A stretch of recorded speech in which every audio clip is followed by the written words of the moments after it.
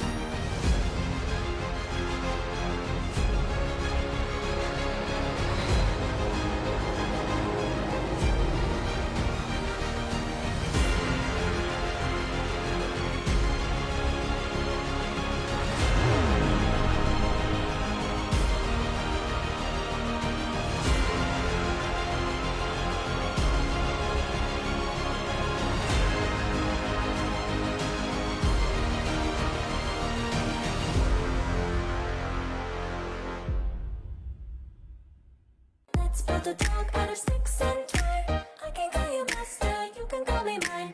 Wrap me in plastic and make me shine. We can make a dollhouse, follow your design. You can call me mine.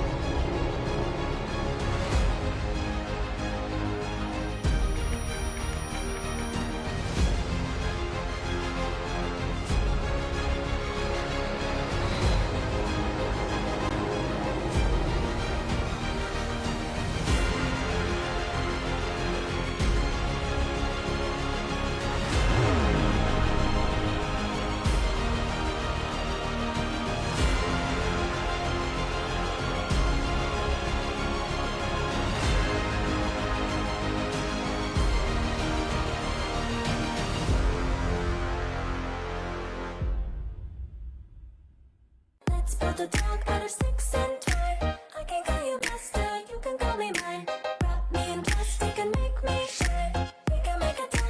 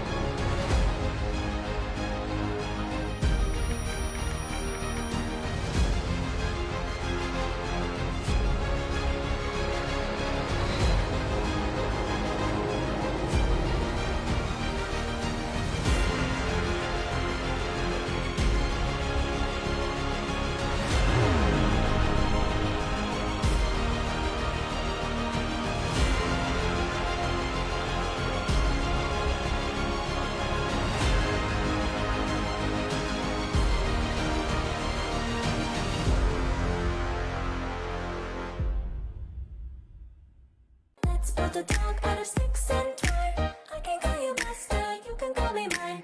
Wrap me in plastic and make me shine. We can make a dollhouse, follow your design. You can call me mine.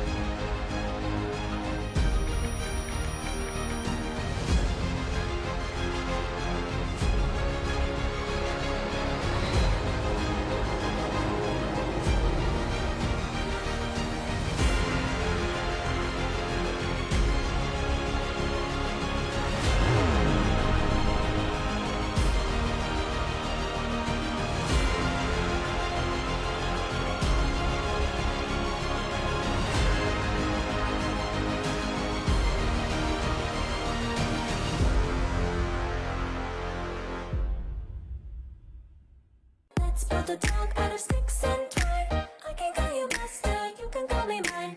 Wrap me in plastic and make me shine. We can make a dollhouse, follow your design. You can call me mine.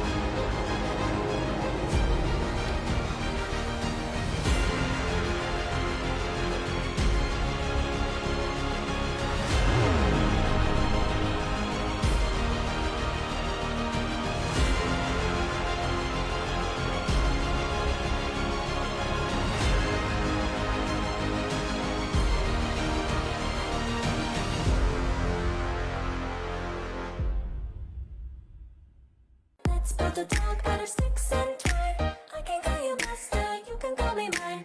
Wrap me in plastic and make me shine. We can make a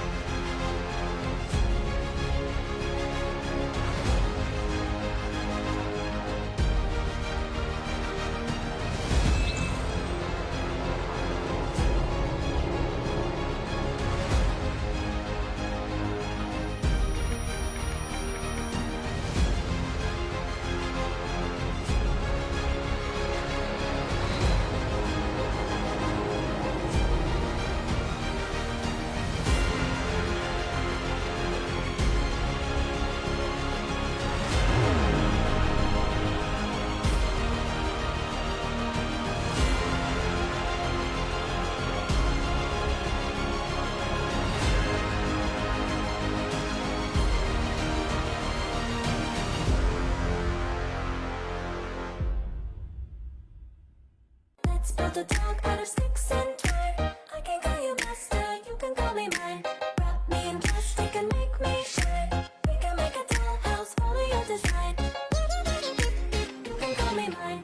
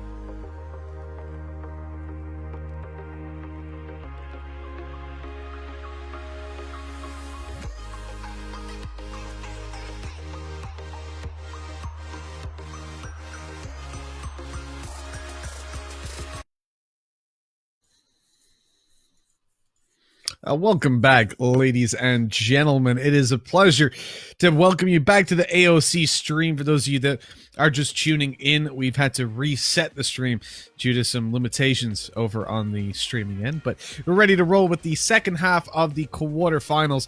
We're going live in just a little bit. I believe we're starting with Team SMG versus Brand Esports. Then we go on to Todak versus Overtime.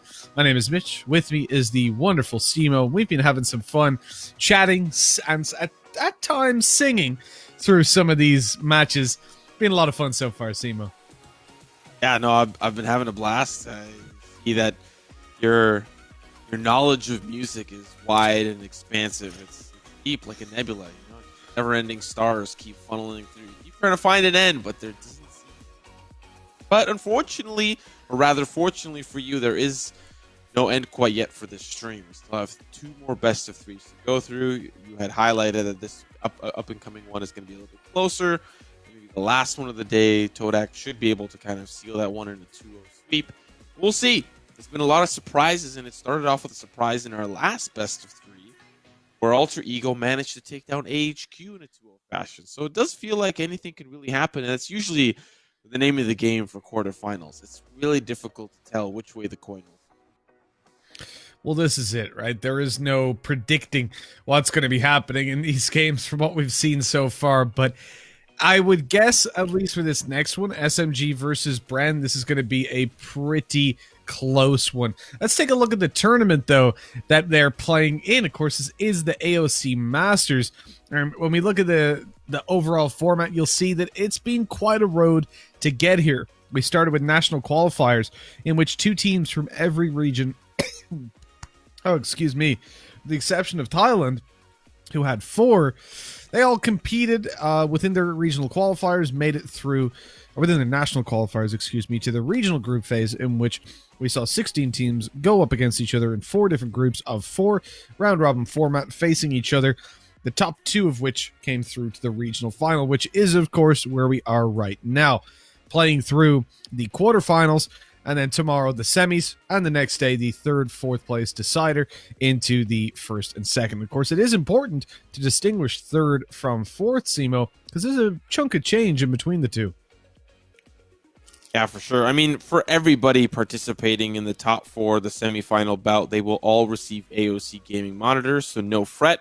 That is one thing that will remain consistent across all placements. But for the $11,000 prize pool, we go from 5,000 to 3 to 2, and then down to 1 for 4th place. Sorry, and that, of course, will happen in a, I believe, best of 3 match for 3rd. That's the way that's decided. Looking at some of the teams that have qualified, looking at overtime, TMT, which of course has fallen already to a sound. AHQ is no longer with us in the tournament, falling to Alter Ego. We're about to experience Bren Esports versus Team SMG, and of course Todak will be shown later on up against Overtime Esports, but you can also see the respective flags of where these teams come from. Looking at the bracket, we've had a lot of action, of course, of the past 2 quarterfinals that we've had. We have indeed. 2-1 is how we started out the day, as attack all around were pushed to their limit by TMT. But in the end, we had to bid farewell to TMT, the Filipino team. Then we move on to Alter Ego versus AHQ, where a surprise upset came into play. AHQ the favorites to make it all the way to the finals based on the previous tournament, but Alter Ego managed to come out on top. Excuse me. So, now that we're coming into the, the 7th hour, we're coming close to, of broadcast, we're ready to roll with, I believe, SMG versus Bren, and then Todak versus Overtime. And of course, winning one of these games, just getting yourself through to those semis, guarantees you prize money, guarantees you AOC monitors. So there are some high stakes on the line. I think that's where some of the younger teams get tested. Once the prizes are within arm's reach, you start to really get the LAN shakes, but without the LAN. One of the things that I've been kind of looking at my other monitor, I like looking at the potential for, like a rock, paper, scissors between teams. Looking at First Strike Malaysia, Team SMG actually beat Todak in the upper semifinal, and then Todak slam dunk straight through the losers bracket, and then faced Team SMG back in the grand final and 3-2'd him. So Todak and SMG are no stranger to one another, and it's interesting because Alter Ego comes from the same group as Team SMG. So there's a lot of very interesting storylines here between the teams. Bren will have to pay close attention to and see what the capabilities are of here. But the remaining teams that we have, they're all relatively close with one another. But let's have a look at the rosters. Let's take a gander. We're looking at Bren up first. Now, these boys we've seen in the past. Dispenser was one of the standout players for them coming throughout the group stages. When we look over towards SMG, Egoist, Zesbu, Fall, Lexi, and JD Faker, every name rings true and really rings a bell in my head. And for these guys, they are the favorites, hands down for me. SMG are a solid team. They had some hiccups in the group stages, but to me, they should be taking down Bren. At the same time, though, the unknown factors are always going to be one that can really come from left field and take you down. I think one of the things that I've been looking at is, funny enough, Team SMG have played Bren Esports have played a lot against AHQ and have not had a lot of great success. I think there's a world where the competitiveness between Alter Ego and SMG in their group can definitely definitely kind of be trailed back to how this one is going to go. Alter Ego, of course, beating Team SMG means that this map is going to be very, very interesting. The first one being selected here by SMG. Ascent is where we will end up first. They will be, of course, on the attack, and Bren will select the defense to start. It'll be interesting to see what agent comps look like for, of course, SMG and Bren. But man, I'm excited for this first map. It's going to be a doozy. Yeah, looking back at some of the games these guys have played, I'm noticing, like, I recognize 𝗏𝗀𝗀 from the past. He used to play on the Fives lineup back in the Cyber Games Arena Pacific, the Ignition Series event for Asia way back when. That was where they actually, one of the times they lost to AHQ. But they went on then with him on the roster to, they dropped to Paper X in 0-2. But they've beaten TMT in the ALC Masters Philippines qualifier. They've almost beaten Attack all round. Like, this is a team, to me, over on the brand side that doesn't quite have the potential to challenge top 4 in the region, but can maybe, on a good day, push one of these teams to 3 maps. Whereas SMG, they're tried, they're tested, and they're proven. And so for that reason, I have to favor them. Now, they've picked Ascent, as you said. The loser will pick the next map, and if we need the loser of that, we'll then pick the third.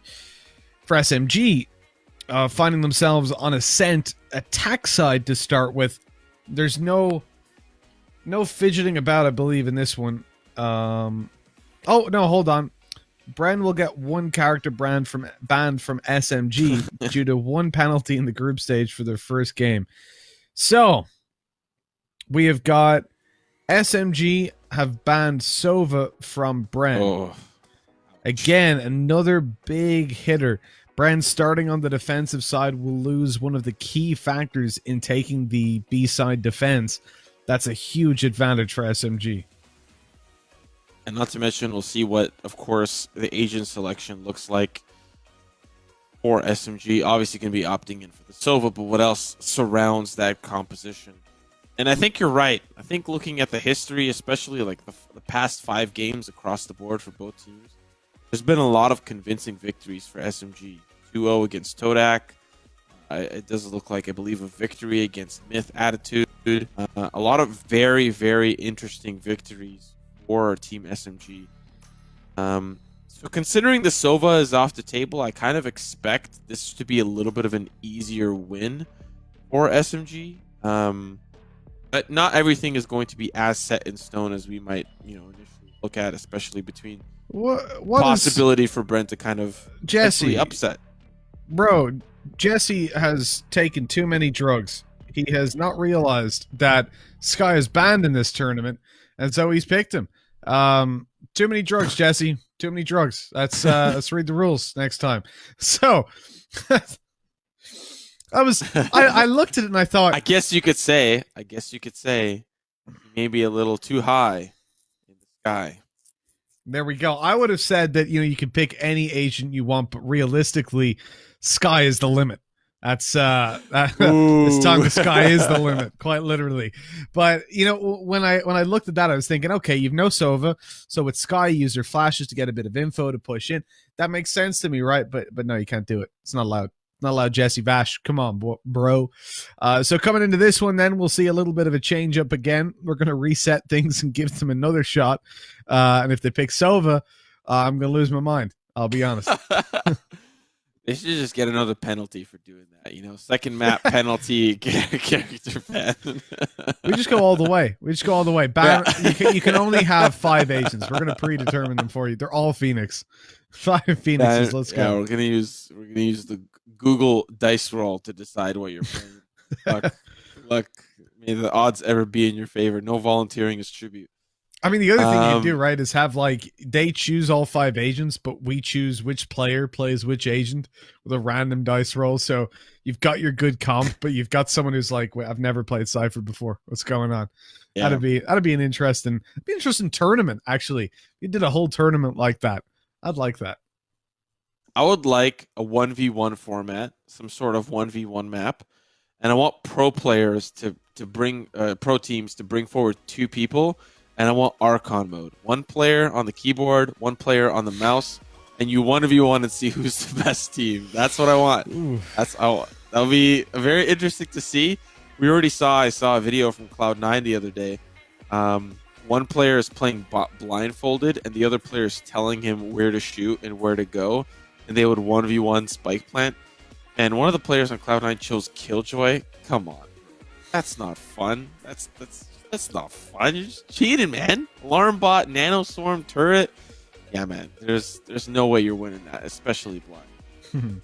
Most definitely. I think when you're looking towards some of the things we'll have in the future, though, like legit 1v1 maps was something I was discussing just yesterday on the Relevant podcast, which is that I really, really hope we get to see 1v1 maps come into play soon as a side mode, because it can be really useful for warming up and for just practicing to get out of some of the lower ranks, because I think one of the things that limits you is understanding how to take duels, how to actually fight, not just understanding the spray control, but when to peek, how to peek, and how to play off of what your opponent's doing. So I hope we get 1v1 maps in the future. It'd be a really nice practice. At the moment, deathmatch just doesn't cut it for me. It's a little too I don't know. I don't like the fact that I've never liked deathmatch in any game. Just being shot in the back, all that sort of stuff, it motivates me. But look, enough about deathmatch and 1v1s. We're ready for 5v5s because the game is going live. The agent picks are going to be happening, and it looks like, wow, we've figured out that you can't pick Sky. Come on, Jesse. Gonna lock in the Rays, which, to be fair, I don't see a lot of on Ascent. It does come in from time to time, but for the most part, that is something that we leave for Bind and sometimes Haven. Normally, you would see the Reyna instead of the Rays, I think. But still, it's in. We'll see it be played. We'll see what the possibility of it to come through. But on the opposite side, a little bit more of a standard composition, I think, with the double duelist, the Sova, the Omen, and of course, some form of Sentinel, which will be in the shape of Killjoy.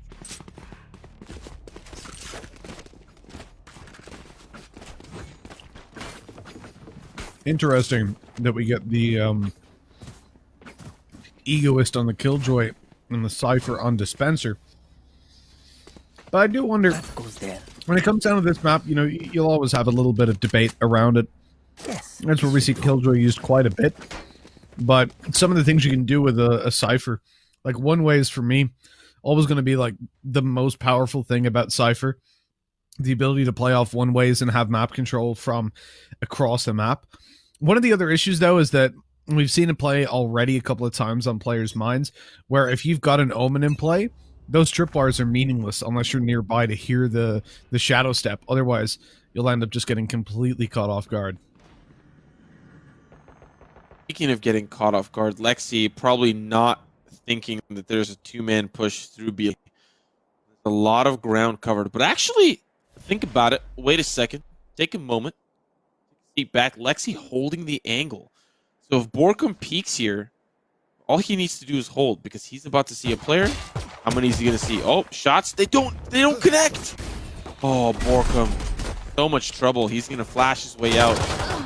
And they're a little bit stuck here for the attack. There is a trade that comes through. Another one will come in for the Rays, the utility damage. They're all stuck in Broza, having to really get out of there. Shots are going to be clean for Ching. That's a 3K on the round. Really, Bren pushing in through B main was a strange play, considering it went unchecked by Team S. But it works out. They get all the intel and they can play off it.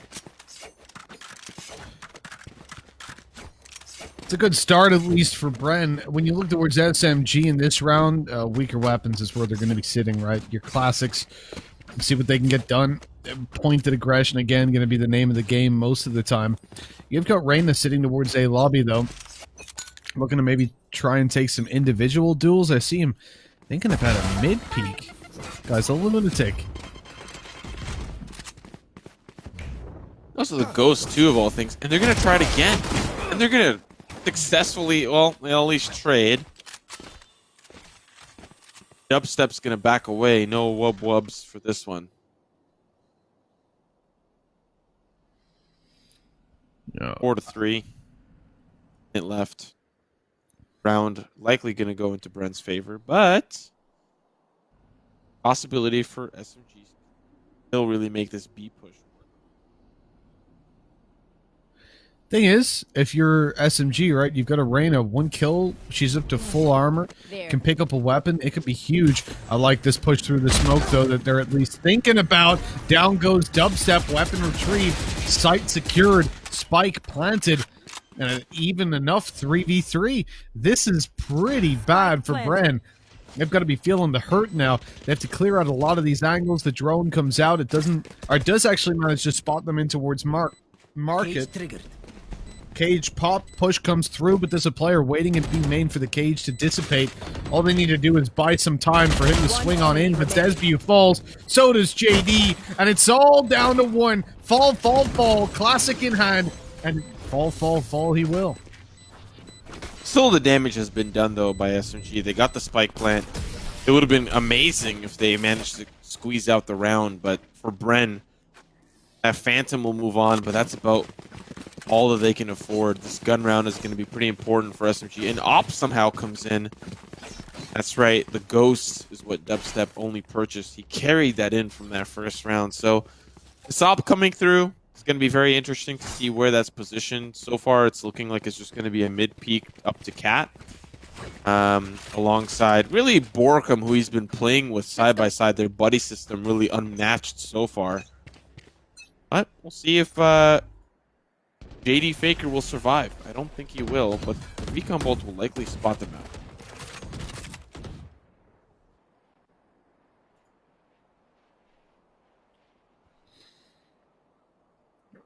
For SMG, we talk about this is an important round, and you'll see why in a moment as we switch through these Bren players and see the weaker weapons, but the operator really bridging the gap on that one. It's looking down for some short control. It'll be quick to assist on the A-hold. They have no idea about Jesse Vash, but evidently they have a suspicion because the shock darts are coming down. They're raining in. Jesse, not pushed out of position, doesn't take any damage from them either or get spotted. This is now potentially a huge thorn in the side. And the push is going to come towards the A side. Look at the players flocking. They've left the B side. They were outside of B main. Oh. But Dubstep, well, that operator has not served him well. What? Was Jesse spotted? Why did he peek? He wasn't. He put the room bot because he had no information. He didn't know that there was players there. At least we don't know what audio cues were given to him. Oh, the turret. Oh, but he walks in. He almost had a collateral there. He was only able to trade out one. Full to the same success. He's at least going to find one for himself as well. But this gun round going exactly the way that it should. I found that early op duel so interesting. The fact that it wasn't able to come out on top. 𝗏𝗏𝗏 getting the better of Dubstep. I'd imagine we're going to see that battle come to fruition time and time and time again. Especially if 𝗏𝗏𝗏 picks up the op himself. Likely going to find it on the ground. That's exactly where he's positioned now. But 𝗏𝗀𝗀 is going to hold on to the weapon. Not look to engage. Maybe look for exits towards the defender spawn. But I think SMG and company are going to go back to the way that they know. They might go through the rafters, but for the most part, a round secured for SMG.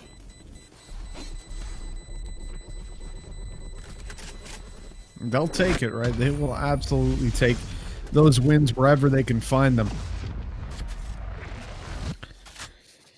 I think for Bren, though, you win the pistol, you win out the second round, but in a very, very tight fashion, and now you lose out the first buy. It's getting a little bit spicy and dicey. And when you look towards the Bren economy, it's not in the healthiest of positions. Remember, they weren't quite the weaker weapons that I thought they were. They even had an operator out on Dubstep who just got completely ruined going for mid-aggression. This is where I do get worried. It's the Prime Vandal. Just hits different, okay? I don't know what it is. And that's not even really analysis. It's just sometimes I hear players say the Prime Vandal, man, it just hits. Is this even the Prime Vandal? No, it's not. It's not the Prime Vandal. That's the dragon. Oh, hold on. Double flashes. It allows 𝗏𝗏𝗏 a little bit of time to get around the corner. Trading out with the Phoenix. And another 𝗏𝗏𝗏 about to make its way around the... Not even around the corner. Interesting. I guess he thought he was about to be pushed. He has managed to avoid the nade that came over the paint shells. But Yeah, I don't really get that second Lear usage either way. Team SMG are on their way towards the A site yet again, despite having no map control and being almost completely locked out of gaining any. I'm quite surprised to see them take this very aggressive stance, considering especially they're versus some weaker weapons. Like, they can look at the opponent's economy and know that there's a strong possibility that... Whoa! Wow. Man. 30 seconds left. Barely see the Guardian, but when you do, really do be hurt. Paranoia comes through. Now the entry comes in. It'll be quickly traded away. 𝗏𝗀𝗀, oh, unfortunately, gets caught with the hands. The hot hands. Yes, he's just trying to send some pre-fire shots to the scope. Not going to land any. Oh, but Dispense was going to dispense those bullets into the back of 𝗧𝐵. He's the player behind the Snake Eyes. Takes him out. Pretty clean round for Bren Esports. It does go down to 2, but considering they walked into this round with weapons at a disadvantage to Team SMG, that entry onto the A site was really just stopped by a couple of members holding the angle, holding the line. And I wonder what kind of read they had from quad review or just playing up against Team SMG to just say, hey, 3 members on the A site, that's what we want. That's what we like to see.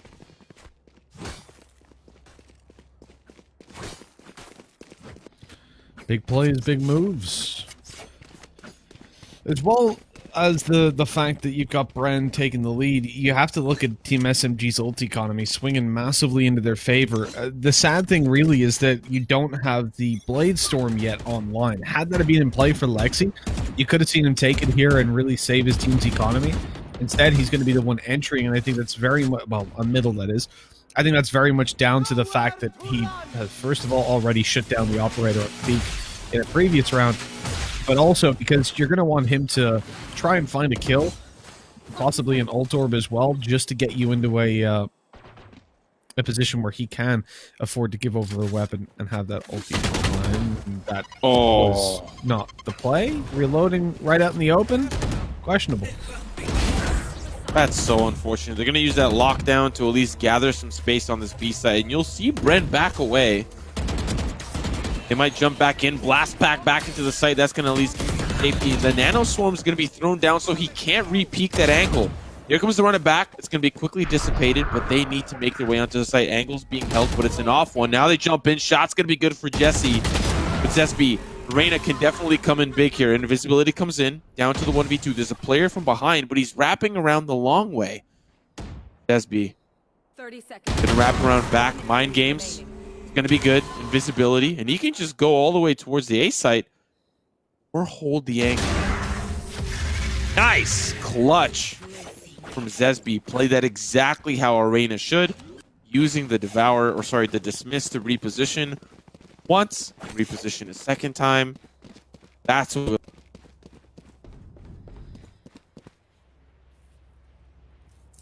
Now here's the chances to really build up that economy, right? I do wonder when you look over towards Bren what they're going to be buying. They've burnt up their Blade Storm in the previous round.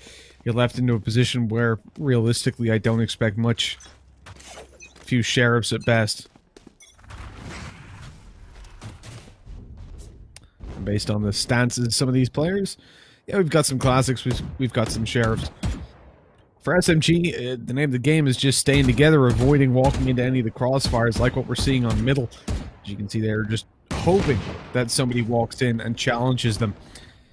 Once they have a buddy system going in for any of these fights, which currently on A and mid they do not, but if they manage to get into them, you should be fine. I mean, is this the round, 𝗏𝗏𝗏𝐿𝐴𝐶? Is this the round to pop that ult? I don't think so. Oh, I'm being wrecked by a sheriff. Oh, Sheriff. Sorry, I gotta correct you. I gotta correct you. I have to say, though, Jesse's paint shells, the lineups, have been pretty good. Been doing a little bit of chip damage consistently to SMG members. And I find that interesting. You don't normally see bases go for lineups. They go for clearing, right? Like they'll clear an angle like that, or they'll clear a side angle. 𝗏𝗏𝗏𝐿𝐴 unfortunately just trying to spray through. Unfortunately, it's Faker that steals that one. Hot Hand's going to drop down, but Faker still pushes forward. Now it's a 4v2. Of course, weapon's still a little undesirable for Bren, but we knew that going into this round. We just thought there was a possibility they could have turned this one back around. It does not look like that's going to be possible unless 𝗓𝗍 has some crazy heroics here.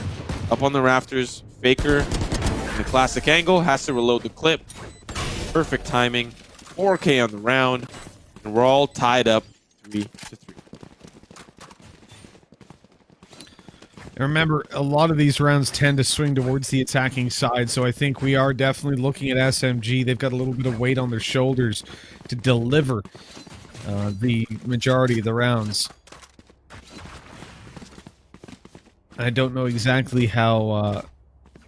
I don't know how favored I would put them. As I said before, this is a position where technically, yes, you should see SMG win, but the ability of Brand has been proven in the past. They've taken maps off good teams within the region, so you can't really turn your nose at them. An early op shot as well. Just caters to your point even more. Unfortunately, can't land that second one, but already the deed's been done. You found the early pick. It's a 5v4, and 𝗏𝗀𝗀 might find another one here. Psych, that's the wrong number. He does not. 4v4 angle towards Catwalk. Once again, guess what's on the other side? 𝗓𝗍. I feel like we're going to see this battle a lot. Jett v Jett. Which, to be fair, you don't normally see a lot of. Jets usually just miss each other and go to different parts of the map, and it's never fun, but I like to see a good Jett battle. Who doesn't love a good Jett battle?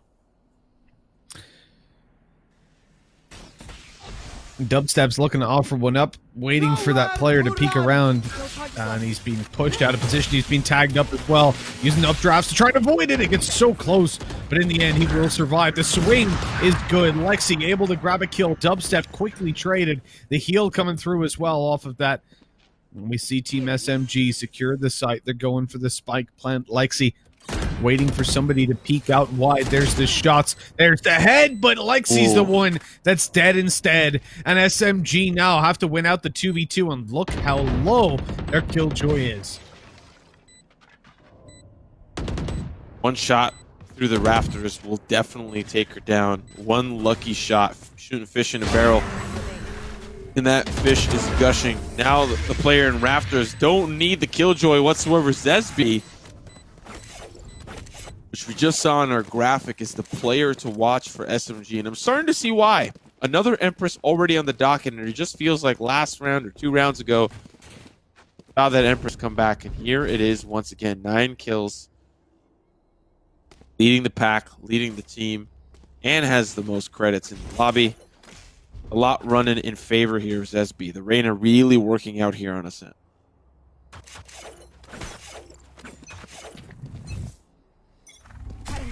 No surprise, as you said, you know, we will typically see the Reyna instead of the Rays coming through quite frequently, and, well, for SMG, it's working for now. They're grouping up early round. They're moving towards the B site. This is seeming to be one of the more pointed approaches that they've had. Actually, not quite catching anybody, but there is a player on mid ready and waiting to peek. It's the Phoenix. But he swings out a little bit too late to catch the player falling back. Now they pressure the site. The Lear ready to be deployed, but they're waiting. They're cautious of clearing these corners first. Now here comes the Lear, but Dispenser, he is still blinded by it. Oh no, sorry, that was a paranoia. The Lear's still to come through. They've actually waited until the cage disappeared before putting it through. That's quite smart, because it could have blocked sight. And now they can push out, knowing that nobody can see a thing, although they waited a while. Solo player backside, and they're fighting the players that are getting involved. Dispenser gonna find the frag, and he actually commits the neural theft. I don't really know what he's hoping to get, but he'll be traded out not before finding 2 picks, and it's just one after another. You kind of have to scratch your head and wonder what was the purpose of that ultimate. You had players coming in from the defender spawn, you had players coming in from the fruit market, but was the neural theft really hoping to identify where you already knew the players were? Yeah, I'm not sure. Some of the ultimate usage here has been a little bit wild. And you're in positions where you know full well that you're up against pistols, for example, and yet they'll pop the Blade Storm or the Neural Theft usage in that round. It's been odd. It's like they're doing a challenge to use as many ults as they can. Double shock dart lineup from JD. I don't think that's going to hit. No, it didn't. Didn't land, unfortunately, not on top of any players, so ultimately it is useless. And we'll look in towards short with that drone. They're seizing the map control quite slowly behind it. I'm a real advocate for just following the drone straight up. You like trade it almost. Look at this. Look at the position in play. It doesn't catch the Phoenix up close. If JD pushes up to go to A, he is almost certainly dead. Got a good position to at least hold the line, but they can't do a double-double split with the tree room and towards A lobby. If these players don't survive in the tree room, then it's definitely going to be good. They will find two. They will find the Phoenix as well. It's all clean and clear here on the A site, but this is going to call the Bren players over towards the A site, thinking that's the execute, but the spike's moving over to B. Player in the mid, going to spot out the Omen. The engagement not going to come quite yet. Now as the shots come through, there's likely going to be enough information for Dubstep to hear this, and the tripwire as well. The op doesn't connect. Fall is there. Looks like falafel, but it's not. Not falafel. Spike down, likely around here for SMG, unless Dispenser can clutch out a 1v4. With 2 injured members, it's possible, but he's got to get moving.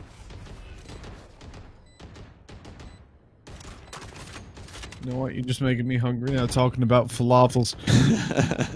It's just unfair. I wish there was a falafel dispenser close by, but unfortunately there's not. And there's no dispenser of anything. Because he's dead. He's been shot in the head, and Team SMG, well, they're ahead by quite a bit. 6-3. Leading the charge is 𝗔𝗢𝗖 on the reign. 11 kills currently under his belt. Only the 1 assist, though. Look at how many JD fakers got. Hashtag Sova for big impact. And no Sova on Bren, obviously, due to the unfortunate... Well, I mean, it's their own fault for whatever they did during the group stages, but... Yeah. It's rather unfortunate for them.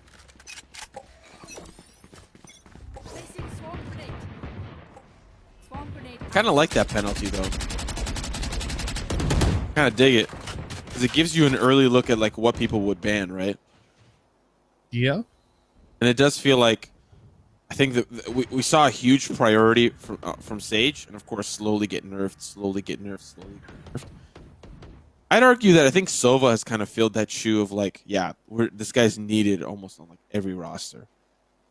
100%. Just the amount of information that he provides. Even though he feels like an initiator, he also feels like a sentinel to some capacity with the utility he can provide. Looking at the round at hand, though, Bren, we've noticed, have been very comfortable with pushing the extremities. They'll peek B main, they'll peek A main, but they'll push it up aggressively. So far, we're still seeing Dubstep be a little bit more conservative with the B main push, but once they see action over here, he's going to move. But he's got to move quickly, because his team is falling apart. Time to up the pace as the pistols are dealing some damage. It's a 3 versus 2, and Team SMG will get to the A side relatively uncontested. I doubt the swing is going to come out from heaven through that smoke, because Jet is still on her way up through short. But Jesse, well, he has other ideas. He held an off angle, JD peeked in, and now a 2v2, a very, very winnable round. Problem is that door is closed. What did I say? Defenders should destroy it straight away. And you're seeing why. He has to give away his position as he comes to push back in through short. Comes up to his teammate, though, and the two of them, oh, they've been paranoid! It doesn't quite work. I love the attempt by Dubstep to dash into his opponent, though, because obviously he can't see a thing, but if he gets close, maybe he can. Yeah, I mean, you're providing the high-level analysis there. I thought that was silly. I was like, what are you doing? You're just accelerating your death. You know, like Benjamin Button over here. You're just getting way too close to the end, man. But look at the timeline. That's a beauty. 6 rounds in a row for SMG. Really starting to cook up. I thought for sure Bren were able to kind of hold pace. But this is one of those things that this is where they found a lot of success in some of those early rounds. But Dubstep, the fact that he's not shooting the turret, see if that sells enough information. At least the turret knows one player is playing there. But this 3-stack in B main is going to be short-lived, as SMG are fishing and prodding their way towards the A side once again, at least for early information.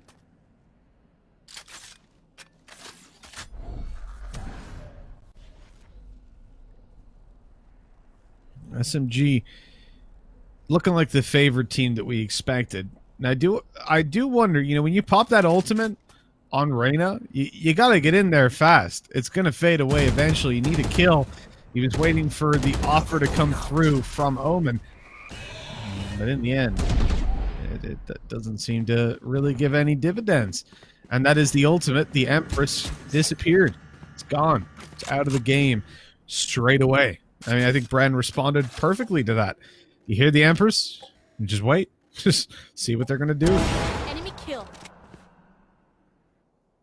30 seconds Good opening left. pick, but Satchel out. Lexi's the X factor. And 𝗔𝗢𝗖 here's some of that action that Lexi is bringing.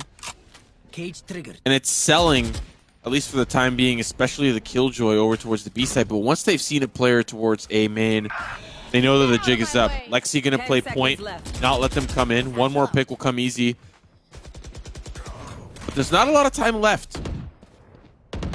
Attackers are falling apart. Spike is down. Bladestorm is One popped enemy remaining. to the attack. I don't know why, but it was popped. Last round And just in like the that, half. just as it comes into fruition, Bladestorm is gone. Well, fairly interesting, shall we say.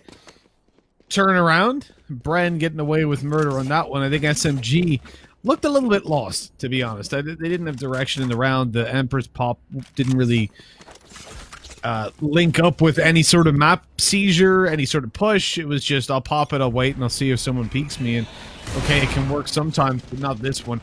Dubstep backs off. Dash already used. Ching up close. Not able to catch anybody. I'm going to swing over to default with that operator to see if Dubstep can find a kill. But Borkum, this guy's got balls. He pops his ult. He runs down short. He's got a kill and damage done to Killjoy. And that could be the turning point of the round already. And he's pushing down Catwalk, not looking up towards Catwalk. Now he is. He sees a player in translation. Odd hands to stop them from pushing up forward, but now he can just play point. You guys want to go B? Sure, I'll join you. You guys want to go back through the catwalk to the tree room? Yeah, I'll hold the line. They have no idea where this guy is. Could he have backed off? Maybe. Could he have went through mid? Maybe. You should Is he run. in B lobby? Maybe. Lockdown will at least not convince them to push any further and give safe passage for Team SMG. They're a little trapped, I'm not going to lie. Oh, that was a beautiful showstopper.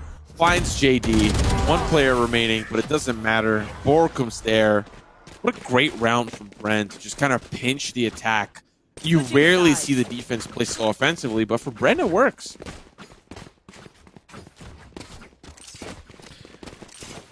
Yeah, I mean, look, it works in that round, but overall that defense was pretty weak. They got 5 rounds done. I think they really need to get off to a good start on their attack. Is SMG, when they get the ball rolling, they're a scary foe to play against. I do think, again, it was odd to see SMG look very lost in some of these rounds. Considering they picked this map, I really thought that we would see just a much more calculated approach from them, and that's certainly not what we got in the end. There's always potential for that to change. Maybe they're big brain defense sided. We'll see. As it starts off with Brent again spread out for some map control. They're not looking to take the fight as two-dimensionally as we've seen from some other buy rounds. Early presence towards the catwalk. That's at least early information that they see. Oh, 𝗍𝗍𝒃 down. Important pick as well, especially being a Reyna. And these early pistols can get a lot of value from those dismisses, but pain continues. Engagement to B main gives Dispenser a lot of ground and a free camera into the site. 2 shown towards the catwalk means they can get the spike over to B, but unfortunately it's in a tough spot. Borkum in a lot of trouble. Flash comes through, but he can't survive. long enough to get his weapon out. And this may be one of the strangest rounds of Valorant I've ever seen in my entire life. I'm there with you, 100%. I would not want to do some breakdown videos on this one. That's for sure. Maybe I would. You know, spend a couple hours try to figure out what's going on, what the comms were like. Dispenser dispensing some headshots. JD Faker already down. Team SMG on the back foot. Egoist, though, quick to swing on in and take that frag. Again, the door causing the defense some problems. What a surprise. As we go into this 2 versus 1, Jesse gives away his position. Ego is quick to try and get the trade. He's chasing him down, but Jesse Vash is too quick on the trigger. 6-7. Simo, honestly, have you seen that door work in the defense's favor even once in your life outside of matchmaking? No, it always favors the attack because they just hit the site, they close the door, and it's a free sage wall. Exactly. On So to rotate. explain to me, as a free sage wall that doesn't destroy over time as well, why the hell do people not close it? At the start of the round, short player, close the door, break it. Every time. It's not that hard. You'll still get to short in time to stop them seizing control. You can mix it up into the second player there, but it is a very valuable utility to get rid of. But no one does it. Crazy. I shouldn't be giving Yeah, that free tips. the door on the B site isn't used as often, so it's not really like super scary to close the door. In fact, it actually does help against some teams who push up mid and think that they can just walk through fruit for free, right? But you're right, this door on the A site definitely not as useful, and we're seeing some of that use come in as the attack is already there, but they're on the opposite side of the door. We've seen things kind of drop down here to a 4v3. I like this push from 𝗏𝗀𝗀 and company. But this is their gun round. The fact that they're down a man, this has to be a huge pick. 𝗏𝗀𝗀 can't convert onto the second. The Frenzy, now he's going to upgrade, and now here comes Ching. He's looking to find some redemption. 2v2, and Dispenser is about to see the pain. Enemy remaining. I have retrieved the spike. Only one enemy remaining now for Bren. They're looking to equalize this up 7-7. Dispenser on the quick rotate, not going to be caught off as the Killjoy has got, like, it's possible for this win to come through. The problem, even with a low HP on Cypher, is getting into the site with no information, no idea where these players are going to be. Here goes the door. Again, I'm not going to make the same argument for the door, because I think this door, as you said, it actually does have some defensive capabilities. It's not something that, like, even there you break it, and you can easily rotate to spawn. It's also not that hard to entry out of there, because typically you'll be splitting the site, but on B it's so much more confined. Sorry, on A it's so much more confined, so I don't like it. The problem, yep, is that Cypher is low, but so is Egoist. You have no idea where any of these players are, so look at the time that's cost as Egoist wants to go forward. It has to delay it so long. There's the first kill, but swings to check the corner at just the wrong time. It looked like he was checking back to the body that he had already found. I don't know, maybe it was just kind of a knee-jerk reaction, you know? He felt like he was waking up from a car crash dream, you know? He was just like disoriented, cold sweats in the middle of the night. He just had no idea what was going on. Looking at this round, though, Bren somehow can afford a lot. Ops coming in, assault rifles coming in. I thought for some reason they forced up that round, so I'm just really confused how the economy... Did they like pay off a guy in pizza? A mobster gave him a little bit of extra cash up through the middle. I feel like that's where deals would go down if they did. But it's a gun round. Both teams have weapons. Light armor across the board for Brent, so they can't really survive heavy long-term engagements. But there's an op in play, and that can hurt. Well, it hurts, I wouldn't say even more, but what hurts about the same is getting cracked open by a Vandal. And that's exactly what happened to 𝗏𝗀𝗀 before the trade went through. As Bren claimed the man advantage. And now Team SMG fighting for it. The door was broken. JD able to grab the trade. I know exactly where you are. Then it's right back into the favor of Bren. 𝗏𝗏𝗏𝗏 made a little bit of a fake step, moved towards spawn as if he was rotating to A. And so he sticks around B, trying to play the mind games. But regardless of which side is hit, oh no, this is going to be a B hit, so 𝗏𝗏𝗏𝗏 has to get it done. If it was A, you could wait and play the retake, but because of 𝗏𝗏𝗏𝗏's position, he has to turn up hugely in what will be a 1v3 fight. Player standing. 30 Well, seconds left. 1v3 massacre.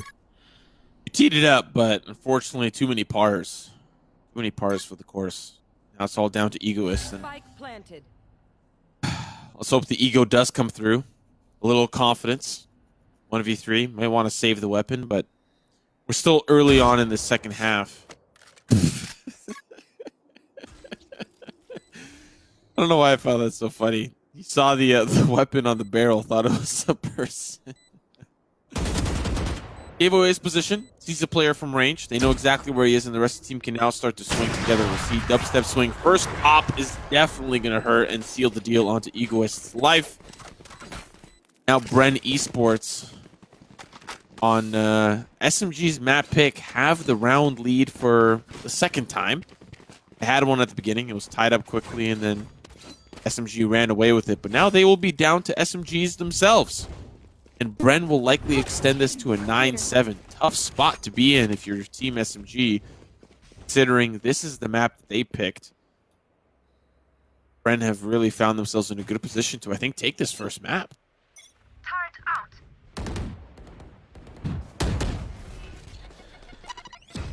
9-7. Team SMG holding up close. Orphan got hit by the nade, but the timing was good for at least one. A quick trade with the Sheriff puts Team SMG back in the running of things. What a shot by Bren. Coming in for a little bit more, but Owen's not able to get it done. Blinded up, smoke goes down. This will slow down any sort of aggression. Actually quite a passive smoke, all things considered. Ego is sideswiped, and he's out of there. He's bailing. Good call, Dora Explorer. Swipe or no swiping. We're seeing it here live.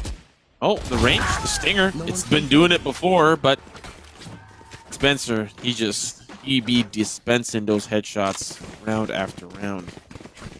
9-7, definitely knocking down some of that economy. But what I find the most interesting, I think, about Bren here, we've seen this is what the second or third round that we've seen this. No, this is the second round. Now the third that we've seen this op and play. You don't normally see the op and play on the attacking half, right?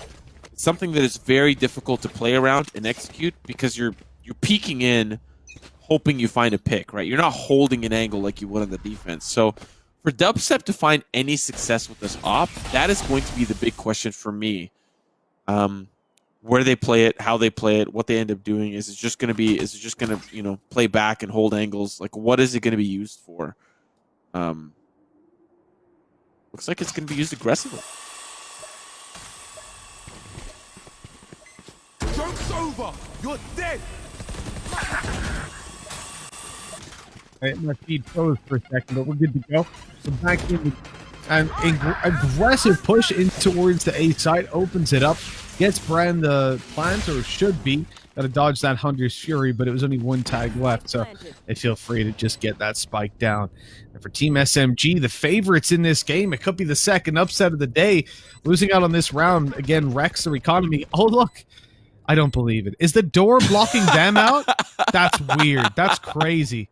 It's almost like it helps the attackers. But this is, it's not ideal. Look, even you get to Spencer, there's no time. The time is so low to get in there and find 4 kills that they realize it's time to just run away. Time to save. And maybe they would have thought differently if the door was open, but, you know. Can't have that. They will be in position to look for exits, but they don't have to leave Gelato. Like, they can just stay in Gelato. It's not that big of a deal.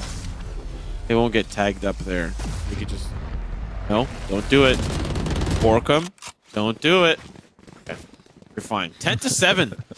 5 rounds in a row. This is not something you normally expect, especially on an attacking half of all things, right? For Bren, looks like some of that triple duelist agent composition from NA is starting to bleed out to the Southeast Asian regions, and it's hurting.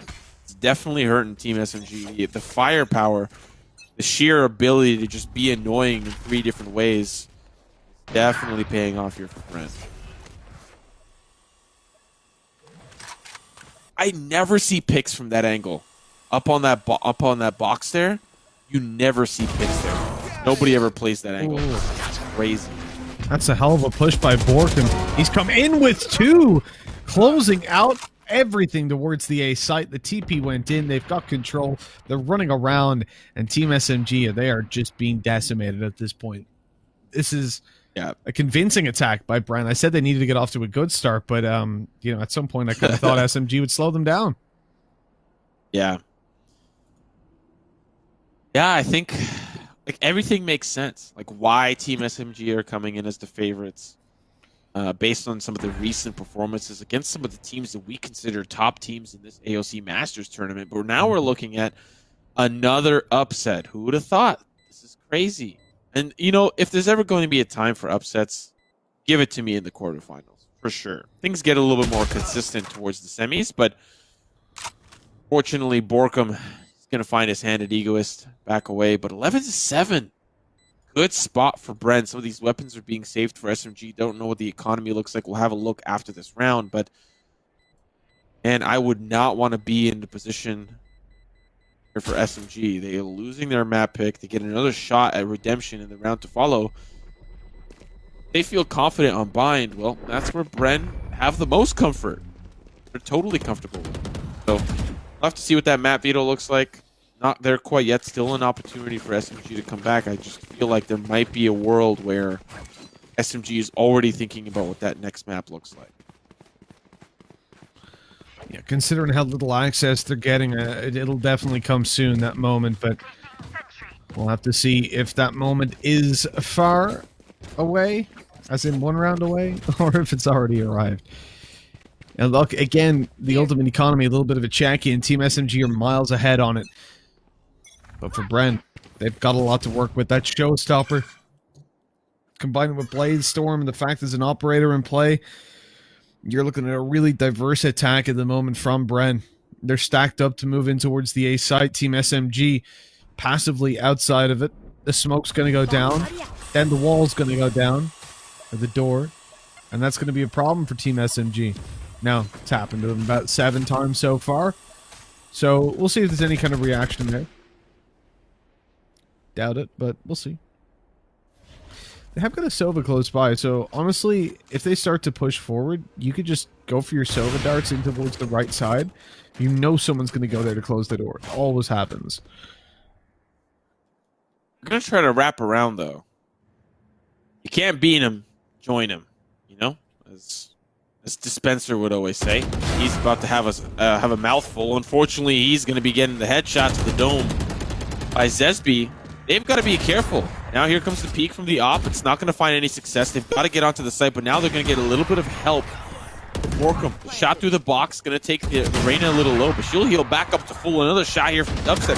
He needs support. He needs help because 𝗓𝗏𝗍's coming in, raining from above. A solid retake for SMG. It was off the back.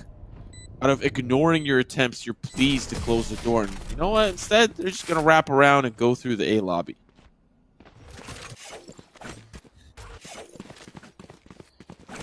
Handy stuff. You're closing out your first defensive round. Sure, it ends up still being close. We'll take a closer round instead of a loss. What I will say is not going too well for SMG at the moment really is 𝗏𝗏𝗏𝗏. You know, when you see a Sova or even a Raze down the bottom of the scoreboard, I'll give you the benefit of the doubt, you know, that they're still providing some benefit, clearing utility, dealing damage. But for dubstep, it's been all about this hard DPS, hard duelist with Jett, and there has been no reward for it so far. Like, he's just getting outclassed in a lot of the fights he's taking. Oh, that is... You hate to see it. 𝗓𝗏𝗍 also had the op.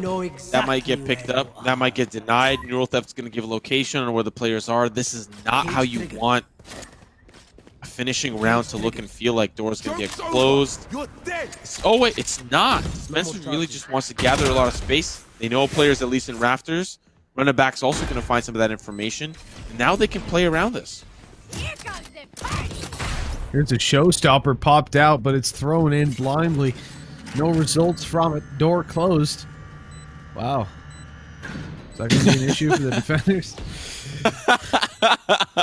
I'm not salty about it, Simo. I'm not salty at all. It's okay. How many times did you do this during EU First Strike? Do this a Oh lot? no, and I gladly ignored it there, but this is it's too much for me. Too concurrent. Look at that though. 𝗠₀𝗀𝘀's been able to get out the door this time after breaking it, faded away.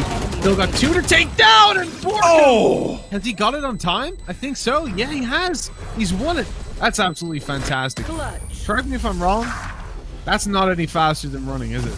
Using your shadow stab. I don't know. Match point. No idea. You can see side-by-side Feels like- comparisons.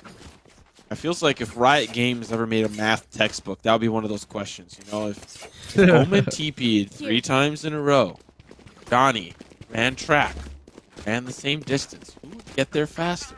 Feels like one of those trick questions, like what is heavier, a kilogram of feathers or a kilogram of iron?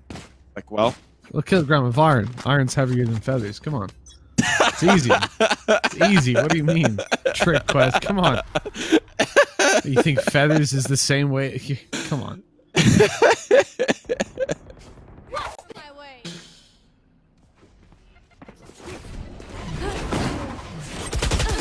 oh, The play. Dubstep again. Outclassed by 𝗠₀🐘. 𝗠₀🐘's just fragging out on a different level.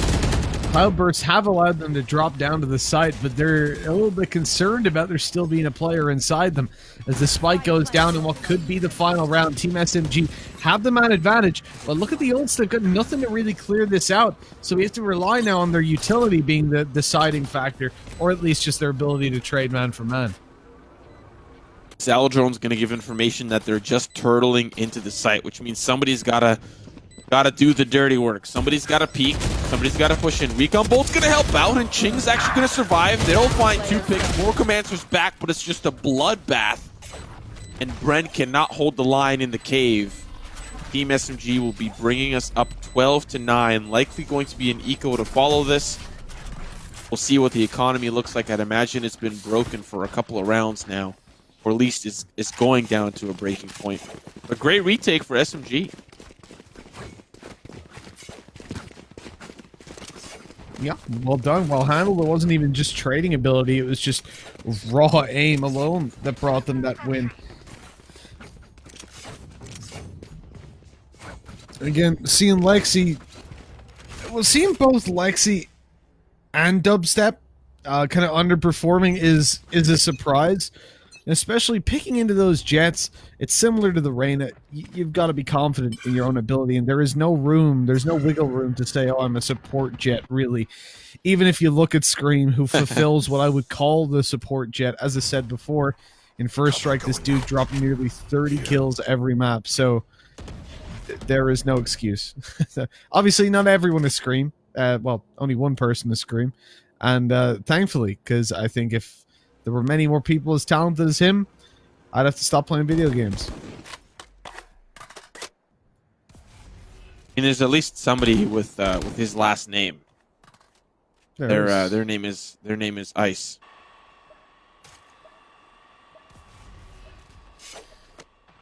I thought you were going to go with Nevera there. That's his actual brother, but instead it was a terrible, terrible pun that made me very sad.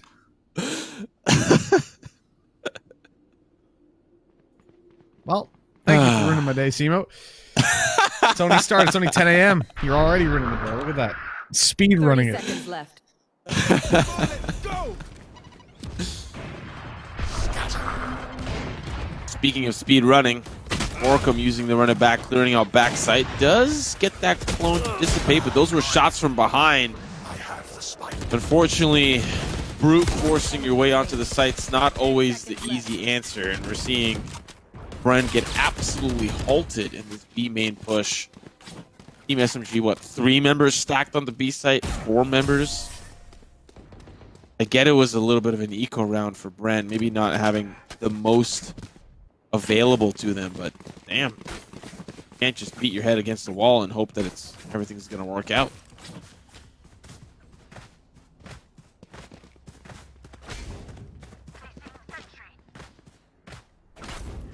Well, I said it was going to be a close game, and I guess we're getting that in just full delivery. I'm not mad about it. Mad at the door. I'm out of the door. That is very true. That is very, very true. Oh, fall. Drop the door. Drop, break. Oh, yeah. Oh, fall. Yes! Oh, Yes, baby! wow. Let's go. They figured it out. It took like 7 or 8 rounds in a row of it punishing them, and they've realized what's going on. You're playing retake A, break the goddamn door. Thank you. Thank you so much. 𝗏𝗏 in with the opening. Oh, they deserve this round win. That they do. A 5 versus 3. The Lear out. There's the paranoia, the swing, the smoke, and even more done. This is decimation. And really, I don't want to say it's all because of the door, but it's all because of the door. I'm trying to think of a world where that door can be useful to the defense, but I feel like it'd only be useful if you're committing like a double man or a triple man peek to A main, and even then it's so easy to push off the defense from that. Just a quick breach flash, or any flash for that matter, is going to have the entire defensive lineup running scared back to the A site, and then you're screwed. You're hoping that that door stops a catwalk push. You're allowing the attack to then push up through rafters and cut off the defense rotate. So like, I'm trying to think of a world where that door is useful, but I just can't.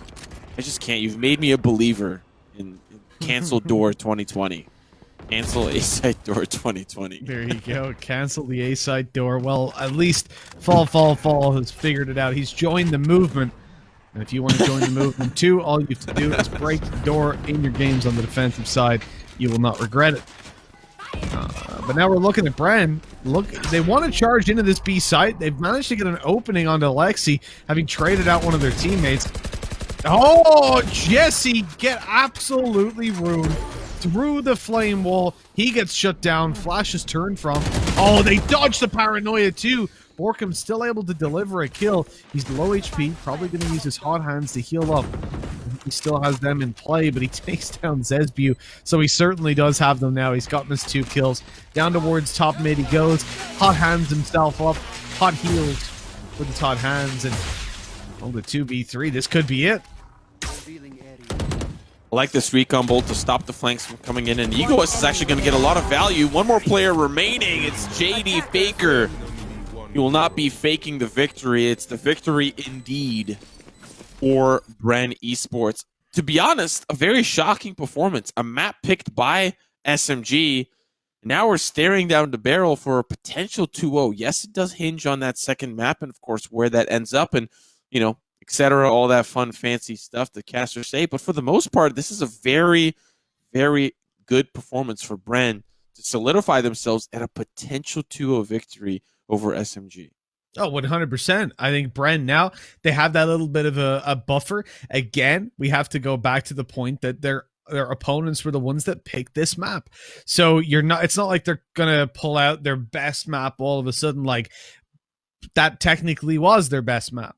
And yet we've just seen them lose on it. So Bren now have got this comfort zone of, hey, we've beaten you on your first pick. Let's see your second pick, easy wins. And then even if they lose that, on the third, that will be their choice. So definitely a lot to work with there, but a super, super close map. So at least we are getting that delivery of the close game that we'd hoped for.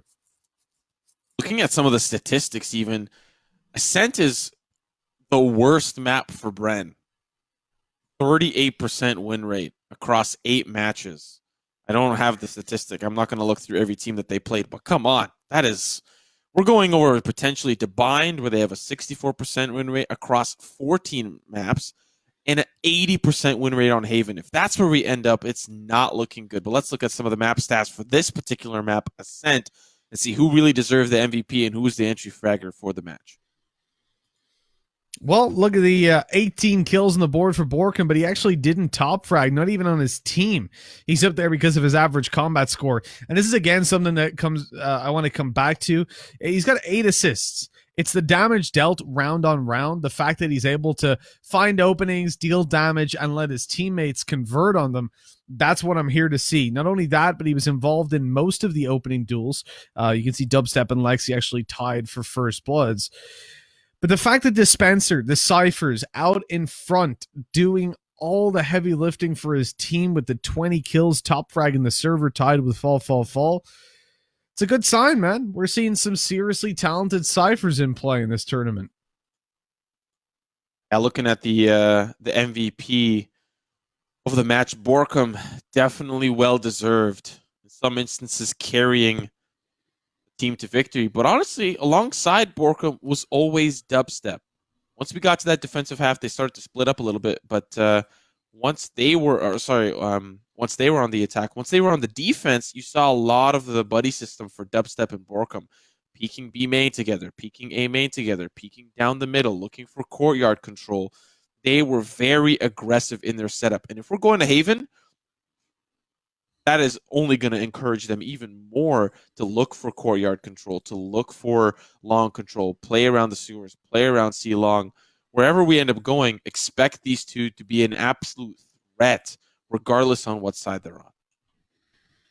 Well, yeah, exactly. I mean, you would expect nothing less. I'm quite impressed, really. 𝗏𝗀𝗀 went from 5 or 5S, I can't remember what their name was exactly, but over in the Cyber Ignition series, and he was decent there. I remember his name. That's why I went and looked it up, because I thought, well, he didn't play with 𝗔𝗢𝗖 and 𝗠𝘀𝘀𝗀𝗿𝗀 before, and I was right, but there's a reason that he kind of stayed with me. He's a solid player, and he's one of the few people that I'll look at on a Phoenix, and I won't just flame him. Because, look, as much as Phoenix is viable, I think, Simo, you've seen it a lot over in North America, the Phoenix picks. Oh, yeah. I'm so grateful we don't have that brain-dead form of Valorant over in EU, because to me, Phoenix just doesn't provide the value that some of the other agents do. He's a very individual agent, and like, if you're going to play triple duelist, sure, go for it. But when you come up against a team that has those protocols, that also doesn't play these cheap tricks of having a jet opper, someone like FPX, someone like Summon FC, that stands out for just being a smart team that don't use, like, they don't have a jet operator for free opening duels. They don't have this like Phoenix or triple or duelist heavy setup in general, but they play a smarter version of the game. Those are the ones that are going to just wreck you, because basically triple duelist to me means you have to have space and mistakes on the opposition for you to capitalize on, because you can't make the same space that you can with some more support heavy setups. And sure, that can work when you're playing against sloppy teams, but it's just not going to work in the long run of Valorant. Oh no, we're going to bind. Especially in the scale of this tournament, we've seen bind come through for Brand, and they've done quite well on it specifically. Looking at some of their victories, haven't been able to take maps off of Attack All Around, Myth, Attitude, or AHQ, but those have been some close matches on bind, and if that's something to think about, this is going to be a great map for them moving into this one. On the flip side, though, for Team SMG, looking at some of their bind stats, honestly, not bad at all quite either. Unfortunately, not able to take wins against a team like Alter Ego, but having wins against teams like Legends and Attack All Around. Boasting a 13-2 victory on bind over Attack All Around. That was back during the Cyber Games Arena Pacific Open, which is, I'm assuming, referring to as the Ignition event. So it's not really all down and out for SMG, but considering the map's been lost, the first map, Bren have so much to work with. If they lose this one, they get to pick what they're comfortable with, which is likely going to be Haven. That's likely where we're going to end up if this does go to the third map. But it starts with beating bind first, and that's still not going to be an easy task. No, it's absolutely not. Look, the fact that we had a close game on the previous means this one is definitely up in the air, though we know Brand are going to be a little bit more comfortable here. At the same time, you had some serious factors missing from the SMG side. Lexi in particular definitely didn't show up to the extent that we know he's capable of. So I'll give him a little bit of space, and I'll say that coming into this map, we'll see a better version of both teams.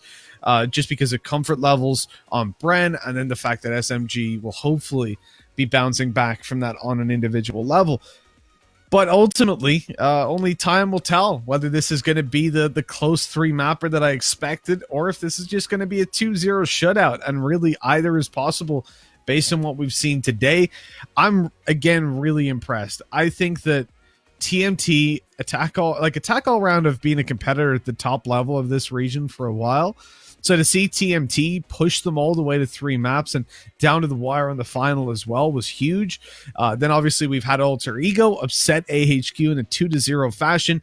Now we're seeing Bren challenge SMG, take a map off them, and possibly push it all the way to a 2-0. It's unreal to see that level of talent and skill in this region. I really hope that we get to do a lot more of this in the future when it comes to Riot official events, because I know that there will be events, but the issue is that so far I think it's only North America and Europe that have English streams. So that kind of sucks in a way. I guess as the game grows and gets bigger, we'll add more and more to it. But yeah, I would really hope that we get to highlight some of the Asian region and Southeast Asia in particular, because there is a lot of skill here, and we're about to see some of those skills shine through. As I've just heard in my ear, the game is ready to go. The players are back on the server. There was a small tech issue, but now they are selecting their agents. Going to be very interesting to see what is going to end up being selected. Now, we have to recall that SMG, because they've lost, continue to pick the map. What that does mean for Bren is that they get to solidify their side selection on a map that they're already poised, or at least going to feel a little bit more comfortable with winning. Now, the one thing that I want to point out that I think is the most important is 𝗧cie off of the Jet and putting that in the hands of 𝗧SB. I like this for the sole reason that 𝗧SB was an important factor in the potential success of SMG on Ascent. But the fact that they've swapped roles, 𝗧cie potentially maybe a little bit more comfortable on the Raze, the fact that the Jet wasn't really quite working out might give space here for the team to find more success and take us to that third map.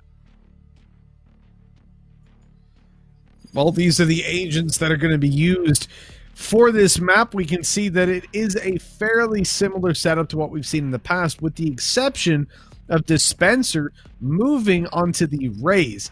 Jesse Vash is the one moving off of Raze and onto Cypher in the stead of Dispenser, and Dubstep abandons Jet altogether, instead taking Reyna. So although the agent comp isn't that far away from what we've seen, it is very different in terms of where those agents are allocated. And again, that's very important. The teams are showing the depth of individuals to swap around agents.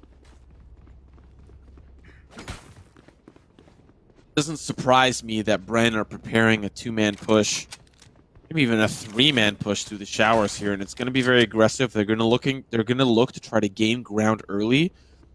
But what they don't realize is that there's 5 members of SMG ready on the opposite side, and they're going to be looking for that orb control just as much as Bren will be as well. So the Omen is going to be there to play point and allow some of those smokes to come through. They actually smoke short and look for this control early. It's traded quickly. So it's not as effective as they would hope, but 𝗏𝗀𝗀 is looking to change that. Unfortunately, he's all by himself. He doesn't have the support anymore. But there's a player that hops it through the portal! Jesse! Oh my goodness, they're just trying to pinch them in, but unfortunately, 𝗏𝗀𝗀 will follow. Jesse will fall as well. I like the attempt, but it doesn't work out. Precision kill. Oh, I like the attempt. I really do. But the nade not going to get enough done. The confidence was already there. 𝗧cie was swinging in from mid, so they were happy they could get the trade. 1-0 SMG take over the pistol round. They get off to the start they need. Again, they are behind by 1 map. And for the attack, I do expect them to pick up quite a number of rounds. Again, this is where we'll typically see most teams thrive. And so I'll aim for about the 7 or 8 round mark in order to give them a chance when it comes to the next. We'll see if Bren are going to allow that, though. Certainly in this round they will, because it's just classics, but you don't expect anything else, considering where the economy's at. It just isn't worth investing, and so they make the right call.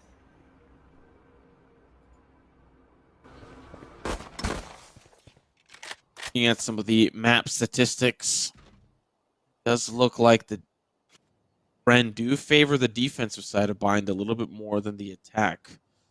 Not that the attack isn't going to be winnable, but that they want to secure as many as possible. I believe that you were highlighting that, or at least in some capacity, but quite important for Bren to have that 3rd round conversion in the bag. We'll see how much damage they can get done here.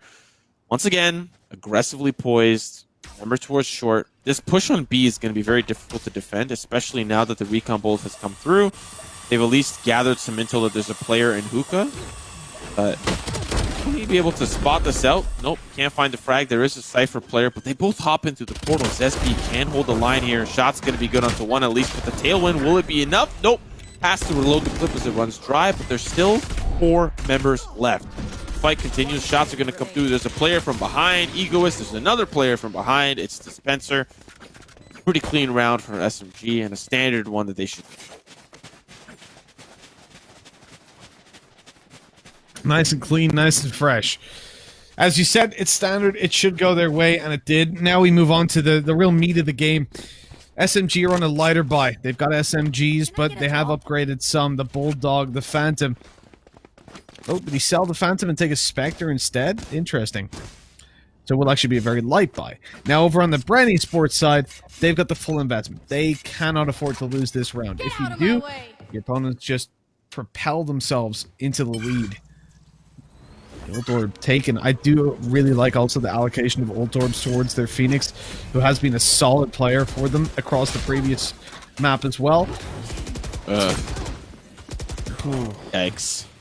One enemy That's remaining. brutal. Oh my god. Man, that is brutal. Yeah, it's not even the one-way that was the problem. They had a sightline to 𝗓SE. Yep, I want the ace. Give it to him, baby. 𝗓SE with a clean ace. Man, I had imagined we're going to get a replay of that, but whew, you would think that they would do some damage on the bonus round, but 𝗓SE already has his ultimate ready to go. The man comes prepared. What can you say? 6 kills on the board. That was disgusting, that ace. Especially those first 3 kills. The players come swinging around the corner very quickly, and he's able to not transfer this spray, but he's able to tap them both, or all 3 away. One even being up above with the updraft. Everything about that was so clean. I'd imagine 𝗓SE is going to continue to be a problem here, especially after that performance. I'd be afraid. And I wasn't looking at 𝗠𝘀𝗀. And once again, surprise, surprise, aggressive push-up, get this control of B short, and pinch the attack. Force them to make a move. You can see Rain is not actually full peeking. It waits for the pre-fire, dismisses out of there. Really well handled. And a 2-man advantage now to play with. I mean, this is huge. For SMG, they don't have a lot of options. 2 players down towards A, so I guess that's their best chance to really get out there and do something on the side. One of those things that they're going to have to be careful of moving forward. They've got a Killjoy, but I think that utility is maybe misused. You've got a turret back towards Dust. I feel like some of this could have been avoided if you had a turret towards 30 Fountain seconds or left. playing on the opposite side of the map. Listen, I'm no Killjoy expert, so maybe I don't know all the things, but for the most part, hasn't enemy remaining. done exactly what it's needed to do, which is catch flanks. Looking at this engagement, though, it's all down to 1 as 𝗓SB is able to at least trade out some of the frags, but still 4 for all. Bren will tie us up, and things are starting to look grim. Here comes the eco, and an opportunity for Bren to extend their lead. Or find a lead, rather. I'm looking at that JD Faker buy. Is this going to be Nico? Marshall comes out. They're buying what they can. They're keeping their money over for the next round. I was just, when I saw the Guardian, I'm thinking, oh, are they actually full sending it into this investment? Because if the rounds are super close, you can do that. I don't think it's really worthwhile, though, when you've been struggling. Probably not a situation you're going to get away with. Dubstep able to open it. There goes the dismiss to push down, flash around. Oh, there we go. Orkham took a while. Now he's got some support, but he goes in Holy for the smokes. kills all by himself. Player in spawn, that was a stinger kill apparently. Okay. He did only have about 100 effective enemy HP remaining. left.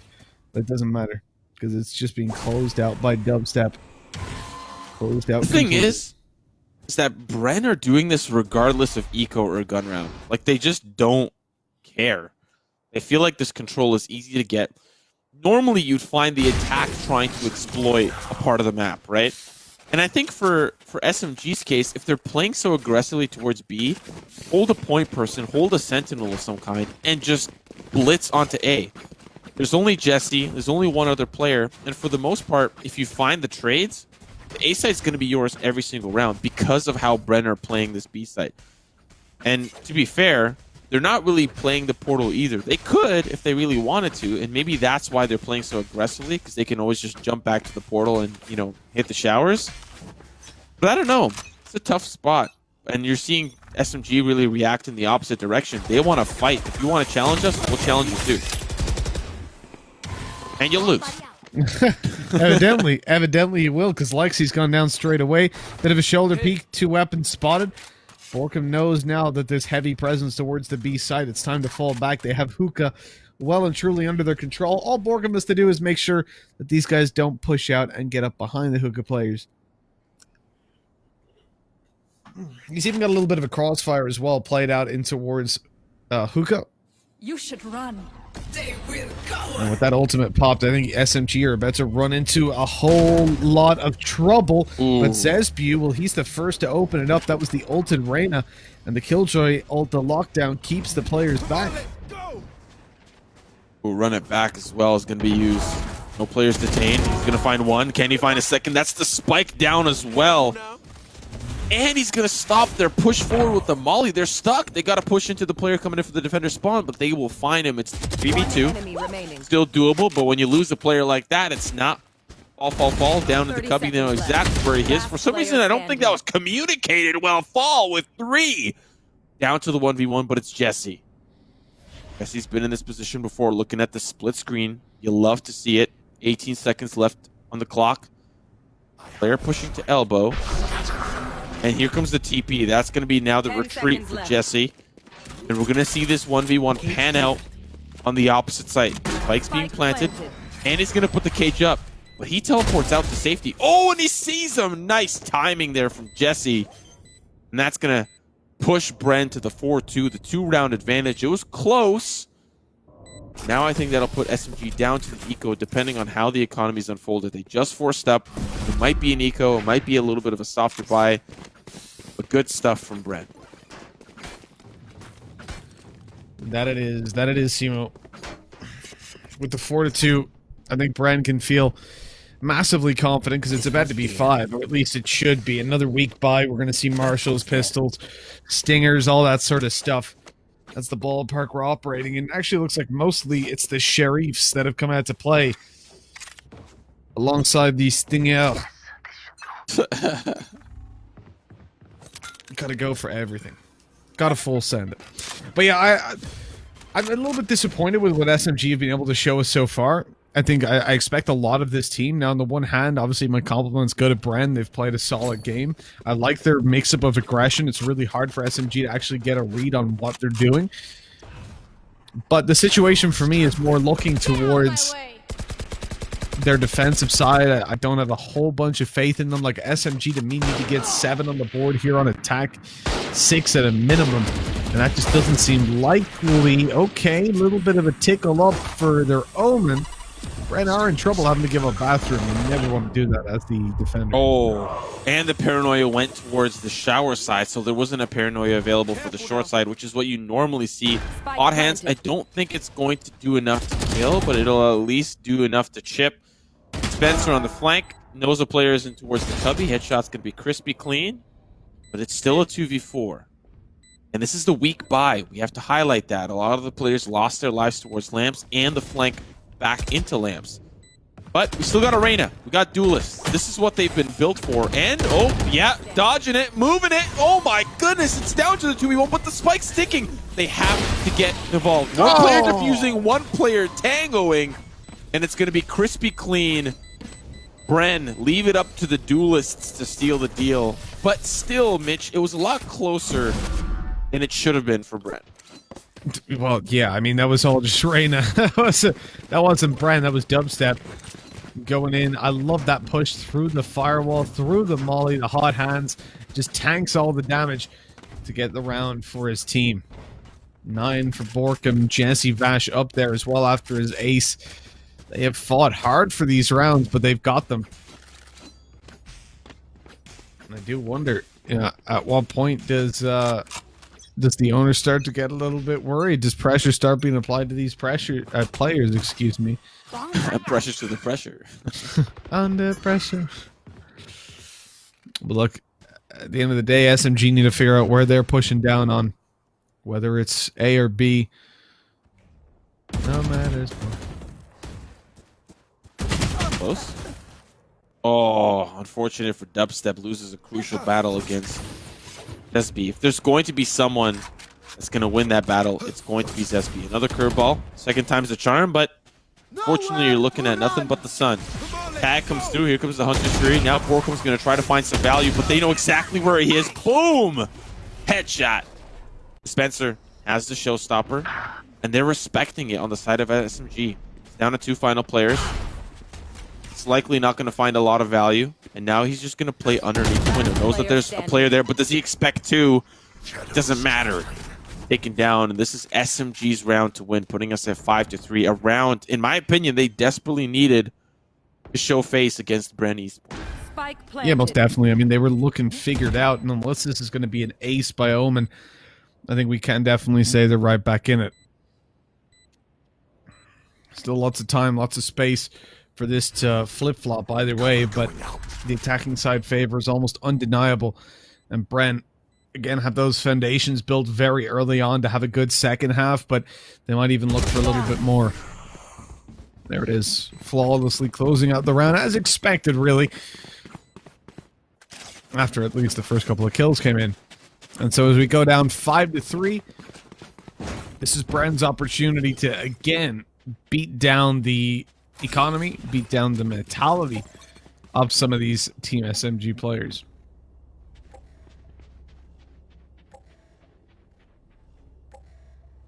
Yeah, you know, the stats do say that 𝗁𝗏𝗏𝒏𝒄𝒏𝒄 favors the defense, but honestly, with a comp like this, triple duelist, you're really looking at that second half to just load, right? The amount of sheer ability you have to force the issue, engage is just going to be unmatched. Up against the double duelist, controllers, some sentinels, initiators on the opposite side. This was the half that they were supposed to really chip away at 𝗁𝗏𝗏𝒏𝒄𝒏, but they're sitting pretty in the lead. That lead might continue, especially on this round. Early aggression from Brent, as we've normally been used to seeing them down the B long side. But a very interesting setup on the opposite side, on the A side. I think normally we've seen Ching play towards lamps, but they're really holding down and using this camera to anticipate some sort of showers play. They're going to see it right now.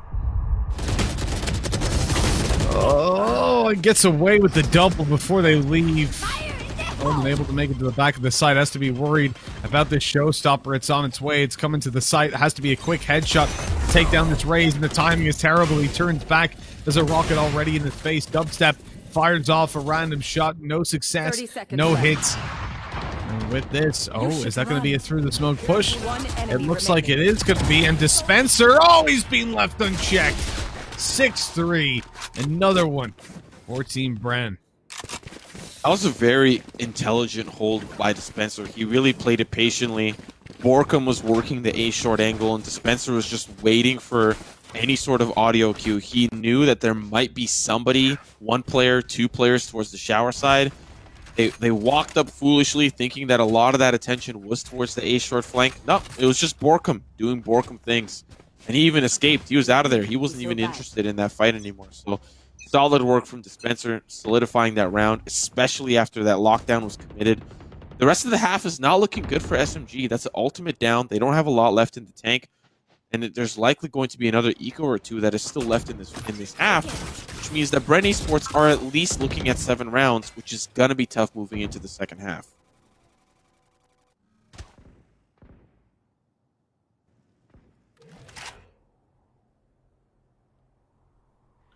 There's so much time left on this clock. They can run it down as much as they like, but they can't run it back. That's the only thing. Without that Phoenix ultimate to play off of. If 𝗏𝗀𝗀𝗏𝗏 takes the peak now, it's his life on the line. Pops the flash just around the corner. Nobody spotted until Fall walks out. I love that. Trying to come and support, but he's just shut down. I mean, that combination of applying pressure on the hookah players and sending one to slow flank long, it's perfect. Yeah, it's amazing.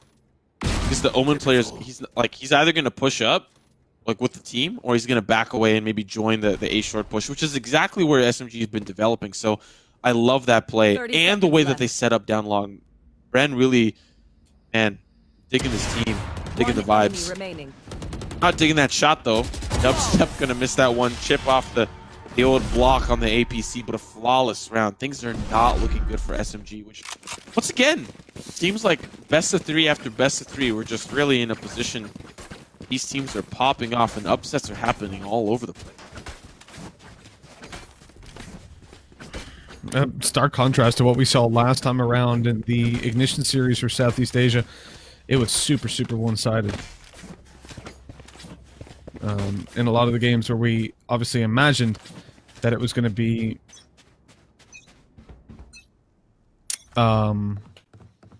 you know, a one-sided game, a 2-0. It was a very easy 2-0 pretty much every single time. So it's refreshing to have these games where there's a little bit less predictability, I suppose is the way to put it.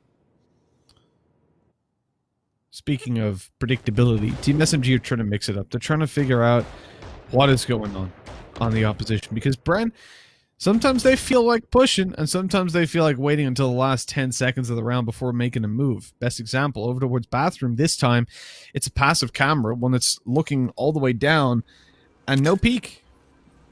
No one's swinging on it. No one's trying to go for the flank. Instead, they're happy to just defend middle. And that's exactly what they're going to do. At least pretty soon. No showstopper available, so this isn't going to get hot and heavy. But Dispenser is going to be dealing with this paranoia. They have no idea that it didn't even work out. The double kill, the triple, and the showstopper comes in, but unfortunately, it's going to be nullified, taken down, but already the damage has been done. 𝗔𝗢 pushing up, 3v2, a little bit more doable, but there's a player that is about to get into engagement. Ching, Omen versus Omen, the man in the mirror. Egoist finds Dubstep. Now they're going to reposition. There's a player. Got to pay attention to the flank. Now the TP from Ching. I love this because that leaves the Killjoy all alone. And now Ching has a great angle. And this is just so well played from Brand. One more player remaining. He's planting the spike, playing towards the right side, smokes himself off. And he's going to hide in it, play within it, playing the tuna can. One more player, quick shots for Ching. What an amazing round for Brand. Mitch, there's a lot to unpack there. Well, that there is. For Bren, you can see the level of confidence they have going in for some of these fights, but not just in the standard me playing matchmaking, I'm going to swing long and see what happens, but down to just playing off of each other as well. There's some of these angles, like when you push out to the side worrying about elbow, where you just believe that your teammate who's second out is going to have that covered for you. And when you look down towards a lot of the rounds that have gone by, I'm always just flabbergasted at how sure that level is there, that they can play off of each other, but then you have these individuals who can just walk away with 3 or 4 kills out of absolutely nowhere. Like they're in a position where they're being pushed on, the spacing of the opposition is good, and they get a kill or they get 2 or 3 or 4 and back away. And, well, that's not the case this time, as Dispenser gets shut down right at the very start, but yet somehow Bren just seems to always have the trades. My goodness. They always pull it back. This is insane. It's just crazy. And it's just, honestly, communication. It feels like I'm watching some sort of, like, Civilization Sid Meier's Master Brain Masterclass. There's troops all over the place. They're from different time ages, and it's just insanity. But it's just intelligent play from Bren. The idea and the communication to say, I've got the aggro, I'm tanking the threat, you swing, you find an easy pick. And then of course there's picks like this. Yep, I know where he is. He's gonna push in Octagon, gonna find one, but guess who's there? Unfortunately, he's not gonna be able to survive for long, and now it's all down to Jesse Vash. So now a little bit more doable, this 1v1, but Jesse, I think, is going to be able to outpace and outrace. And the tripwire is going to help out with that. The big boy, the big gun, Jesse, a man after my own heart, using the best gun in the game and showing you how it's done. 9-3. It was funny. I I played the Odin the other day at Diamond, and I got a nice, nasty little 4K. Not like wall bangs or any gimmicky. I pushed up B, came behind, sprayed them all down. It was gorgeous. And had to comment, what was it? It was Odin noob. I'm like, I mean, weapon costs more, and it's harder to spray control. What are you talking about? What? There. What? What about that weapon is noob? Huh? It's the best. I agree with you. I agree with you. I'm right there with you. Especially any gun named after god mythology. I'm with it. I'm on board. We need the Anubis. It's an even bigger SM. It's basically two Odins taped together. That's the Anubis. Slows down your movement speed by 50%, but it's worth it. It's worth it. By 100%. If you have it out, you just can't move. Oh, that's unfortunate. Uh-oh. That's fantastic, though. Oh. Paranoia. Yeah, I mean, that's the strategy there, right? You pop the paranoia, so Lexi's peeking first. They're thinking, oh, push up, we'll get him. Bang, paranoia in play. Lexi's got a 3K. What I say about the ability of individuals to pop off? Well, SMG showing that they've got it as well. Lexi almost winning this round single-handedly. Jesse Vash surely doesn't pull this one back. The dash out of the way by 𝗧blive. He's 50 HP. This is unbelievably winnable for Jesse. He's looking to plant inside of the tube. Fakes it out at first, but nobody pushes. And you can see, look how stagnant they are. They are waiting. They do not want to give these 1v1s, but they're so spread out that they kind of have no choice whenever they actually go for the push. 30 seconds left. At this point, I think you do just commit to that plant. There we go. Spike planted. He was waiting for that camera as well. An interesting plant, and he's going to play with the camera. Fortunately for him, Egoist is coming in from the opposite side. He's the cam. He knows where the shot is, where the player is going to be, but Egoist. Quick to the jump, quick to the frag. And now Team SMG likely going to put us to that 9-5 score line when the gun round comes back in. You know, if Bren finds that pistol, it's lights out for SMG, I think. You know, you win the first two, you're at 11-3. It wouldn't be looking so good for SMG, but now there's at least a lifeline. You know? Oh, the force up. Are SMG going to expect this? If they can topple the hierarchy here, Bren can actually put themselves in a huge position to gain some early rounds and gain a huge economic advantage. But it all depends on the success of this force up.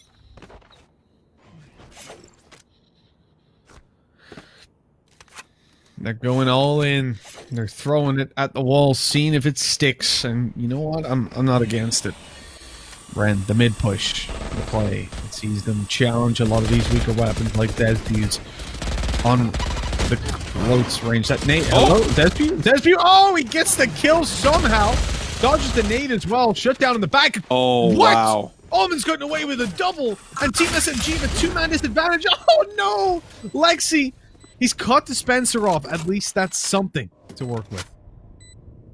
They'll find some upgrades. That definitely doesn't feel good. Jesse going to be playing around Tetris, but will those blocks fit? You don't need blocks when you've got dubstep music ringing through your ears. Oh, yeah, surprise. Jesse, cheeky spot. Lexi has no idea. And to be honest, it's a 1v3. Even if you find one, you find two. Jesse's right there to backstab you. And the force up works. That puts SMG in a tough spot. I can imagine the comms are probably very frustrated, very annoyed when you have really just an entire team pressing W and holding left click with the SMGs. That's what happened. Ching found two by unleashing the power of the Fast and the Furious, just hopping into sight, spraying them all down with the Stinger. And it worked out. We're at 10-4, potentially 11-4 after this. Feeling a little rough. Careful now. Well, that's one way to start this one as well. Egoist shut down. Nade goes deep, pushes players out of hookah. Four-man stack on B will be maintained as Bren look to move into the A site. They'll find it wide open for the taking. And, well, with the exception of Dubstep, it's in a little bit of trouble, but, oh, heals up. In fact, they're not peeking, they're not swinging. That's the most frustrating thing on this Earth. I played Reina for a little bit, and it's great when it happens for you, but if you peek Arena You damage her, you're like, oh, she's minus 90. And your teammates just allow her to do this, just allow her to heal up. Now, in this case, it's a little bit better. But when there was 2 of them in One hookah, enemy remaining. you have to swing.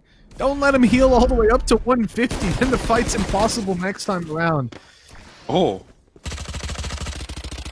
Someone's just on the run, fugitive, trying to escape. The feds are after you. Bada bing, bada boom. 𝗠𝘀𝘁𝗧 in the perfect spot. Takes that frag with his open arms, but now the gun round will come in for Team SMG. You lose this, it's your favorite afternoon dish. Pasta a la GG is what's going to come next. I need a drop. Team SMG, and that's in 2-0 fashion. Definitely thought this was going to be a little bit closer, but really hats off to Bren for keeping this so competitive, really showing us the different looks that they have in their toolkit. And yeah, to be fair, it's honestly off the back of this triple duelist comp. I think they can only play the way that they are with triple duelist, but it's working.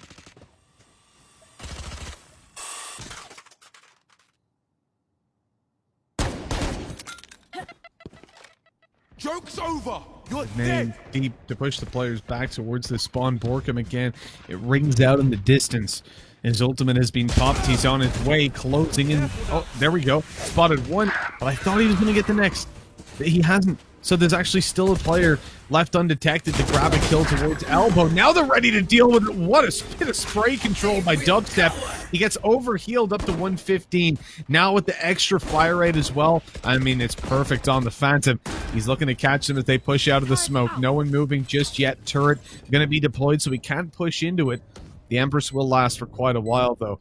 In these retake situations, I don't mind popping it and playing in the close corners, but the pressure going to be applied as I think Empress is about 3/4 the way done. All 3 spotted over towards Elbow, and this is where we really need the Reyna to turn up. Already got a kill. Empress refreshed. That rate of fire going to be maintained. Overhealed to 150. Comes out of the dismiss, but didn't see the players up close. Here's the swing. No, with the Bulldog.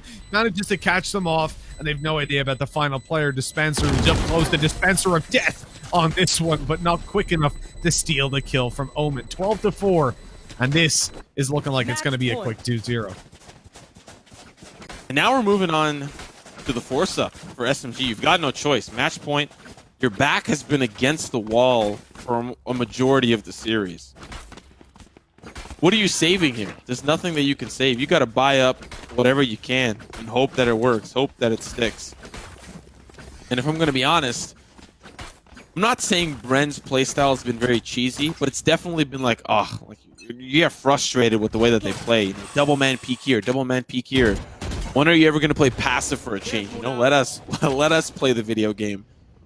But unfortunately, they're not finding any success of their own playing aggressive. Seeing 𝗠𝘀𝘁𝗧 getting so much free space. He's got this alt orb all to himself, and he's not even going to take it. And they're not even going to go for the B long one. They don't want any control whatsoever. They're chalking it up to passive play on both sides and saying, okay, we're just going to let you push in, and we're going to hope that you make a mistake. That is, you do not want to be playing reactively when your back's against the wall.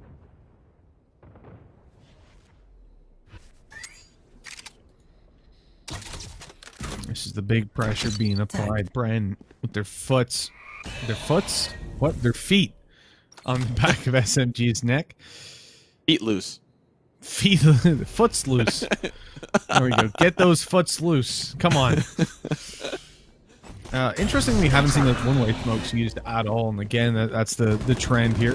It also allows Dispenser to have this angle up above, so maybe a little bit of an oversight as Omen picks up the opening and a second as well. This is highway robbery. He still has the paranoia, waiting to use it on spawn, but little do they know, all the players are actually on the site. Egoist coming in with a double. He's got to find 2 more, though. It has to be the 4K. Down goes the lockdown, a third already, and oh, he's in a little bit of trouble. Actually being hard pressured. This is going to have to be a pickup straight into the teleporter. Oh, he can't get out. He can't get out. No, he's stuck and taken down. This is going to be it for Egoist. Rushing in. He has to check the back. He seems to know just in time. He had to go teleporter there. I don't know what he was doing, trying to go back site. It was close.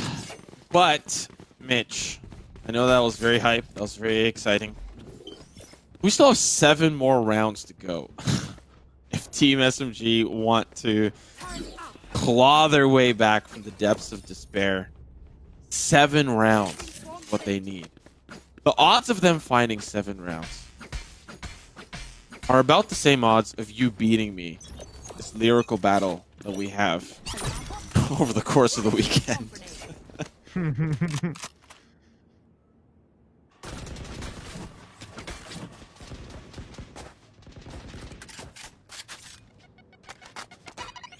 But they're still there. There's still odds.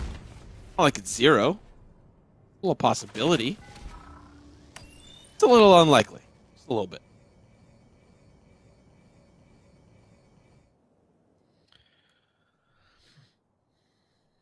Yeah, for Team SMG though, look, 7 rounds in a row, it's more than unlikely.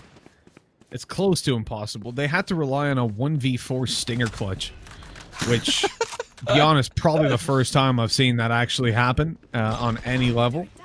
A massive play by Egoist, but too little too late is just what rings through my ears. And if you're Bren right now, it's just not pretty. Not at all. Because you know what you have to do. You have to just destroy them. Oh, I like that aggression, but it's quickly answered back by Faker. Lexi's also got a good angle. Down to one final player. If there's anyone that can win a 1v3, it's going to be Reyna. Come on. All things, especially if the Empress... Well, not going to get it this round, but... Fortunately, the shoulder gets shown. Faker... Not to be confused with League of Legends Faker. Surprised we haven't made that reference yet, but he's definitely not having a great game. 5-14-3. Just really providing that Sova utility, leaving it up to Egoist and 𝗓𝗏 to do some of that damage. To be honest, really, the entire roster of SMG hasn't really been having a great game. Even Egoist, despite being at the top, it was a SMG clutch that launched him up there. All Bren Esports need is one. All they need. One is all they need. I mean, look, 6 chances. Attack inside. You're blitzing the sides. You're just building up your ultimates at this point, right? You'll get it in there eventually. Good nade. Great damage. Dubstep going to tank it. Tuck in the corner. Hoping he could swing it afterwards and catch him off guard. Looking to trade 𝗏𝗀 now. Out goes the Paranoia. Doesn't really catch a whole bunch because they're falling back. JD Faker taking down Dubstep from the earlier nade damage. Ult popped. Dispenser thought he was done for, so he just threw it out. It doesn't get anything. 𝗓𝗏 pulling it all the way back, though. Elbow control goes towards the attackers. Now there's going to be a play through the teleporter straight on into Hookah, but it's expected. It's ready. He tries to fake it with the smoke. It's not really going to do a whole bunch for him, though. Dispenser in a bit of trouble. 50 HP. Backing off. 𝗏𝗀 ready with the flash. Wants to pop it around this corner. It's not going to get him anything, and he knows it. Spidey senses start to tingle. He's moving over towards the spawn side. He's going to be a little bit late in popping that flash out. Maybe catches the Sova, and indeed he does. Well handled in a 4v2 now. Team SMG need to go huge, and they need to do it fast. And the wraparound here coming in. That's going to find the Hookah player. It's all down to Egoist. Can he clutch? He's got a better weapon this time. Better than the SMG. But 𝗏𝗀 and company, 13-6. What a dominating finish to close up this quarterfinal.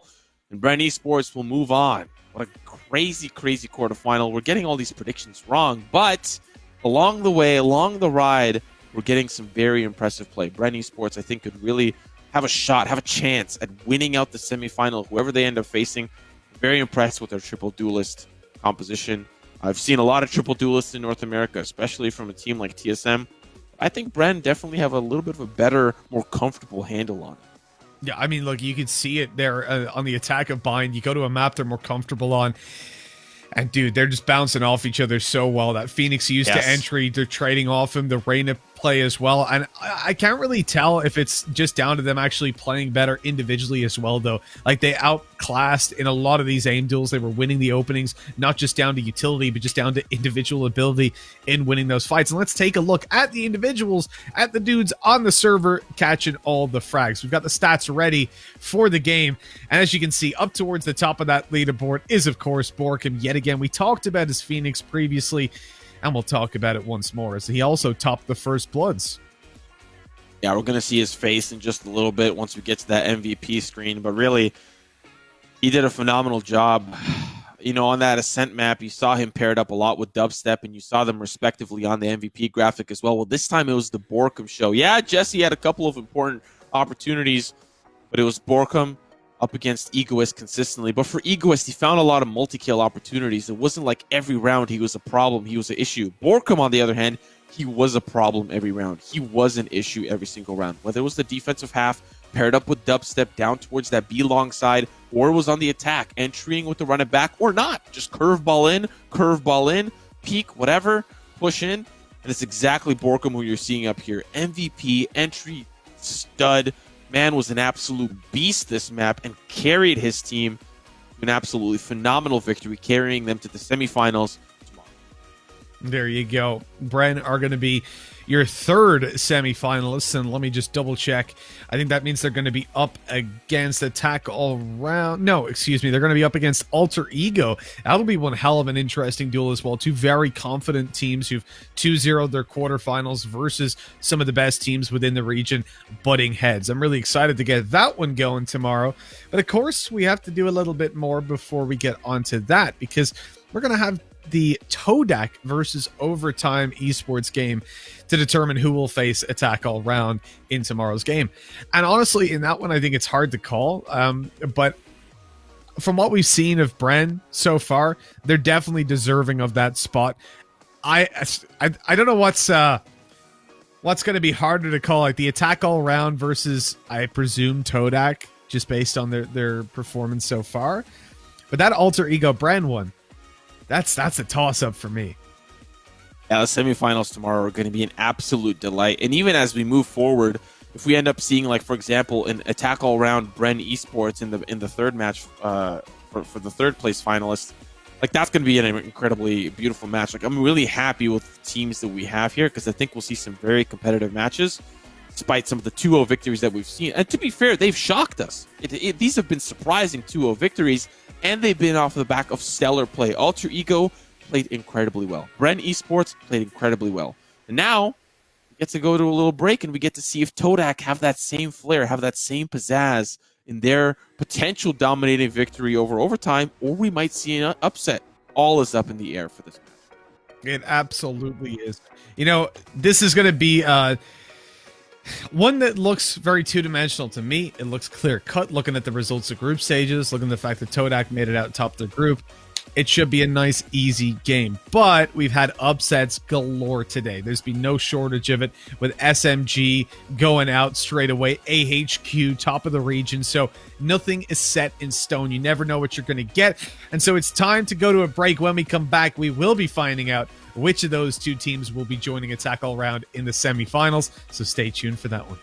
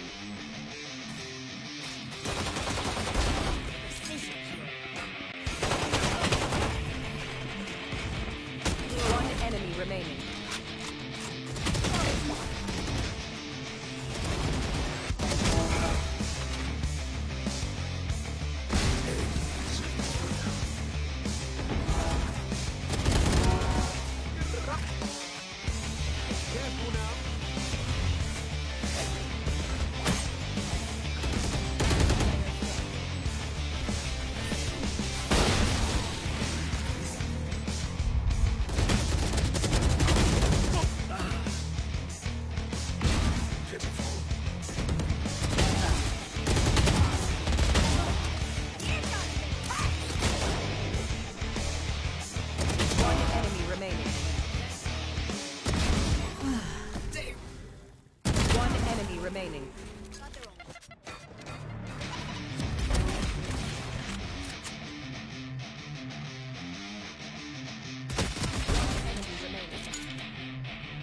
One enemy remaining.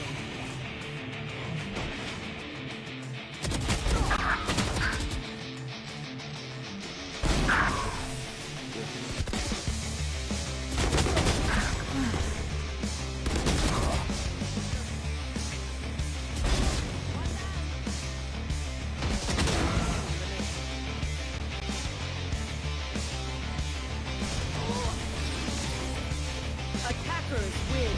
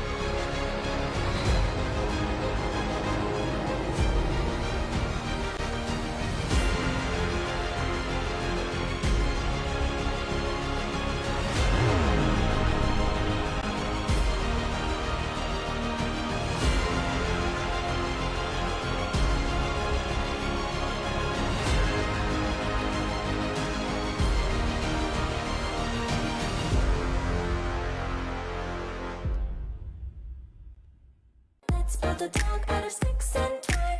I can call you master, you can call me mine. Wrap me in plastic and make me shine. We can make a dollhouse, follow your design. You can call me mine.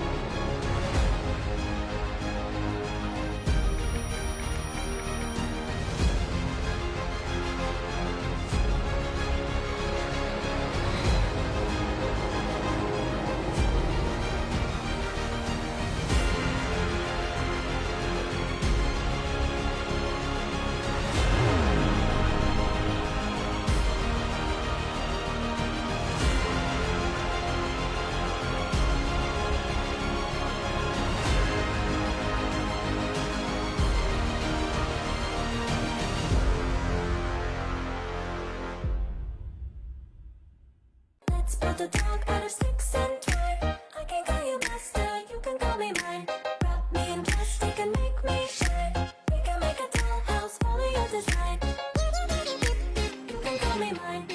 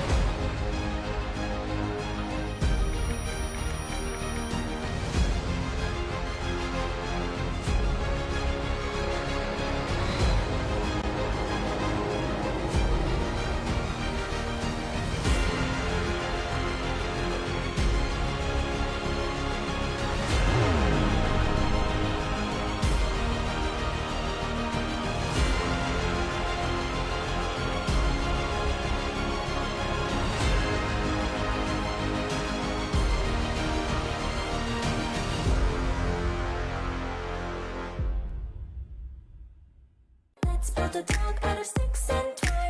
I can call you master, you can call me mine. Wrap me in plastic and make me shine. We can make a dollhouse, follow your design. You can call me mine.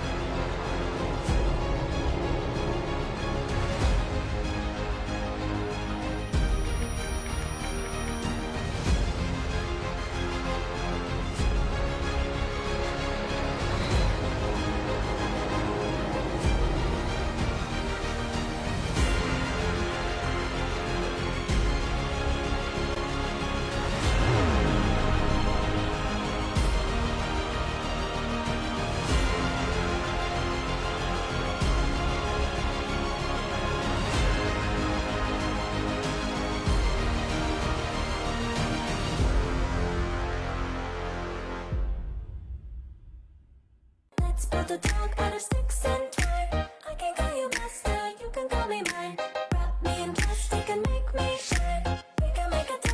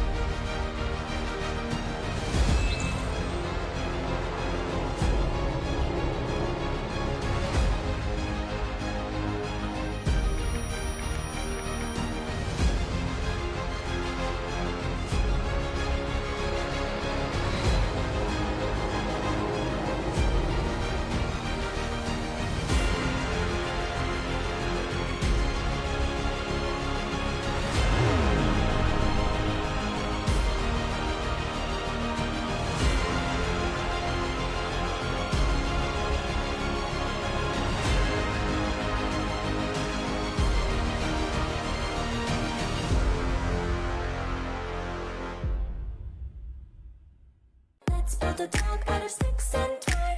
I can call you master, you can call me mine. Wrap me in plastic and make me shine. We can make a dollhouse, follow your design. You can call me mine.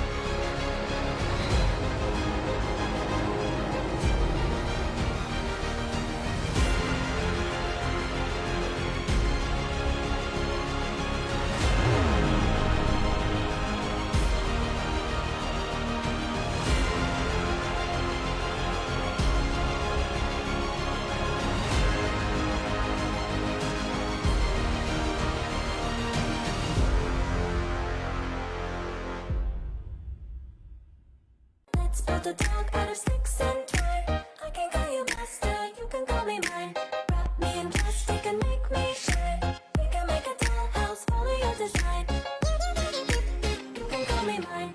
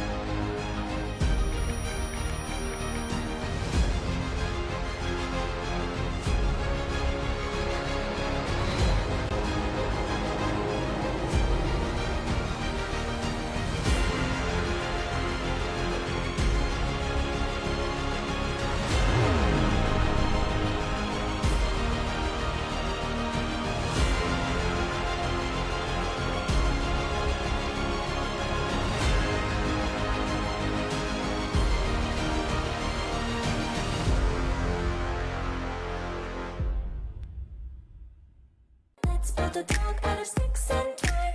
I can call you master, you can call me mine. Wrap me in plastic and make me shine. We can make a doll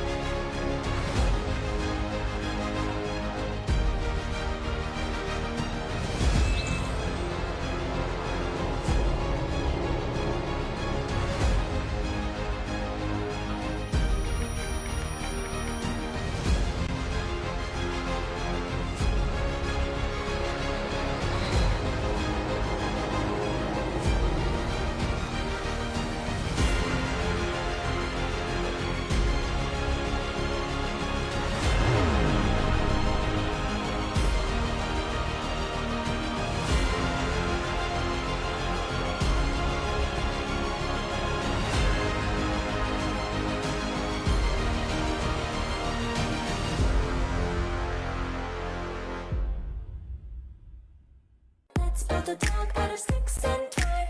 I can call you master, you can call me mine. Wrap me in plastic and make me shine. We can make a dollhouse, follow your design. You can call me mine.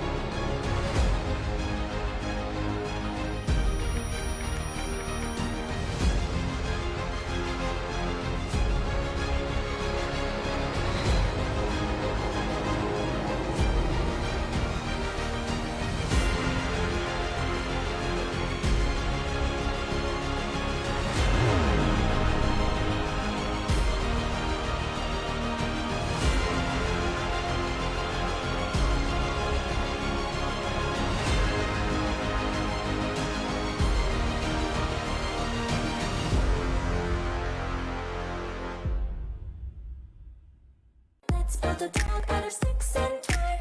I can call you master, you can call me mine. Wrap me in plastic and make me shine. We can make a dollhouse, follow your design.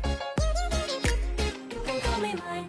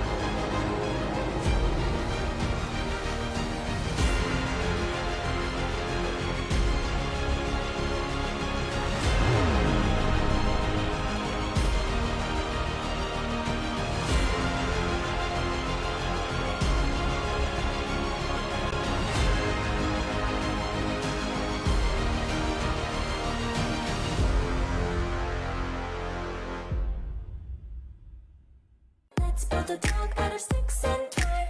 I can call you master, you can call me mine. Wrap me in plastic and make me shine. We can make a call me mine.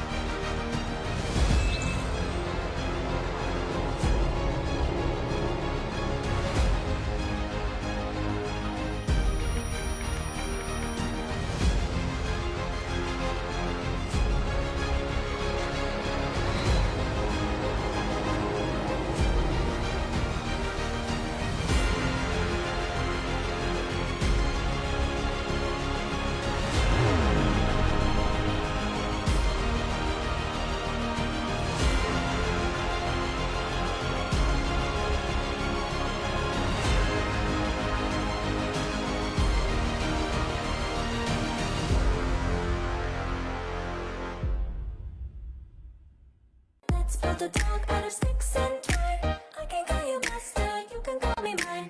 Wrap me in plastic and make me shine. We can make a dollhouse, follow your design. You can call me mine.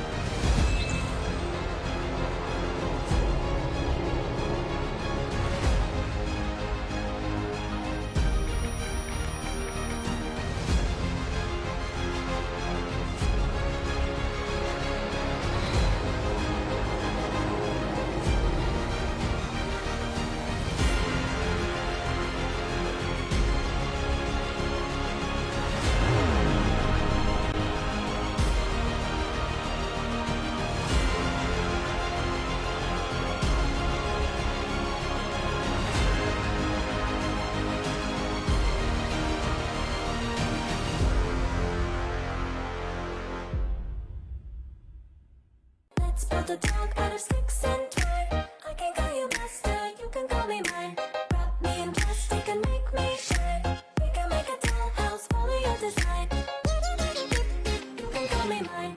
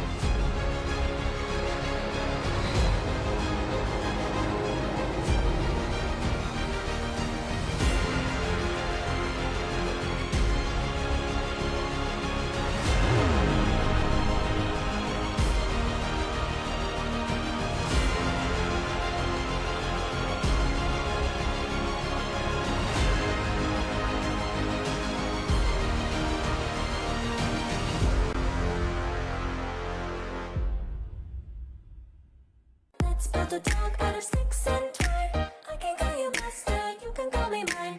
Wrap me in plastic and make me shine. We can make a dollhouse, follow your design. You can call me mine.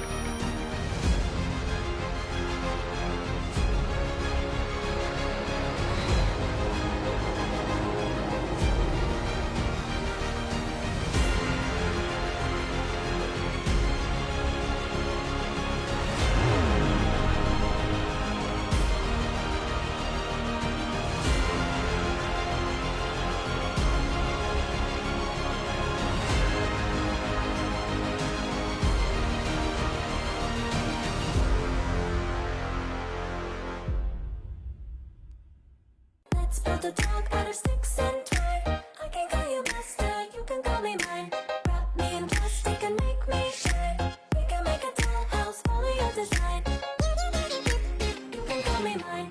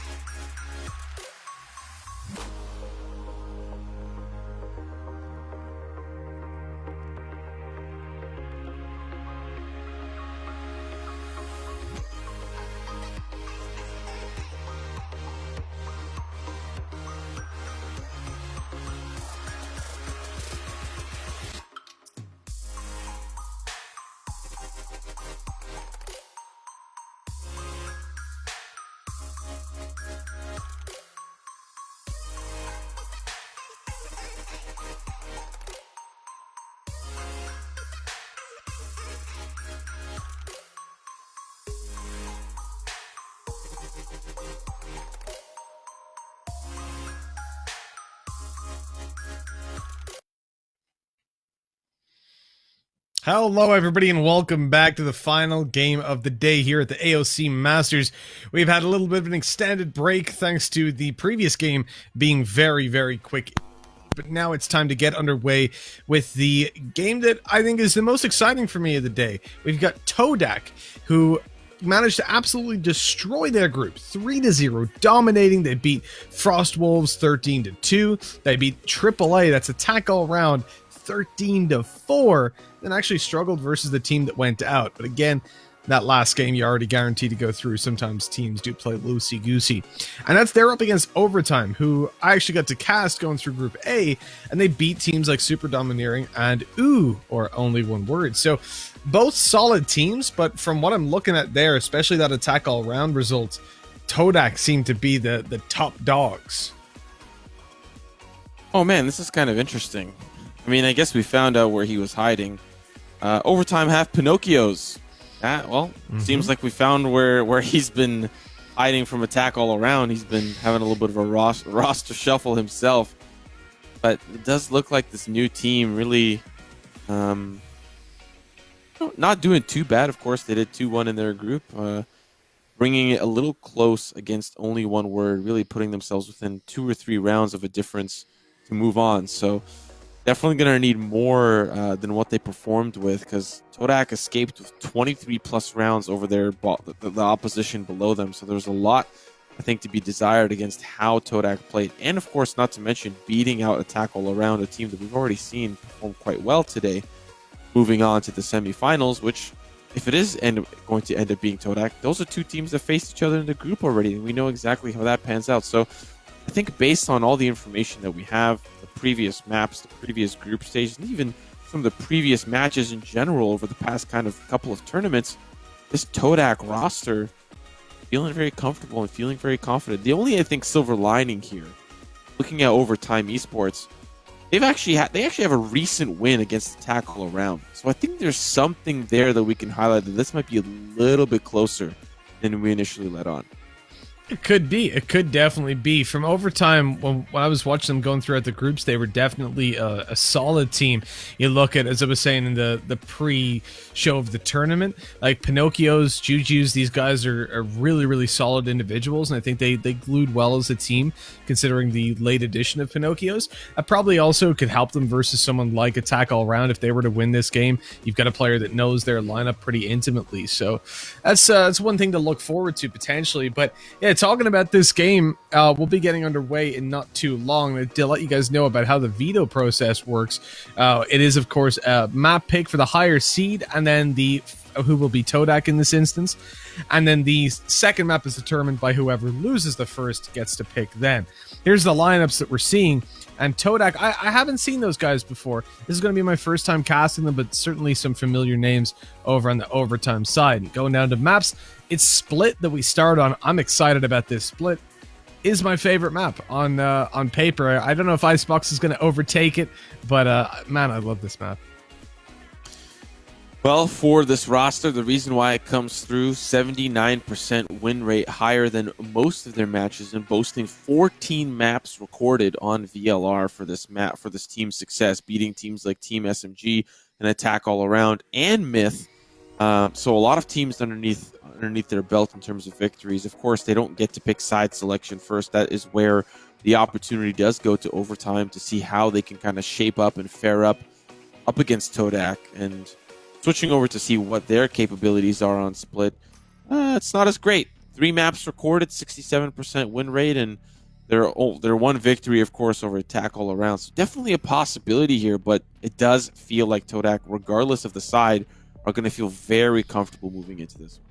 Yeah, most definitely. Now take a look at the agent selection. One thing that's really flagged in my head straight away, Brimstone on Split. 𝗏𝗏 coming out with some crazy picks. I have not seen a Brimstone on Split for, geez, it must be 6 months now, since beta. So it's quite a surprising one pulled out of left field. And and a Sova as well? What's going on? Do these guys play the same game?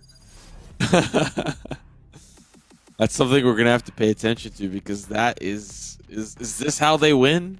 Is this some cheeky strategy that we don't know about? Is there some lineups? We also see a Sage, which is you know, a little bit more common on Split, but it does feel like the tournament that we're in feels like we're in a blast from the past. You know, are we gonna see the old Split too? Is there a wall in the middle that's gonna get rebuilt for this match alone? I mean, to give you context, and I'm talking about including the open qualifiers, including round of 128 and downwards, in first strike, North American qualifiers, first split, 102 maps were played. Sova was picked 3% of the time, and Brimstone was picked 1%. Then when you go to first strike Europe, for split, again, Sova 3% and Brimstone 1%. So there's always that one crazy team that'll play these, but I don't even think that was at the same time as well. So this is truly a ludicrous strategy from Todak, maybe one that they can find some success in. And again, Sage even was 25%. This was her most picked map, but it is still not favored by any means. It's 25 in EU and 7 in North America. So Todak have definitely gone for a niche build. That is for sure. Overtime getting involved with the Sage a little bit, but sticking to normality. The wall on the pistol round, man, it's so powerful. Ooh, and the Molly as well, pushing him off the angle, not giving him the space. That's a very specific Molotov as well. Look at how it's placed, pushing them off the wall, and really also covering the escape as well. So hopefully there is cover there as they try to break down another piece. Slow orb comes through to stop them, and Pinocchio's playing a little bit of an off angle there. Paint shells come through, the attack has to escape. Here's those ropes, so they know at least the mid control is a little lost. They're backing away a little too early, I think. Oh, okay. Zeus at least gets the opening. That'll keep Pinocchio's around. Deep flash to go through. He's thinking about it. He's waiting for his teammate to get into position. There goes the blind from afar. Scary. In with one, but Pinocchio's was dealt with. Juju's coming up from behind. They didn't expect him, and he's able to take it into the 3v1. Good coordination there on the push through the smoke from Scary as the peak comes through from the Rays up in heaven, just to make sure that they can at least get the trades and take two alternate angles. That is 1-0 as overtime pick up the first round, even despite a little bit of a shaky start. Yeah, this is one of those things where you also have to consider how Split as a map has genuinely played out. Tends to favor the defense a majority of the time, but I don't want to chalk it up to that alone. I think Todak had a solid strategy in mind. Probably just didn't expect Juju's pushing upstairs and just flanking from behind. Found like, what, a 2-piece, a 3-piece? Definitely something that can be a little bit problematic if left unchecked. Looking at this round, of course, a couple of assault rifles coming in for overtime, so a heavy investment looking to carry that into the third round. Todak obviously looking to do some damage, but it's this mid control that we've seen consistently from them. I want to see how this develops and grows into their gun rounds, or if this is just, I'm on an eco, this is what I do when I eco. I think it's worth bringing up as well the stage wall changes. You'll notice there's no cracks in it, and if we stay on Pinocchio's perspective, when it does break, it just shatters almost immediately. So basically, look, see how quickly it's decaying? And it's just going to fall apart in a matter of seconds. So now the decay takes a lot longer to start, but happens much quicker, just to make sure that, like, you don't find yourself in a position where the wall is basically useless because it's not broken, but it's 1 or 2 bullets away, so you still have to kind of hold it like an angle. This push, dangerous. They might not expect Lava on the backside. 1 for Lava, 2, 3! Oh. Lava shutting them down one at a time. Zeus is left up in heaven to catch one more off guard, and it's a 1v3, an almost unwinnable situation. Keyword there, I think, is almost. Got Subby. Paranoia comes through, 14 seconds left on the clock. He may be looking for another pick or two. And yeah, almost, it does count this time. Usually it doesn't. Almost doesn't count, but this time it does. To be fair, a lot of those picks were nullified. Still, those assault rifles will get carried on over, but that was the force-up, something that I think we didn't really highlight too much of in that second round. So now we're looking at a potential third-round conversion. That's got to feel really good for overtime. Yeah, soak up those rounds. Looking at this replay, Lava really just, despite being flashed off the angle. And of course, there was also support from Zeus from above, so even if he falls, it's a great crossfire to scoop up the rest of those frags.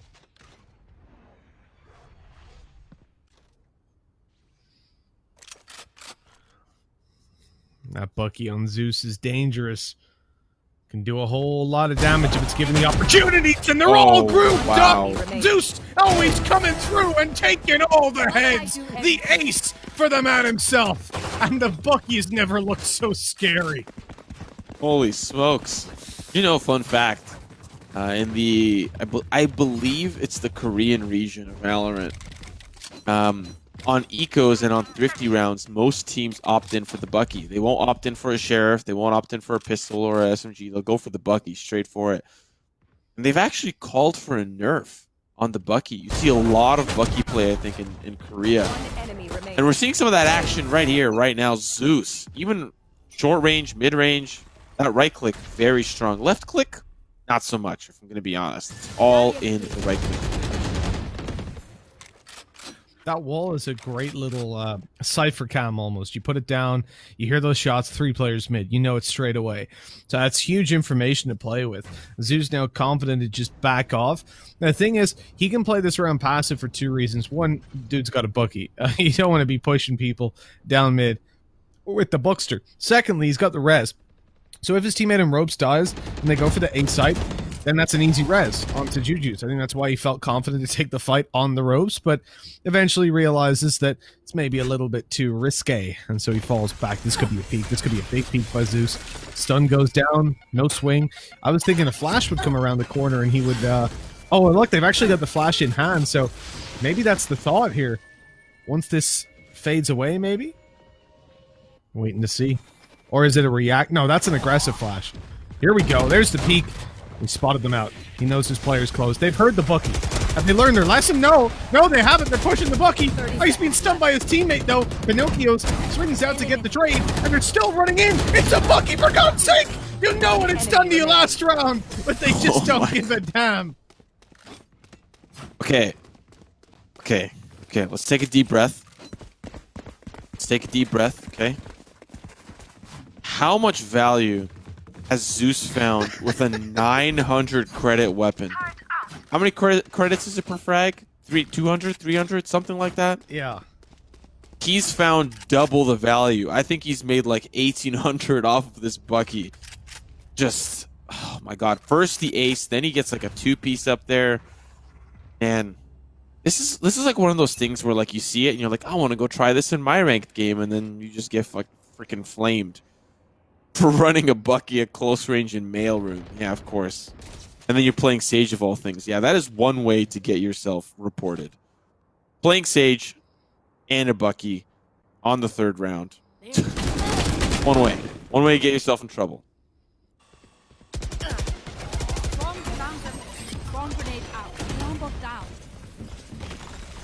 Well, Lava in a good position, tucked in the corner. Get himself quite a few. The trigger discipline was there, but he's checked. Ray's a little bit conscious of that angle. With that, you've got to plant another kill for Pinocchio's. That's huge. Sage isn't up anymore, though. So that res isn't going to come into play, nor is the heal that Pinocchio's could desperately use coming into this 2v3. So a little bit of a disadvantage for them to play with. And but you get the Hunter's Fury. Yeah, but you got Sova, which you don't normally get to say on Split. Those recon bolts, those shock dart lineups, the Molly's not going to stop them from pushing in the flash. Definitely going to help them, but it's traded away. Senna, holy smokes, holding the front, holding the line from both sides. Now that's going to give at least the first round here for Todak. Moving into this one, though, it's important to highlight 3 ultimates available. The Showstopper, the Hunter's Fury, the Red Carpet. Despite maybe just the Doctor not really having the most ideal weaponry, a lot of ultimates can be committed to close this one out. But on the flip side, you know, there's a lot of opportunity. Pinocchio's for orb control, getting that Rolling Thunder himself, maybe trying to get some early control from some of the other members, because everyone else, aside from the people that have their ultimate, are at 5 out of 7. There's going to be a bloodbath soon. A lot of ultimates used within the next round or 2 or 3.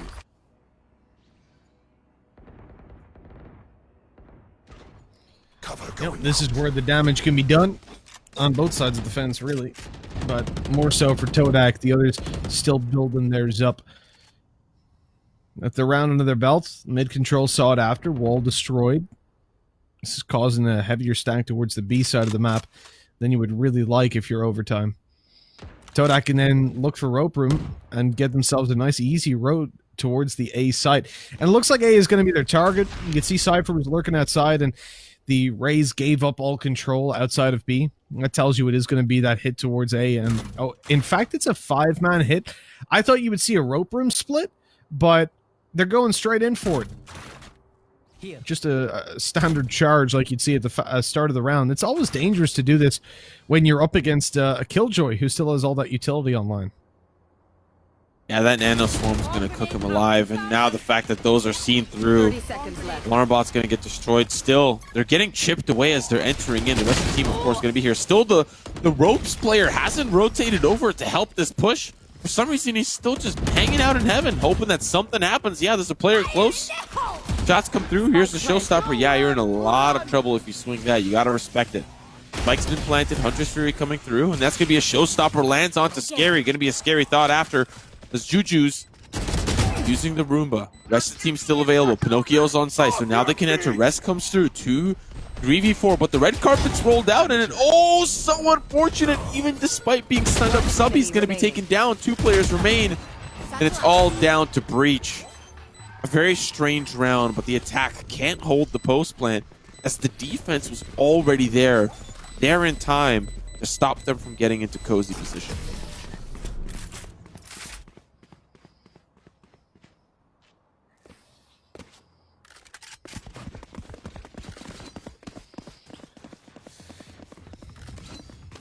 I'm still looking at that scoreboard and just seeing 10-2 on Zeus, and it's blowing my mind.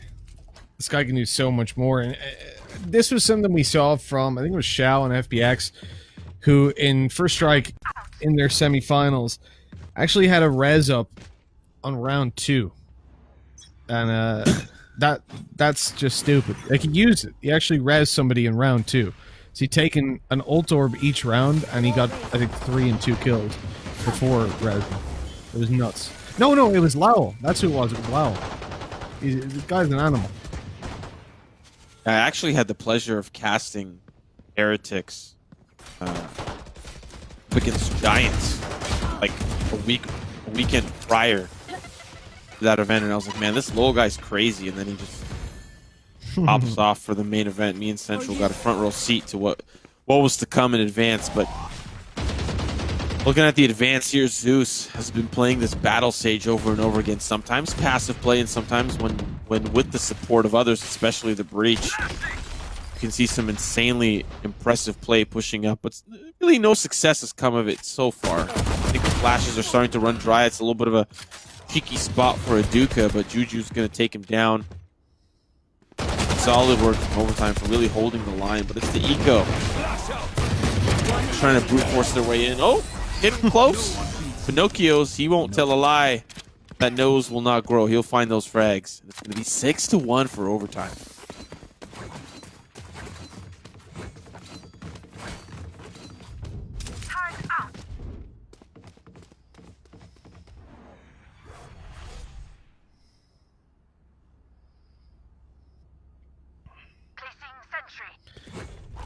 Well, we look into the start of this round, and for 𝗏𝗏, the pressure's starting to mount a little bit.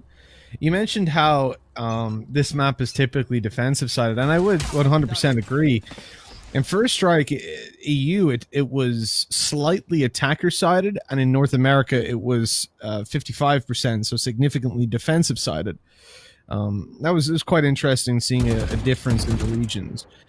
And looking at 𝗏𝗏, and Overtime, I think it is probably tending towards that defensive side for now.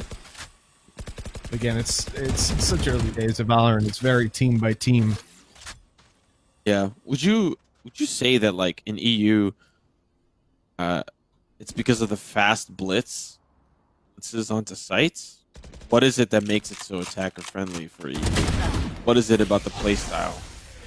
I feel like our comps in general are just more friendly for attacking. Like they're less individually based. They're more like traditional CS executes. You just well, that was a Goomba stomp right there. Yes, he just jumped on his head. Oh my!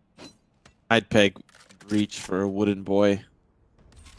It'll be wooden for now as he sits on the wooden floor. B heaven sight. We're seeing now, of course, the spike go down a little too late, but Spike planted. better late than never. Seeing a pinch here. They don't know Scary is playing towards that B main side, and of course he's going to allow now the choking. It'll begin. Lockdown comes in. Cover going out. Gary's just going to play back, but he's playing a little bit too far back, in my opinion. They'll actually go for the lockdown instead, and they'll know this as well. Cover going They might have out. been anticipating maybe Scary being pushed off, but now they've got the upper hand. Not just sure is going to make this a problem, though. One shot will connect, but now he's got to force the issue. It's been taken up to half. He doesn't have a lot of time, and he'll just save that weapon. But Mitch, I just want to say that this is Todak's map pick, and overtime are at 9-1, and I see a world where this becomes 11-1, and I see a world where the pistol Placing is swarm going to grenade. become a very scary round for Todak. Well, I gotta say, I've been let Placing down. swarm grenade. Every prediction wrong. Yeah. Every single match. I'm very glad I gave the caveat that I haven't seen Todak before and it was off results, because, well, it's not pretty. It's not pretty right now at all. And remind me, this is Todak's map pick, right? Correct. Yes, sheesh. I mean, they got the top seed. They got the map They have pick. the highest win rate on this map too. There we across go. all their maps. That's scary. So, aggression by Scary's been cut off. B is open. Oh, Zeus. Oh, Zeus. Zeus had the res up. He's just been shut down in the open when they'd lost a player pushed up B. That's a little bit reckless. An unnecessary wow. peek, but they still have the 3v3 on the retake. While they're walking up. Yep. They don't Peek, get... swing, swing, No! swing. Oh no. I was like, what are you waiting for? He's gonna flash himself in to the heaven side. How many times has he been caught with his hand up like that? Like he's about to high five somebody walking into the heaven side. He's just ready to accept all the high fives. Well, now you'll high five your team into a 2v3. The disadvantage, a lot of ultimates available. Could use the showstopper, could use the orbital strike. A lot of tools if they want to use them. They got to worry about the top side though. Julius with a 2-piece. Now it's down to the 1v1. Kane chills off the backboard. Here's the showstopper, but he knocks him down. Headshot onto Juju's. The Last Todak round will in put the themselves half. up 9-2. I think this has been the finish line for them. This is what they wanted. If they can squeeze out one more here, that second half is going to be a completely different ball game for overtime.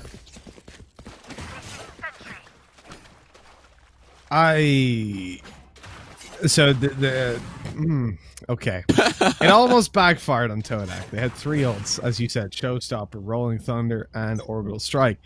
But they decided not to use them. And that almost backfired massively into a round loss. But what it means is for this round, they've got so much to play with. I mean, they can...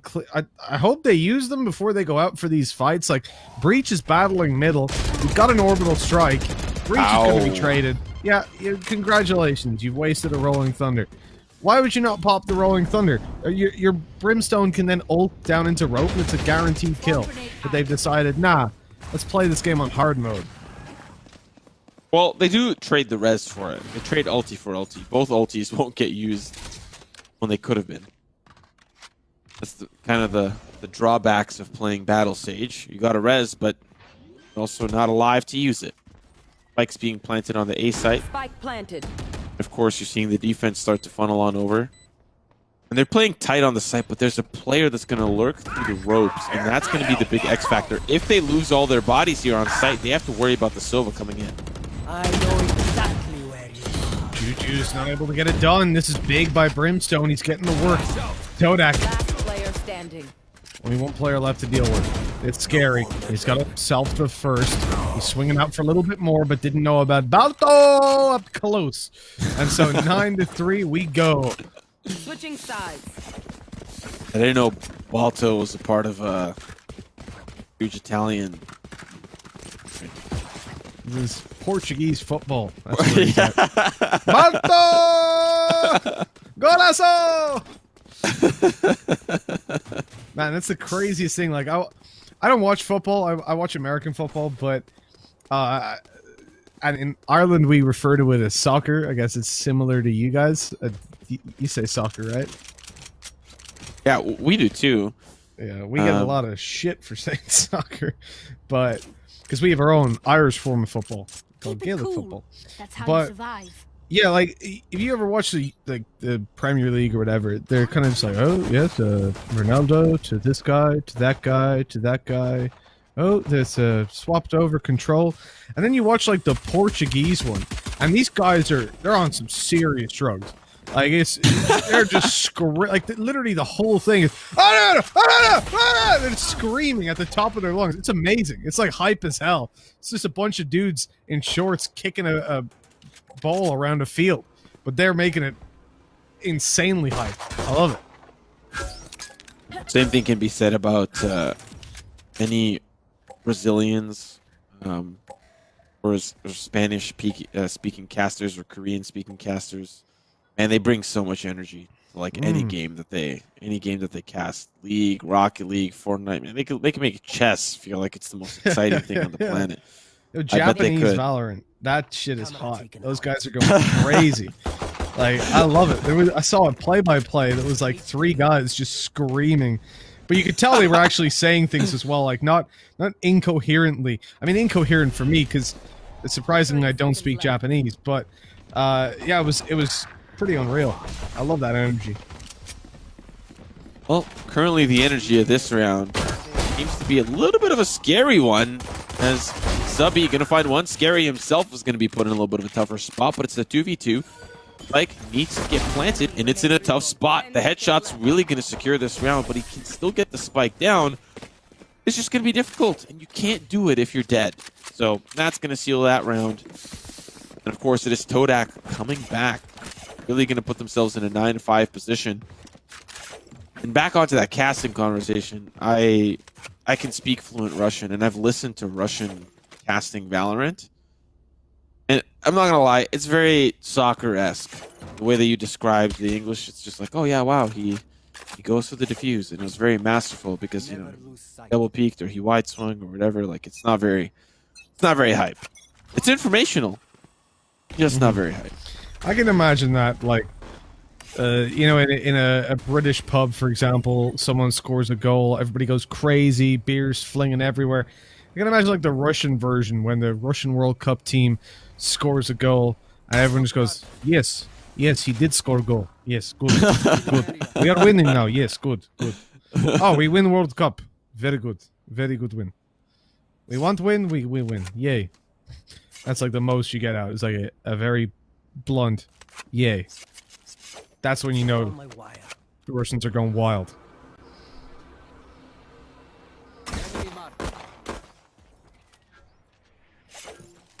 Except when you play video games, then their energy goes up a little bit. Oh yeah, listen, you coming from CS, I can only imagine.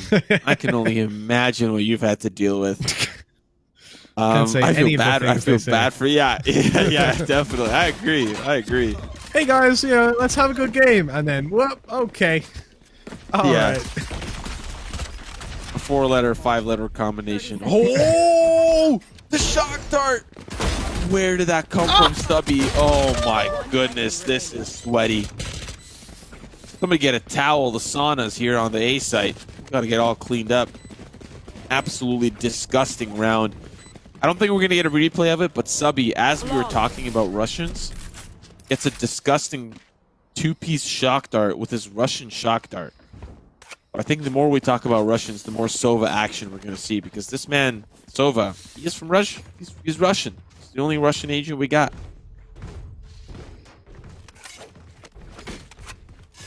We don't have any Canadian agents. We need to fix that. Soon. Hoping soon. Hoping maybe the next one.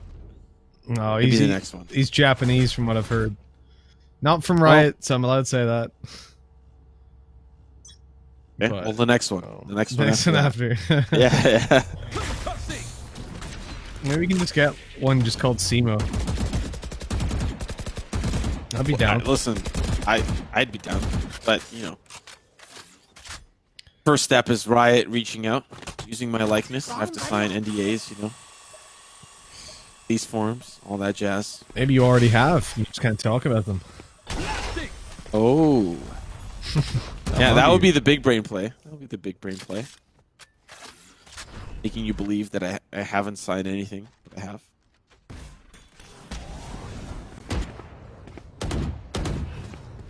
With 𝗏𝗏, they're trying to sign this round over in their favor. Obviously, full buy for both. No ults online. This is just the raw meat of the game. Oh, that smoke is faded. 𝗏𝗏 gets away. Great movement up the ropes. He's gone.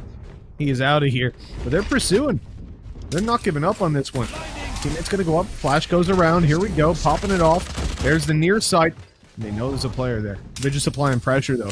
Two different agents using up their abilities, so they rotate back to the B 30 site, seconds knowing left. now that 𝗏𝗏 will be faked out. Breach trying to cut off the rotates. He manages to catch one 𝗠𝘀𝘀 onto 𝗏𝗏, and so we're into a nice little 5v3. I love how you're just casting normally, and then 𝗏𝗏 comes out of nowhere. And it's like just may not even be the most impressive kill, but it's 𝗏𝗏. That's his name. Yeah, I gotta give him justice for his name. It's exactly how it's pronounced. Okay. Let's hopefully pronounce a victory for one of these teams here. Fault line comes through. 𝗏𝗏 in a little bit of trouble. The 𝗏 is starting to turn up, but 𝗏𝗏 can handle it. So can 𝗔𝗢𝗖. He's unfortunately going to be taken out, but it's traded away by 𝗧cary. Two-piece for 𝗧cary. And 𝗬𝗎 going to smite his opposition 10-5 on the map pick here for 𝗏𝗏. That gun round conversion should be coming through, and now this is of course where 𝗏𝗏 should be answering back. A little bit too close for comfort, but I like those smooth moves, those rotations. One of the things that I really liked from watching Summon FC play was their ability to have these cheeky setups and ropes. You know, when the attack wants to do like a rope split up ramps and take heaven control and then funnel onto the site from there. There's a couple of plays from Summon where they just stacked 3 pistols or something on an eco underneath ropes and were waiting for the attack. And well, sometimes it pays off, sometimes it doesn't. But those interesting looks for the defense can really throw the attack off, especially if they don't expect what happens on the other side. So pretty standard defense, I think, that we've seen for the most part out of 𝗏𝗏. But sometimes you can't throw a curveball to your opposition's way.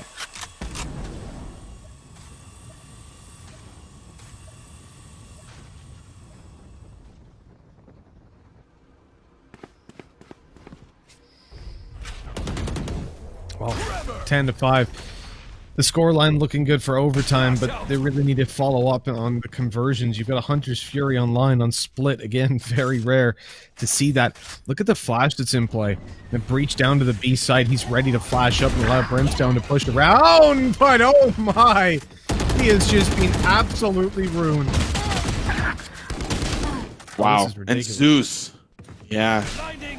He wins that second battle. That B site's wide open, but they still got to deal with him. 30 seconds left. Still there. Nanoswarm will stop the push in, even though that's his own teammate's Nanoswarm. It's going to stop Cypher for now, but now he's going to have a little bit more ground. They're going to be pinched in from both sides, and 𝗏𝗏 really putting on a show as they manage to pinch the attack. Really just stuck on the site. 13 seconds left. All they have to do is play for time, and you can see that mindful play.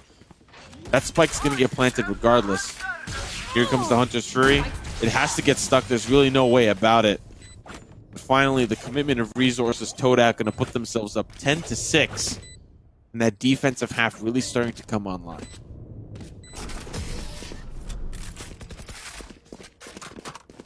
It is, but some of these rounds are coming quite close, is the thing. You can still see overtime getting in there once they've got their ults online. They do only need 3. It's going to be a big test.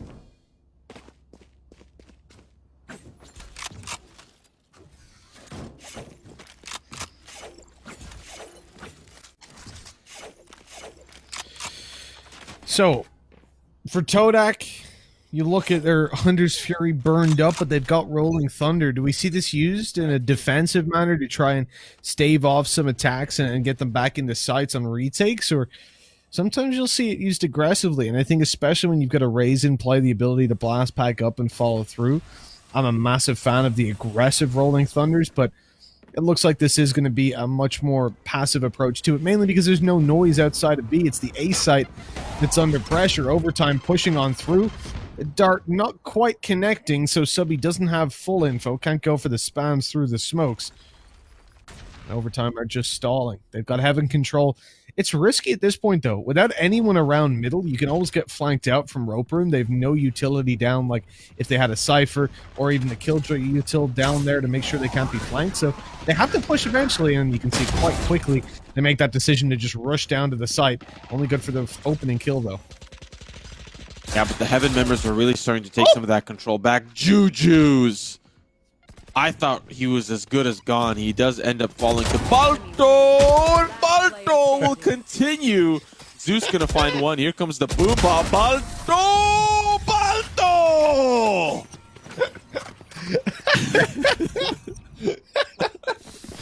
Oh my. That was something. That was something, Simo. That's for sure. Oh, Bardo is doing the work. He's getting it done. He's coming through with some big plays. And that one was definitely justified. Putting himself up on that board. And also, more importantly, getting himself the ultimate. He's got his not Rolling Thunder. See? Simo would never make this mistake. He's got his showstopper online.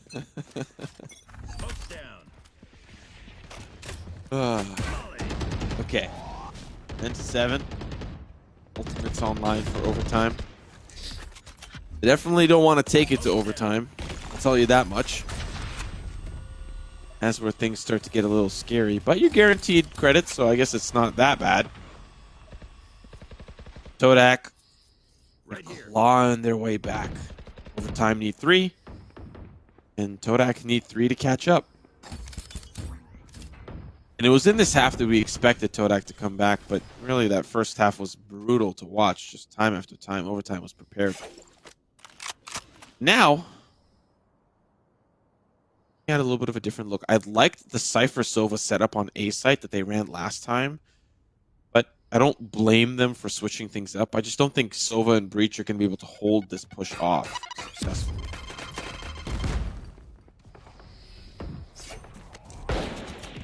Well, the challenge is about to be issued in full force overtime. On the way, oh, that wall, we see it so many times. Pinocchio's gets away with the frag. Scary as well. It provides movement, but accuracy at the same time. Much harder target to hit. You can see that lick of damage. Lava shut down. Flash out. There's Doctor in with the hits, but that was an operator. He could have won the round. Called down to Balto. Showstopper in hand. Does he use it? Does he save it? Does have a Cypher pushing in through the wall, but I think they may want to look for exits. This is going to be a little bit of a tougher retake, especially... Oh, actually, it's not going to be that bad. There's 2 injured members on the side of overtime, so it's still possible. Smoke going to be replaced here. Oh, he just yeets it in there. Going to find a little bit of value. Cypher coming in from the screen side. Balto backing up. So will the Cypher. 11-7. Todak bleed another round, and they can only afford to bleed 1 more. And look at all those ultimates that are still available for overtime. What is stopping them from next round committing 2 or 3 of them to secure the round, right? Committing like a Rolling Thunder or a lockdown to get access to the site, a Showstopper to get involved and try to find an early pick, a Res to recuperate some of that damage. Maybe from the shadows for a cheeky late round play to teleport on the opposite side and plant, which we see sometimes, but not all the time. But TLDR, what's stopping them from committing one of the 5 ultimates they have to secure the round and put them at match point on the map pick for Todak?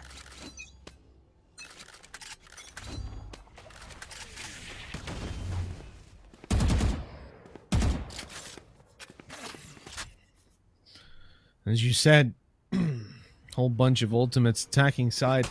To me, this is just a full direct approach, right? It's one of those rounds where you want to just blitz into a side. I understand being afraid of a Cypher B-hold, but it ain't going to be. He swapped over. No way to know that for sure.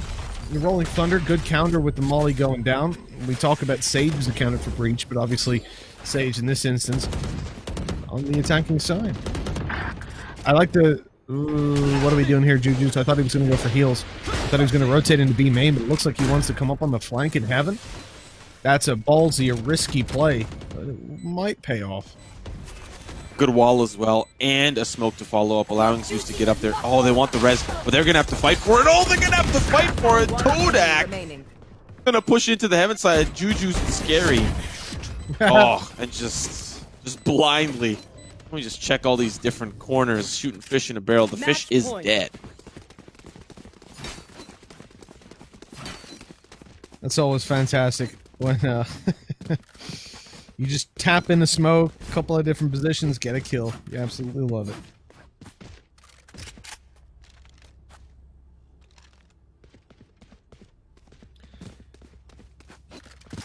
And now 1 to go.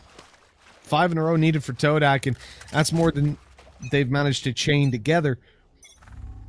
It's almost more than they've managed to get full stop.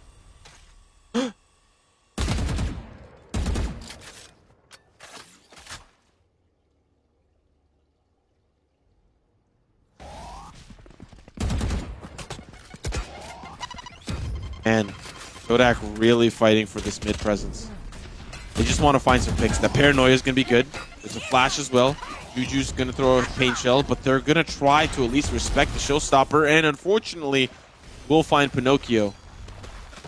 And they are really just hammering it home. But Zeus, once again, having all this B main control. We've seen this a different round before, and it put Overtime in a great position. Now that it's a 4v4, Zeus can actually wrap all the way around. Lava has to be a little bit careful because, yes, they have control of the site, but look who's there. 𝗑𝗏𝗄. Zeus coming in from the defender spawn. What am I watching? Brazilian Valorant? How is this happening? Well, oh, hold on. Juju's dealt with. Spike down. They can defend it. They've got the recon out. But 30 𝗑𝗏𝗄, seconds left. he's in trouble. A player already coming around the elbow, looking to take him out. He has the 100 Fury, but in no position to use it. Scary from above. Finds the frag. There's a player down below him, and he has no idea. It's Balto with the nade. Swinging into the right side, but Zeus wins the duel. No ulti online. 15 seconds. That has to be stuck. The doctor starts to move into position. Planted. Gotten himself out. Nice That's wall. a deactivated trapwire, but as you said, the wall isolates the angle. Zeus gets the frag. Zeus gets the round, and Zeus gets the map. And we didn't really get too deep into that second half, but I really have to give a lot of credit to Zeus. I'd imagine he may be one of the MVPs that we see come in, or it's Balto. I don't know which one. We'll have to see, but Zeus, I think that really wasn't his first rodeo, getting into the kind of the back hallways around the spawn. He did that probably 2 or 3 rounds. And you have to wonder for Todak, committing all of that pressure towards the middle, what other extremities could possibly be played during that time? And Zeus getting so much ground, getting into the back line there. Yeah, some of his members do end up falling on that A side hold as they try to get the spike down. But it does fall on Zeus's shoulders to clean up the round, and he does so masterfully. Yeah, absolutely. Really, really well handled. And I think Sage play, something that's just underrated globally. I'm really happy to see it return. Obviously, we've got David P taking it more frequently. He was kind of the first one to be taking it out, with the exception of Lowell, who just plays it on every single map. But here in Southeast Asia, we haven't seen too much Sage. There's been a distinct lack of it. So I can get behind it. I can 100% get behind it. We didn't see maybe the best use of the reses at times. Like that one up in heaven when he went for the res, then immediately tried to heal. Like, you got to have your weapon out. You got to know once you pop that res, people are going to push you or at least spam you. It looks like we're ready to jump in and take a look at the statisticos that have gone down between these teams. Let's see who's been able to take the top spot. Was it Balto? No, it wasn't. He's down a little bit, unfortunately. Zeus, the man, the myth, the legend. He might have lightning in his name, but he's got some icy hands and 317 average combat score. Not too bad. Yeah, definitely really the highlight player for me. Just the way that they were positioning, especially on the defensive side, in combination with Pinocchio's. Those two got off to a very hot start on the defense, holding the line in middle and playing different variations, either aggressively double peeking with Juju's peeking from the ropes room, but overall, they could also play passive. They could play off angle on the rafters themselves. They played so many different variations of that B heaven hold, and it really put them in a great position. Once we swapped over to the attack, it was Zeus leading those lurks. And man, when have you ever seen a Sage lurk play? Like, you usually see the Sage battle play.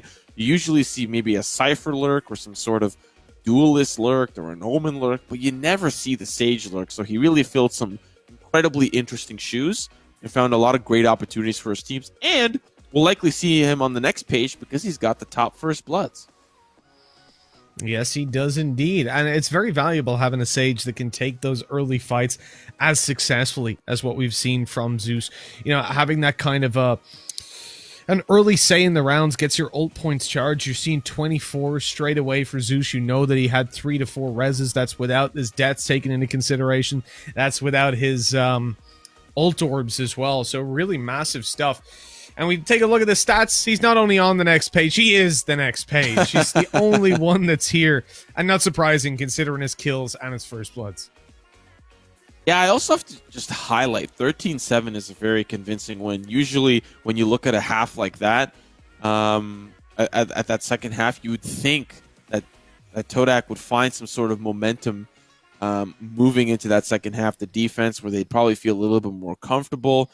But that first half, 9-3, it's not a bad half by any means, especially the defense. It's just the second half that they lost the pistol. They couldn't capitalize on anything else after that third round. And really just put them in a tough spot moving forward. So solid stuff coming out from overtime. Definitely don't want to discredit their win. And really, it does kind of, for us, boil down to what this next map pick looks like, because they didn't win their first one. They get the second chance. Guess who gets to pick side selection? Guess who gets to have their lay of the land? Guess who gets to feel their own comfort on whatever map we end up going to? And if we look at the map pool for overtime, we're going to be going to stuff that potentially they favor. If it's Haven, they're going to be a little bit more comfortable.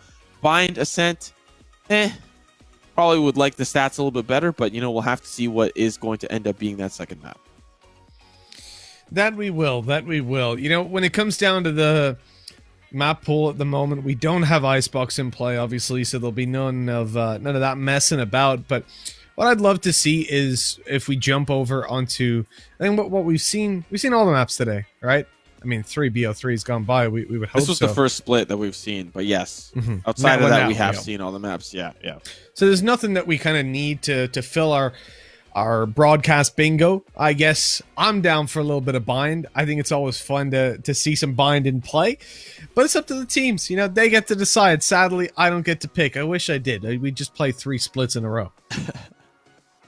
Yeah, I think North America would hate you for that. That's probably why we don't bring you over. We don't associate with Mitchman in NA because teams hate splits so much, and you really saw some of the teams being exploited by the teams that decided to get really good at split in North America.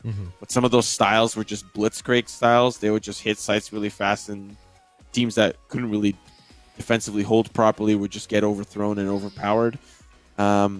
And of course, we still don't really see the Viper being used on split, which I'd imagine can be used effectively if in the right hands. Especially, I've seen some combos where you've got like Viper and Killjoy holding a site together with a different utility, like one holding Heaven, one holding site, like with Nano Swarm and Alarm Bot. A lot of different ways to hold with Viper and Killjoy, and of course any other Sentinel that you want to slap down there. But whatever map we do end up going to, I doubt we'll see a Viper. We'll probably see the same kind of compositions we've seen already. Yeah, all my homies in NA, they hate split. That's just kind of the way it goes. That's fair. I'm against them. I think Ascent is the worst map of the pool by quite a bit. Get rid of it. Get it out. Get it out of here. Are you serious? Are you serious? I hate it. Yeah, that's NA's favorite map. Most teams in NA love Ascent. It's their favorite map. I used to think Haven was NA's map, but they kind of slowly transitioned to Ascent being kind of the favorite. In EU, it's Bind. And speaking of Bind, I don't really know where we're going to next. We'll likely either see the game is ready or the map pool is ready. One of those two is coming up in a little bit. We'll see what after this graphic. It's going to be Bind. Ooh, an interesting one on the other side. We're staying away from that toxic North American style. Going over to Bind. That's what I'm here for, baby. Let's do it. Asia's got my back. I think, you know what? You're talking to me about triple duelists. You're talking to me about Ascent being the favorite map. I'm glad I stay out of North American Valorant. Give me EU all day, inject it in my veins. But I'm not liking what I'm hearing. You're a bad salesman. I'm not trying to sell you. Listen, you'd be on every stream advocating for split, and I'd be like, "Who is this guy?" NA caster, you'd get a lot of memes. We're not gonna. Looks like we might not be seeing the Sage come through, which I still think on Bind can be useful. We saw, I think, a little bit of that earlier in the day. Sova's going to be locked in for Zeus, and he was a star performer. We'll see if that's going to continue on the Sova itself. On the flip side, not seeing the triple duelist that from what we saw a little bit earlier in the day. We'll see, of course, how this composition works out for Balto and company. Things relatively looking the same. 𝗔𝗢𝗖 off of the Jet onto the Cypher, sorry, onto the Jet. That's going to be an interesting look for him. But you know, for a team like Overtime, they suffer on the attack. Based on the statistics we do have, out of the 5 maps they've played Bind, very comfortable on the defense. They want to get off to the same start that they did on Split, and they want to do it as quickly as possible.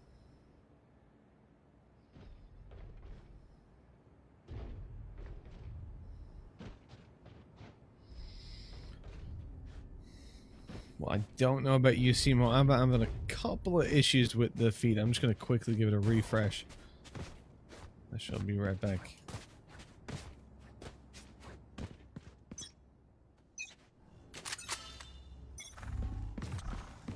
I do have to say, though, all this Brimstone is making me a little happy. But I haven't seen a lot of impactful Brimstone play. And you might see some of it here. Fortunately not. Trade after trade, it does go to the favor of 𝗏𝗏𝗏. And they'll have this A site under control quite handily. Smokes go down. And I like these smokes, too. They know they have a lot of control of back site. And it gives a direct alleyway for 𝗔𝗢𝗖 to go. Oh, he sees the flash. Oh, unfortunately, he gets chipped. Now it's a 3v3. Now things are a little bit doable. And with Julius on the flank, this could be trouble for 𝗏𝗏𝗏. It sure spells trouble. 𝗏𝗏𝗏 in trouble if they don't realize what's going down before it's too late. Martoy spotted him out. And even with the ghost in hand, he's able to get the frag. Leave it down to a 1v3 and fade away with this low HP. Happy to allow this one to resolve itself. The teammates over the word bathroom, more than enough in play for them to take this player down whenever he comes around the corner. And there we go. Senna, the one to close it, as 𝗏𝗏𝗏, they were in a bit of hot water, but they managed to jump out pretty quick. If there's a map to turn this back around, it's going to be this one for 𝗏𝗏𝗏. Likely, if this does kind of go to that third map, we'll probably be seeing Haven. Overtime have a horrible stat record for Ascent. So Haven will likely be the last map. So you don't get to see NA's map. You don't get to see Ascent, very likely. But it does boil down to 𝗏𝗏𝗏 closing this one out. I am getting a little ahead of myself, but hot start off the pistol is definitely going to be a huge confidence booster, especially after losing so many rounds in a row in that first half on Split. I hear the sound of a Guardian ringing out in the background. The doctor, he's got the weapon in his hands. He's got the skins to put them in the bins. We'll see if he's going to be able to do that and take the trash out. For now, Overtime are just tucked away. You never really see teams push towards hookah on a round like this because you know you're up against weaker weapons. Even if it's just classics, the right click up close is just too damn dangerous. But that flash, they might think about it now. Right there. Well, no, not that the player's still peeking. If he didn't, you would maybe imagine that it was a rotate, but he's got the info now. Players spotted around B mid. You've also got some outside of A that were spotted after some spams through the smokes, but it is ultimately going to be an attack towards the B site. And you probably don't see Breach do a whole lot here. He should be shut down. I don't want to see Balto pushing forward, though, because he hasn't got the teammate to support him for another couple of seconds, and now he can go for the fight. 30 seconds left. Nokios can even find one. That's going to be huge. He does spot one player out. This is likely going to be a portal play. They're just going to pinch him in with utility, and it's going to be successful, at least for the time being. Here comes the rush of pistols. First one's going to come easy. Balto! The 4K on the round, a flawless one for 𝗏𝗏𝗏. That's just fun to say. I feel like I got to learn another language now. Yeah, we got to get a little bit of Portuguese. I can teach you one word, but you will be banned on Twitch for saying it. Yeah, maybe not. Maybe not. Yeah, no, that's the only downside, but it's a very fun word to say, and they all say it to each other. It's like, it's like the Irish and Australian version of a word that's very rude in America, but it's fine to say to your friends in my part of the world. Wait, I know exactly what you're talking about. all right. Well, there's a little wow. cheeky peek. My boy Balto coming through huge. That is something that I have not seen since beta, honestly. Used effectively. Raplan back in the beta, the player for 2G4L, he used to play This is before you even had the idea of Jet being the operator agent. He used to play as Raze with the op, and that's exactly what he did. That exact peak, blast back out to be long and just shut you down and leave his enemies frustrated as hell. Definitely going to be frustrated after that one, especially losing to Balto. Unfortunately, it's Zeus who's there with the answer back. It's a very creative peak. Find a lot of success with it early on. And to boot, it's on the Jet, you know, who has the ability to get away. But not quick enough. So far, this gun round for overtime really has just been slowly falling apart. The 3v4 is still doable. It does kind of really depend on the Cypher hold here. Tailwind onto sight. Spike now slowly starting to make its way. Camera's gone, but he does get a tag and he's traded away. Okay, 3v2. Spike being planted and Aftershock won't land. It's gonna be a tough retake for overtime. Flash out.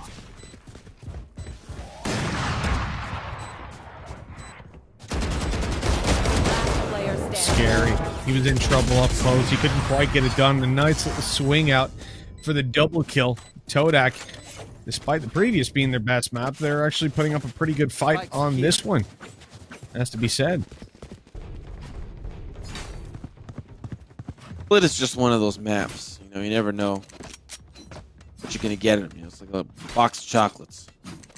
But Bind, a little bit more concise. You know exactly what you're getting. No hidden fees, no deep contract loopholes. Know what you're buying. And for overtime, they're struggling to figure out what they want to purchase because they are down 3 rounds. They lost the gun round. Really, the defense has just not been able to hold anything 𝗏𝗏 has thrown their way. It's been a little close a couple of rounds, but not close enough to secure a victory. Round win.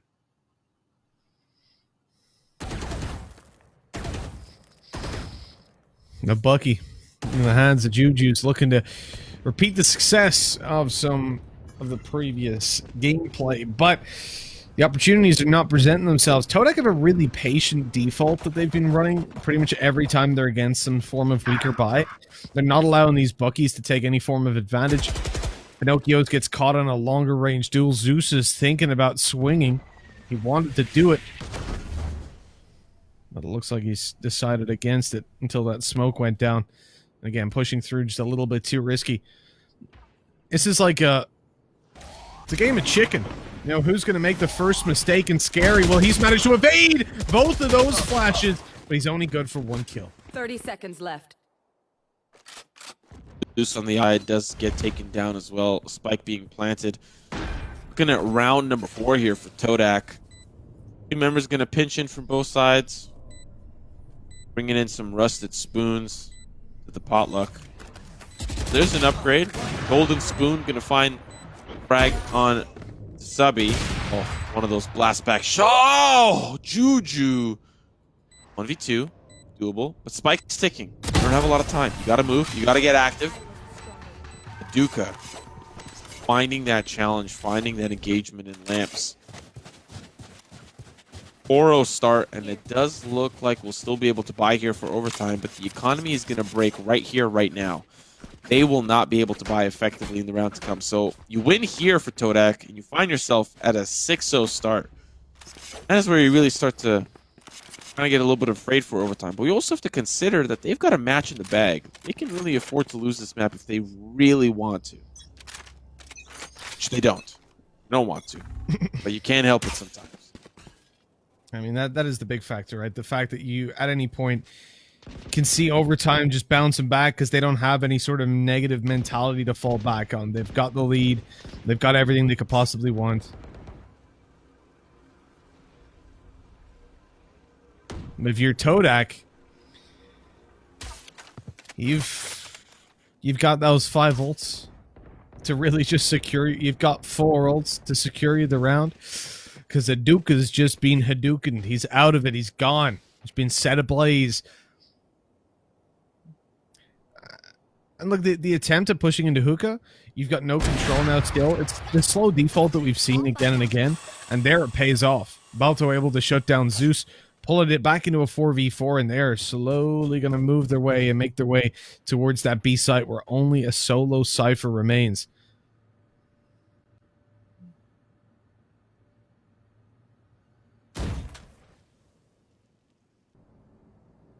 Poor little camera, never even stood a chance.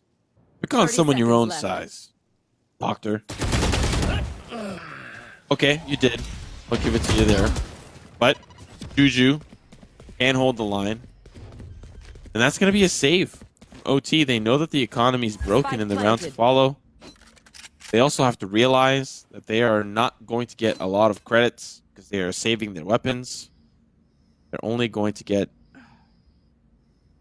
was it 1900? Both of them. So we'll see if they decide to force up or buy for a player. But I don't think they'll be able to afford it. They do have their armor still intact. And 5-0. Tough place to be in if you're overtime. It's just 1k you get, no? For surviving. You lose a K. So if they're at max loss bonus, they get 1900. Oh, you lose a k. I completely misread that. God damn. Yeah. That's why they just throw themselves onto the spike. Yeah, no, of course. I thought it was, I don't know how I misread the patch notes like that. I thought it was just if you survive, you get 1,000, but it must have said like 1,000 less credits than you would have. Fair enough. It's not as punishing if you're on max loss bonus as I thought. It's still pretty bad. Yeah.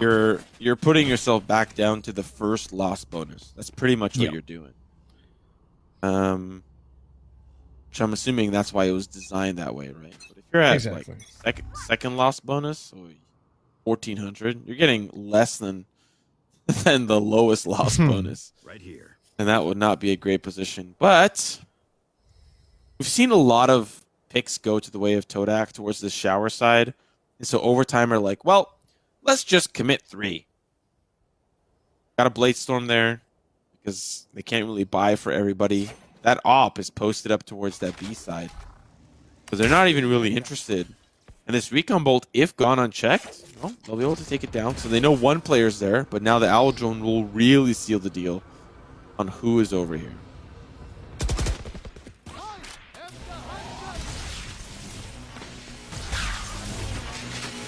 There's the 100 Fury at least finding the kill. Oh, Senna wow. in with another, and these frags just swinging in Todak's favor so quickly, and it's all about how much they have to commit towards it as well. Basically nothing. 100 Fury, you've still got 4 ultis online, and overtime are just being torn apart. Aduka up close. Scary's putting in a lot of work into this round, but he's low HP, he's trapped. He's not long for this world. It all has to be done by Cypher. Not the most useful of ultis to have. No body, no corpse to even use it on. Instead of giving him a corpse, he's going to be looking for another one. Looking to drop one, but I don't feel like this is going to go his way. Beacon here. The fact that we see so much Stim Beacon use really warms my heart. Really makes me happy to see. When we saw a lot of Brimstone in the early days, you never saw Stim Beacon. If you did, it was to break Haven doors. That's like the only time you saw Stim Beacon. That's the only time. But they're using it to like frag. They're using it for the rate of fire to seal the deal on early frags. And I like that. I like that. Just pair it up with the Odin, and you're my favorite team in the world. I can get behind that message, that's for sure. And I think it's something that is very much down to the changes that we've seen being made by the devs. It was necessary, again, to give it that little bit of a buff up to about 15%. And then obviously Reyna's ultimate got taken down. Without that, it was like the Stim Beacon didn't offer you that much value, and the Reyna ult was just insane. Like, the spray control that, good luck. But now you're in a position where both of them, I mean, you can still handle the weapon, but you get a pretty good position to actually grab some extra bullets out if you're not hitting the headshot. If you're just body shotting, you can still get the frags.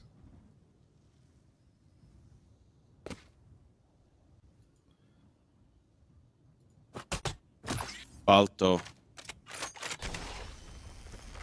And the doctor. Doc.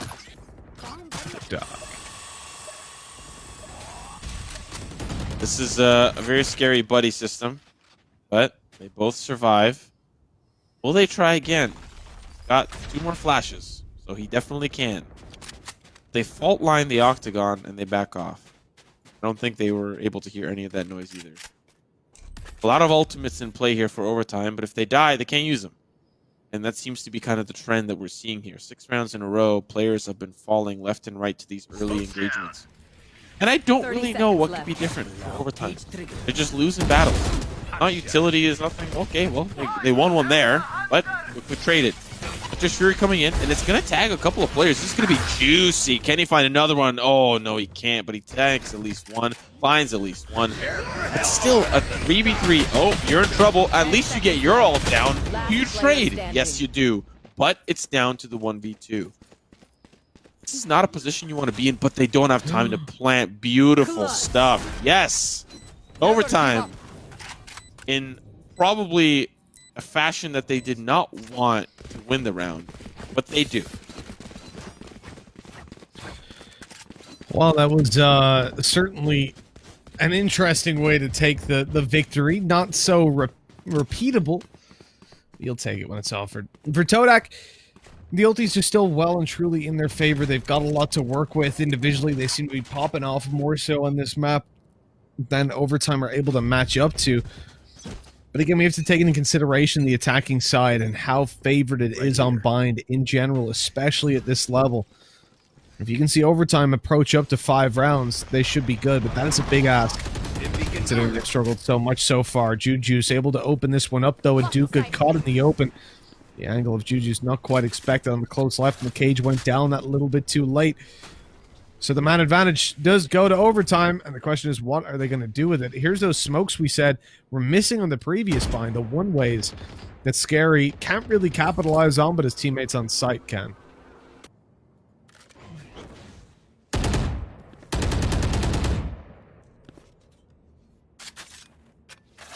feel like Todak are waiting for a potential secondary recon bolt timing. I don't know if they have that in the tank, if they have another one ready to go.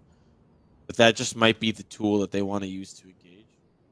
You have the showstopper, which doesn't need a timing up all the time. That might be the engage tool that they opt in for because they're all ready for it. The Sova's going to be a little late to the party, so it's going to be a little bit difficult to kind of track and keep up with. 30 seconds left. But if the showstopper can land onto one, that's definitely going to open up the round. Look at the amount of ground that they've been able to get. They haven't even needed to use the showstopper. Now it's going to get used. Now it's going to be a problem, but it doesn't find anybody. They're able to trade with the crossfire. It's all down to the late Sova to the plate, and he's spotted out. Doesn't have time. 10 seconds left. That was a round I was surely going to give into the favor of Todak. They had the setup right. They used the showstopper to get so much more ground, but it was stopped before it could begin. And another round in the bag here for overtime. 2 in a row has got to feel really good to get their confidence back. Bit of a kick in the teeth, though, if you're Todak. Again, that Rolling Thunder, I'm waiting to see it come out. Time seemed to get desperate, but it's never in play. And the Doctor, well, he could certainly do something to help out his teammates here, aside from just popping those flashes. That's where a turning point could be. But I mean, you see, overtime are still at that stage where they haven't got a lot of cash. So if they manage to do this, let me try again. If they manage to get the comeback in this one and find the victory, then you could see an easy 8 rounds on the board at least for Todak. And overtime put under heavy, heavy pressure. And that's a great opening duel. This is a round you're going to commit to almost fully, having already gotten that opening. Unfortunately, that height not quite big enough for Pinocchio. He's going to flash for himself. This time, he's not caught in the open. Goes for another one just to be sure. And the spray is good. Almost even connects the second.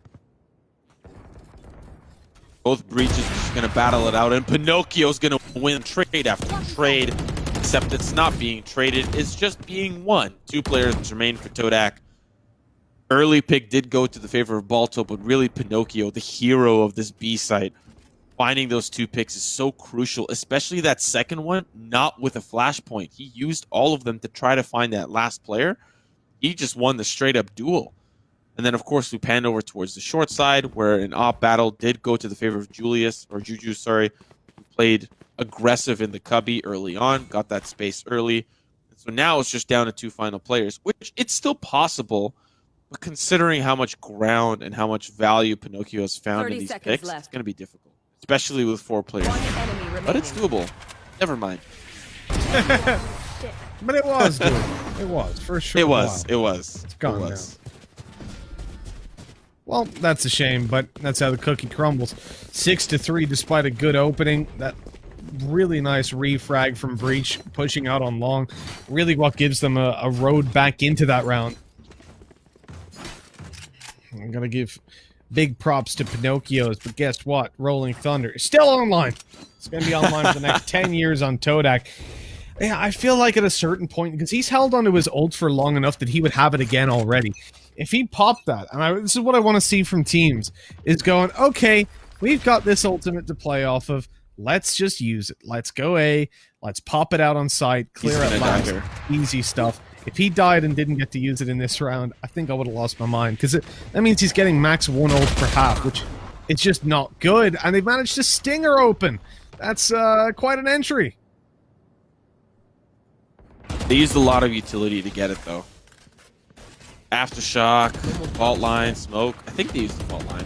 They may have not, but they still used utility to try to push off the angle. And by the way, I thought, was that a Stinger open? I thought there was a Bucky in the hands of Viduka early on, but let's pay attention to this entry. Or A short pushing in. Lava alongside Scary.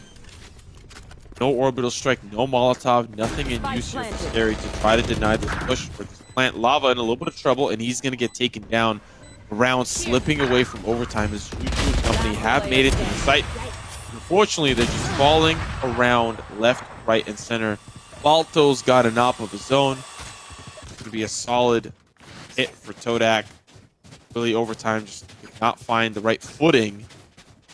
Answer back with frags of their own.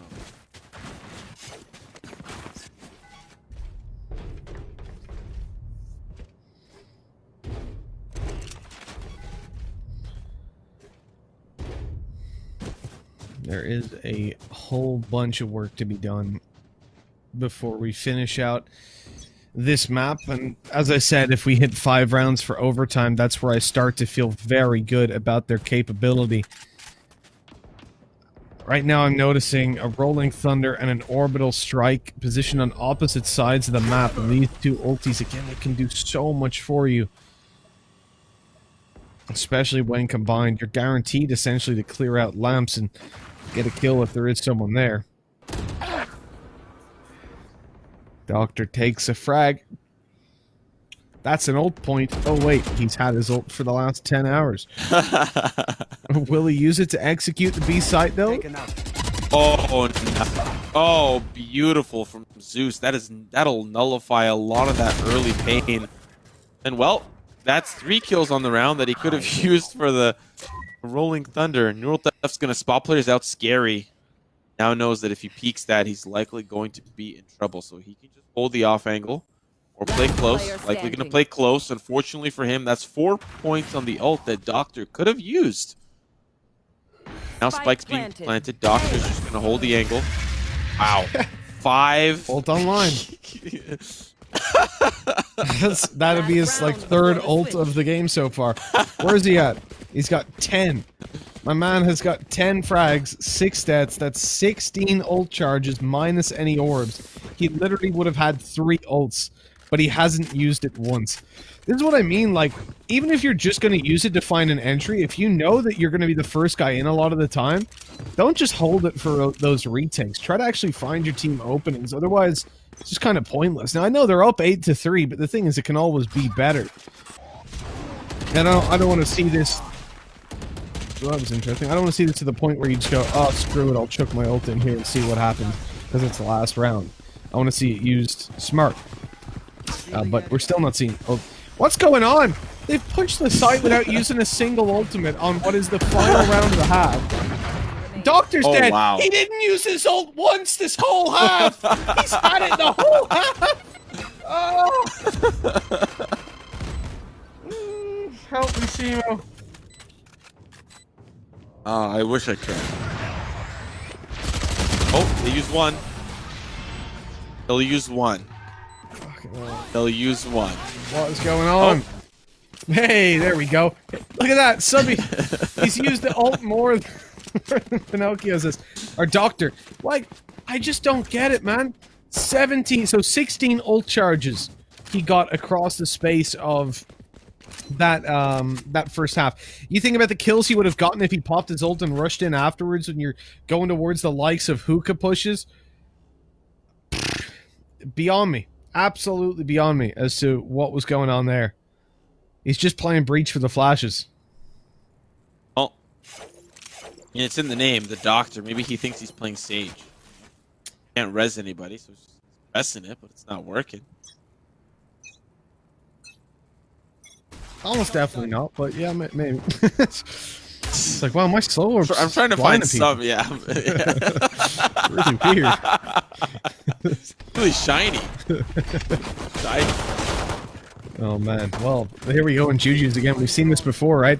The frenzy dash play with a jet. Out onto the side, Subby able to catch off one. Excuse me, just getting the information with the drone, but Senna whiffs it completely. Subby almost in with a double. That was nice classic play. Now, of course, it's up to Balto. 1v4, but there's a lot of injured members. Like, a lot. Dinks will definitely do damage. That's one. Balto. Fortunately, too many angles to cover. But where's Waldo book? You got no idea where to start. Too much to look at. But for overtime, a very important pistol for them to win, right? They needed that. Desperately needed that to find some momentum. Now, they're in a position. Got the force up. It's going to put them at 9-5. And if they convert on the third round, that would be the best case scenario for them. Very difficult to get that third round conversion. Winning the first two. It's almost never likely. But it happens from time to time, especially with some good teams.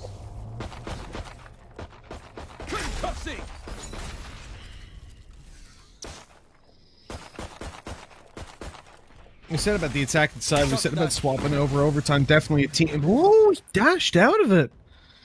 Very nice. Deploying drone.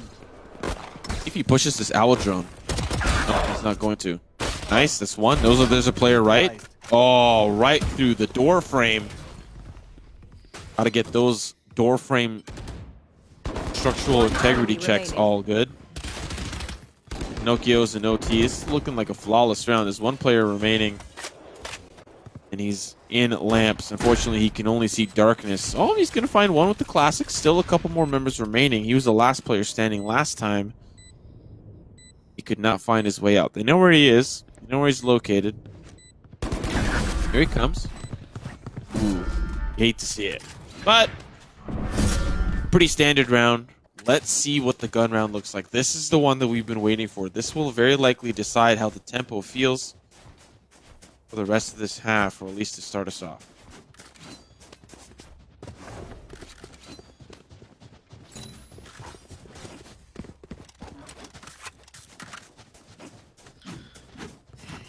I mean, in terms of the buy, overtime aren't even in that bad of a spot. They've got a Bulldog, a Vandal. Ultimately, it's just that like a handful of players need to perform. There can be no slacking if you want to win a round like this, and generally you will not win it.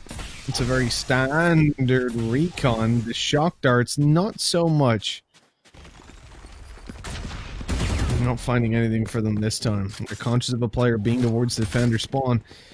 Little do they know, there's actually been a full rotate around towards elbow.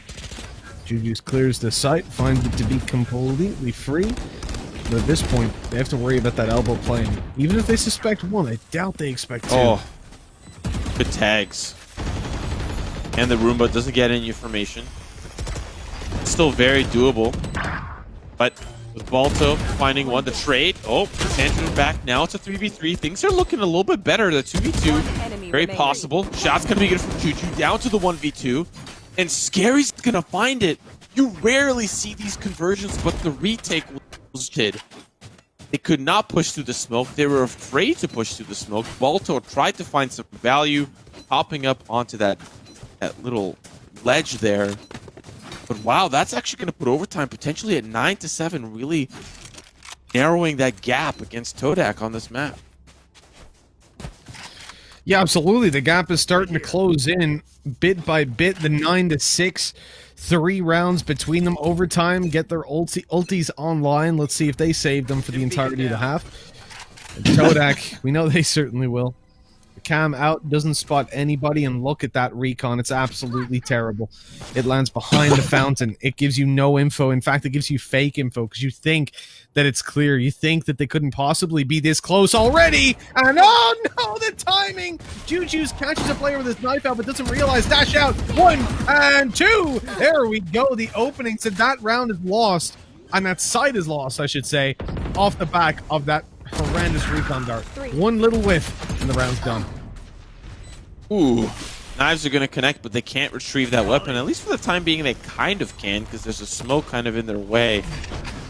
See what the maneuvers look like. There are blades here. Doctor is sprinting for it. He wants that Vandal. He wants an opportunity, because a 2v4 with blades and a Vandal, very, very possible. It all does boil down to a Duca. How can he pop off? And he's got no mobility.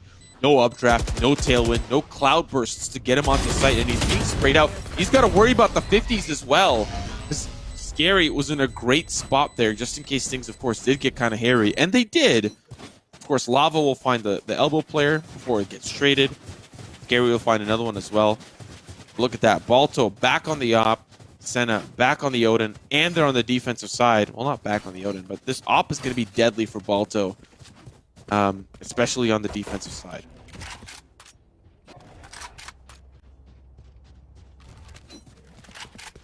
Together.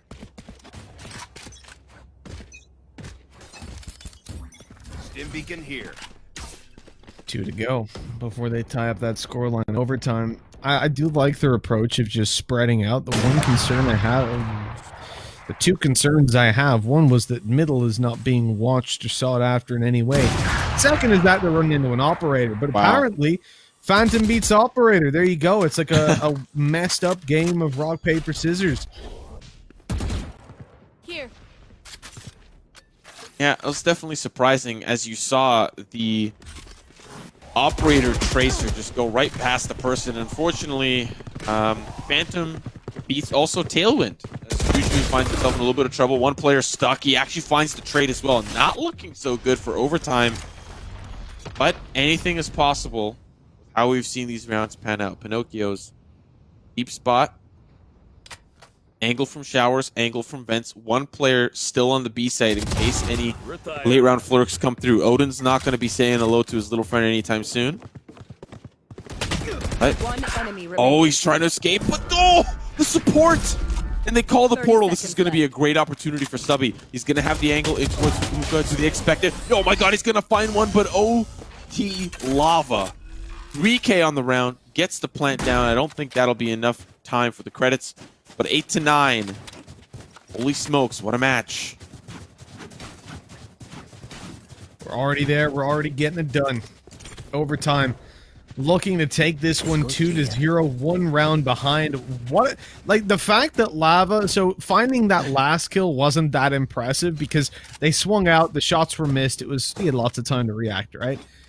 The fact that he found Jet before his teammate even fell, that blows my mind. That was so quick on the reaction.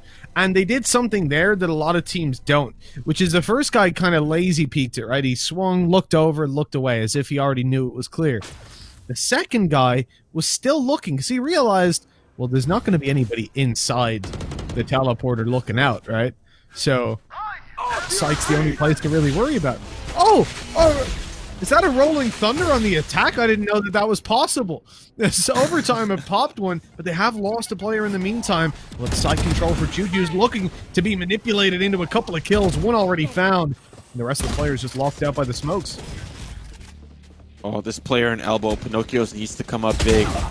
Really nullify that Hunter's Fury, and he will. He's going to find it. 3v3. Things have been nullified down.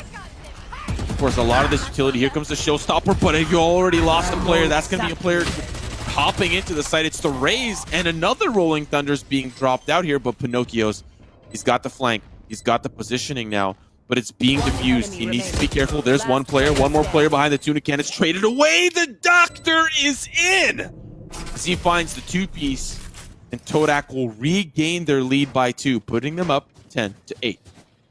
You know what's even more exciting than this, though? More exciting than Valorant, full stop. The announcement has gone out. It was last night. I didn't even see it. Maybe you will have seen it. Hayden Christensen returns as Darth Vader, joining Ewan McGregor in Obi-Wan Kenobi. The original series begins 10 years after the dramatic events of Revenge of the Sith and is coming to Disney+. Here. Wow. Are you sponsored?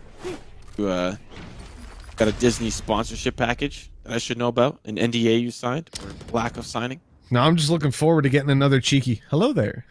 That's what I'm here for. That's payment enough for me.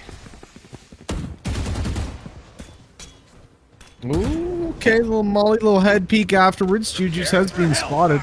There's the old, oh, now you're in trouble. Spotted moving out to the left, but Juju's, he dashes right after, avoids some extra bullets in from the spawn. And actually peeks out afterwards, but the spray not going to connect as that player has already crossed over to go deep elbow where Pinocchio's will take the fight. Stun out. Perfect timing by Subby. And a man advantage no more lies in favor of overtime. Juju has been playing so aggressively on these sites, and now as they start to come in, he's going to worry about the players funneling in. That's going to be the two-piece for him. There's still a Raze at play, and he's going to find it as well. Juju really putting his team on his back. I imagine shoulder day was yesterday because he is carrying them hard. There's still Cypher in play, but an ace. Juju has been insane. If there's going to be somebody that is going to put overtime in this 2-0 victory, it's Juju. He's 5 away from the 30 bomb, and he's making Balto look incredibly weak. I don't even want to yell it with the accent anymore. I'm just going to say Balto because Juju is showing up big. Look at his teammates as well. Everybody's on 9 or 10 kills. Juju's is just absolutely insane. Even the decision making here. He tucks in, he takes the first kill, then target selects, right? Realizes the player on site isn't the one he needs to go for. Perfect crosshair placement for the flick on the Balto, and then takes the final on really good positioning. I mean, it's not just two-dimensional, oh, I can go and click heads. He's playing this really smart as well, dancing around the Todak team. I'm almost putting them back up to an equalized scoreline. Stim beacon here. Let's be honest with ourselves, Mitch. Let's be completely honest. They've found a weakness on this B site. Passive play. Players can't hold it. Players lose the gunfights when they engage. And of course, if it ain't broke, might as well fix it. Seems to be the strategy for overtime. They're going to be walking into a face full of shorty. You only see those in rap videos, and now they're actually going to come through. 30 HP is what Juju is left with, but that's going to be the trade. The utility from Raze is going to find him. Now they start to push in. They need to find success here. One kill is going to come easy for Pinocchio's, but there's still players on site, and they're trying to stop the plant from coming through lava. Coming in from the showers. Yep, there's one. 2 more players remain. This is the eco, but every round is so important here for overtime. 1 player remaining, likely not going to survive. Spike being planted. Oh, the jumping classic. Okay. Cheeky. I like it. 2 HP. But he actually brought that dangerously close for the team. 2 players remaining for overtime. 10-10. We're tied up. This gun round will decide a lot in terms of the economy and how the rest of its half is going to play out. It's getting really tight. It's getting really interesting between these two. You know, overtime, they were down, but we said this map can be attacker-sided. We know overtime showed themselves in the previous map to be the stronger team on the attack, and then here we go. They've lost 1 round so far. Even right there, they go up against shorties. They go up against a really not so favorable engagement. And they get away with it. Recon Bolt destroyed. I think it scans some players first, so that could be really valuable info for them to play with. The drone coming up destroyed. 2 players hiding. Flashes there, but they don't do it quite in time. Good tags, actually. Ooh. Yep, he's going to re-peek. But he's got one more, I think, flash. He used 2, I believe. Look at all this action towards the A site. They're fast moving in. Jujo's going to lead the charge. Oh, you see the player in lamps. Paint shells come through. With Juju repositioning. Oh no, that's so unfortunate. Senna going to take him down. A little too aggressive, a little overzealous. But now Lava's in a great spot. Has a lot of the control backside, but they have to worry about this raise. Yep, hello, hello. Oh my god, how do you lose that? 𝗠𝘀𝘁 with the penetration through the door frame finds one. 3v4, not looking good for overtime, especially after Pinocchio's dies. And 𝗠𝘀𝘁, Wow. he's just doing the heavy 30 lifting seconds right left. now. He's carrying this team all the way through to the victory in this round at player least. standing. And then Senna drops the spike carrier. 1v4 is what's left. Zeus knows there's a player coming to peek, misses the shot, and now he'll just be swarmed on. There's no way. This is absolutely no getting away with this. With 15 seconds left, they would have to make so many 10 mistakes. seconds left. He would have to be so clean on the shots, and it just isn't possible, as you see. 11-10. One step closer to a third map for Todak. But overtime, they've still got some fight left in them. Ults built up, and money. One final opportunity to invest. They lose this, Yeah. the map's over. Yeah, 2400 is what'll come their way. If they win that 3000, they'll bounce back. On the opposite side, they'd get reset on the loss bonus. And to be fair, they're also not doing so great. There's going to be a couple of players on the defensive side that aren't going to be able to buy. Bladestorm is not available, but the showstopper is. Todak 𝗠𝘀𝘁 is 1 away, which is why I'm imagining the force up on the Spectre. Want to at least try to get some damage to get that last point. But for the first time, overtime, really starting off on the A site, that might be a problem. We'll see where they end up. Juju pushes forward, stops the showers push. This could be huge, but Juju's already down. With shots ringing out, you Todak that man advantage yet again. Pinocchio's trying desperately to pull it back, but he runs into a one-way. And so it's all down to Lava, who's shut down immediately by 𝗑𝗀𝗁. This is looking like 3 maps is set in stone for us at this point. As overtime, they just haven't got what it takes to push it across the line from what we're seeing so far. Here. I expect nothing less than a shorty buy, but he has the Bladestorm orbital strike as well.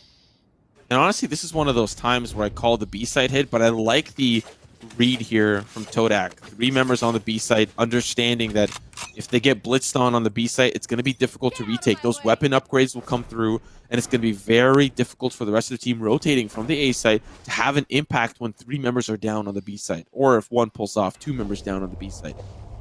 So I like this good presence of mind to stack the B site this time, split the A defense.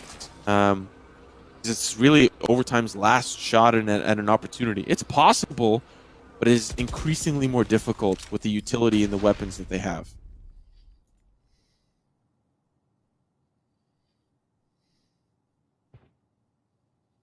Prepare for hellfire. Juju's coming out down the close. There he is. Oh. Final knife. Refreshes over to the Phantom, but not good enough. A 4v4 emerges. Zeus popping his recon through the smoke. He won't get the info. It's not there quite in time. The ultimate going to keep them back. Scary. Still gets that plant down, but from the side, Subby's in with one. This is getting way too close for comfort now. Pinocchio's traded back as well. Scary shot in the behind, and Doctor closes this map out. It's not the series done and dusted yet, though, because we are going to be going to map number 3. What a close map. What a close map. Overtime, so narrowly almost had that. Really climbed back, clawed their way back on the attacking side.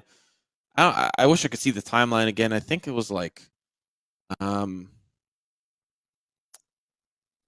they were able to string together a lot of rounds on the attack. Of course, it was tough. There was one kind of like intermission round. I think it was round 4 or 5 where Todak were able to get some sort of cheeky win. But then after that, it was still domination once again. A close map. And considering we only have Haven and Ascent in the pool, both teams are statistically not so great on Ascent. So it's likely that we'll be seeing Haven. And maybe we'll even see the triple duelist come back. That's something that I think works decently well on Haven. But then you also have to consider you're sacrificing some of that Sentinel utility, potential to stop flanks or really play a ward style where you just have a player watching the flanks themselves and sacrificing potential power to push. But let's have a look at some of the stats and see really who really topped the charts for us and who really made an impact on both teams. Well, taking a gander at this, I think it's no surprise that Juju's is up there towards the top of the scoreboard. 26 kills on the board. This man was absolutely insane, popping that ace towards the end of it. But it wasn't enough. Not this time. I think we hinted at it during the game. A couple of his teammates, they were all down amongst the same band. He had to win some of those last rounds almost by himself. And you can't really have that one going down. Meanwhile, over on the opposition of 𝗏𝗏, look at how much they've got to work with. 24 kills on 𝗏𝗏. Senna and Doctor also fragging. They were in there for opening duels far more. So yeah, Juju's had 7, but then look at the rest of his team. It was 1. Like, they're losing a lot of those early fights, whereas 𝗏𝗏 had much more consistency across the board. Even on players that weren't fragging so well, they were being traded on. And I think that's ultimately what got them the win here. Man, Juju has to be feeling so bad. You highlighted in an earlier matchup that it's very rare for the losing team to have an MVP performance, but Juju really was dragging his team every tailwind, every blade storm, every frag to open onto the B site. But it was not enough. It was not enough. 𝗏𝗏, as you had highlighted, is much more well-rounded than Overtime. Now, to be fair, we saw a very convincing performance in map number 1. 13-7 is a very good scoreline for Overtime. But now it boils down to the last map. Yes, they get map pick, but they don't get side selection, and that might hurt. We've seen how difficult life looks for them when they're on a side that they don't prefer. That first half on Bind, oh man, they were starting to sweat and starting to be a little bit afraid. You would have 7-5 would have been great, but they weren't able to reach that benchmark because it was just tough. And if they're put in a position on Haven where that's going to be the same thing, those weak links that you'd highlighted that may not be as strong to stand up to the members of 𝗏𝗏, they're going to suffer. And you're going to see a very convincing start, I think, here for 𝗏𝗏 on this third map. Well, this is the thing. I think it's never ideal to have one player that has to do the majority of the heavy lifting. I mean, we've seen this many, many times. I mean, Scream on Liquid and First Strike is the most recent example within Europe where somebody's dropping 30 kills and you're losing the map. And it very rarely happens. But when it does, it's heartbreaking. I think they're finding the majority of those frags because there's so much space left open by their teammates that aren't quite able to deliver. Everybody has bad days, but let's hope this isn't a bad day for Overtime and that instead it's just a bad map, because we're going to need to see them bounce back and give us a close final map of the day. Now, whether it's going to be Ascent or Haven, I don't know. And frankly, between these two teams, I don't think there's going to be that much to worry about. Obviously, they've got full selection of the agent pool. There's no refinement. There's no confinement in terms of what they're going to select, with the exception of a Sky, who's not allowed in this tournament, and Icebox also out the window. And having traded back those maps one for one, I really don't know how to call this one. For me, I think just there's more consistency in the hands of 𝗏𝗏 from what we saw on that map. Yeah, Split was a little bit of a scarier site, but I think you had highlighted it perfectly. We don't have an insane amount of information about the map pool. When you look at how the maps change, the meta changes week to week with the patch notes.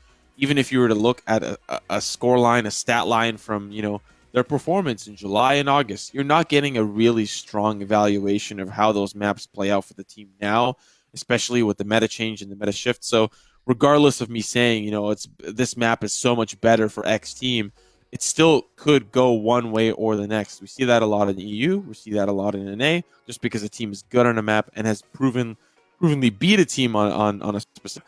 There are a lot of opportunities to kind of swing things back around, a very momentum-based game here. So things could always flip-flop one way or the next. But let's have a look at what exactly that last and final map is, we for ourselves know what we can expect, especially moving into this last and final map of the day.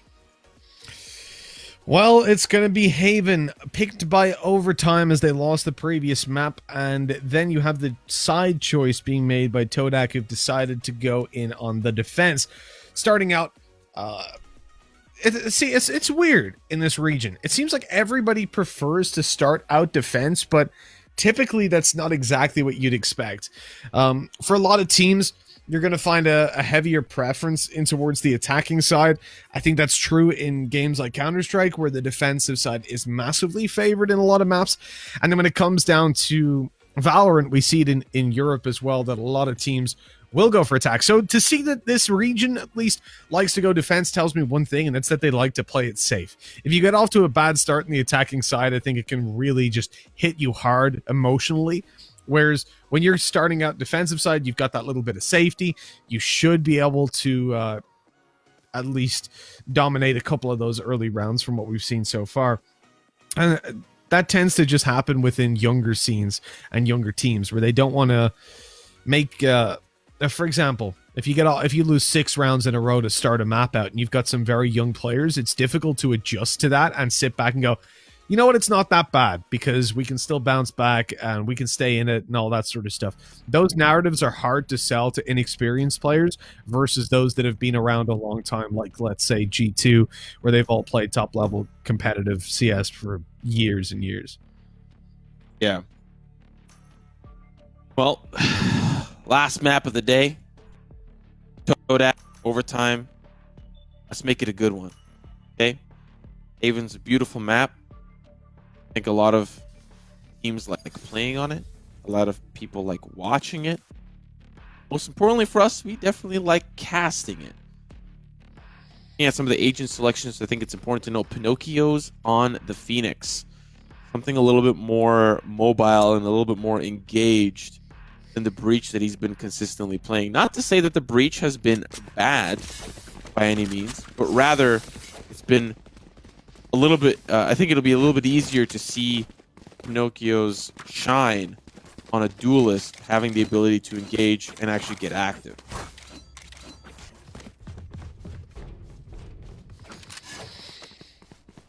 The duelists are here, and overtime are going to look to take them down over on the 𝗏𝗏 side. It's the final map of this best of 3, the final map of the day as well, as we see 𝗏𝗏, as we said, on the defensive side start.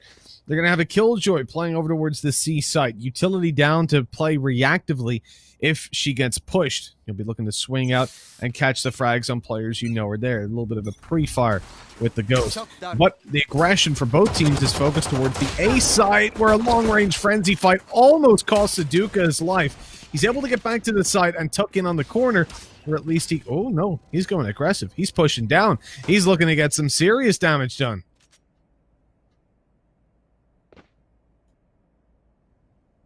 Doesn't have that tailwind anymore. Definitely wants to role play as 𝗏𝗏𝗏's did last round. Speaking of 𝗏𝗏𝗏's, he's going to lead his team over towards the A site. 𝗏𝗏𝗏 is going to go down towards sewers, and that's exactly where the rats are located. 2 of them looking to do some damage. So far, they are the ones that are being taken down. It's not being a good spot to try to trade. Right click's not going to pan out. That's a great fault line.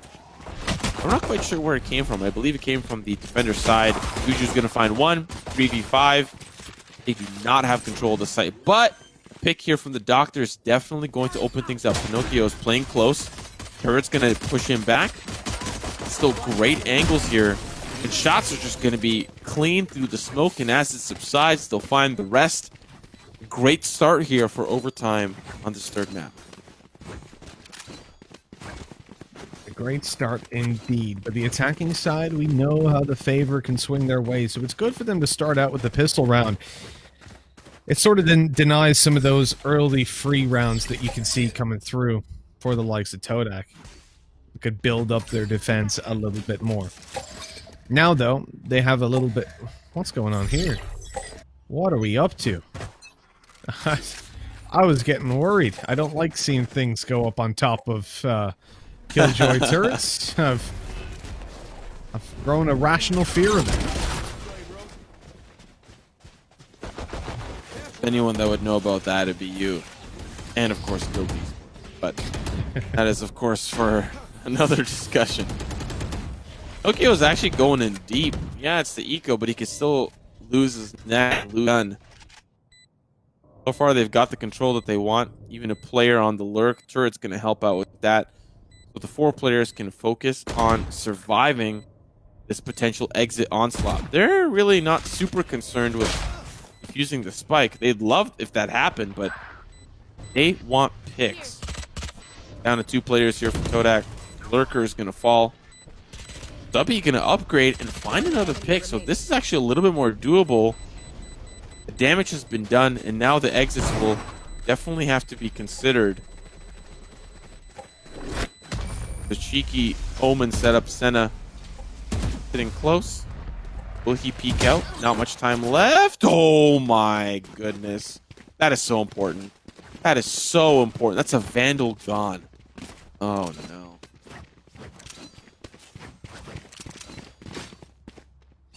Not nice to lose a weapon.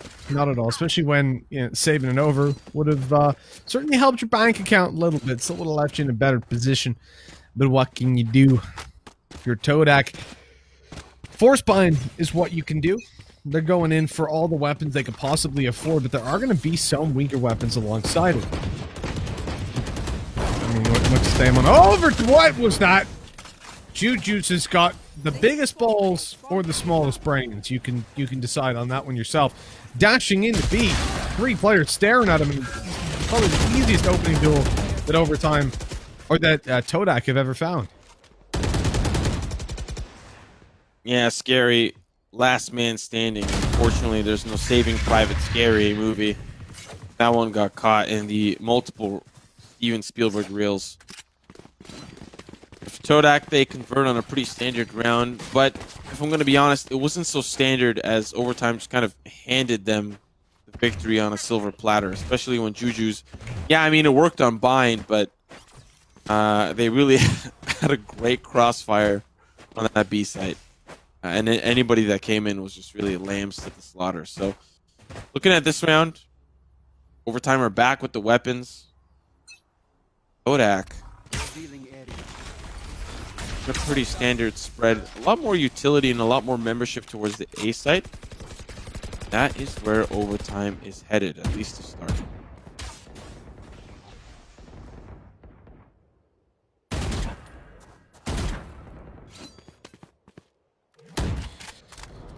𝗀𝗏. You gotta look at that defense, man. Look how passive it is. Look how spread out they are. 1 player towards each side of the map. 2 on A, but even still, one is super, super passive. Just putting a drone down. They pass each other. Give a little kiss. I have to say, though, odd decision. You've just seen a drone go down short. Didn't spot any players, but didn't make it far enough to really. And so it would look like he was going to rotate to B. Now, though, they're definitely going to rotate. Because the C side's under threat. They've already lost a player. But those rotates going to take way too long. And short of random RNG favoring Senna, they're going to have a man disadvantage on the retake. Oh, look at that position and the timing in towards Garage.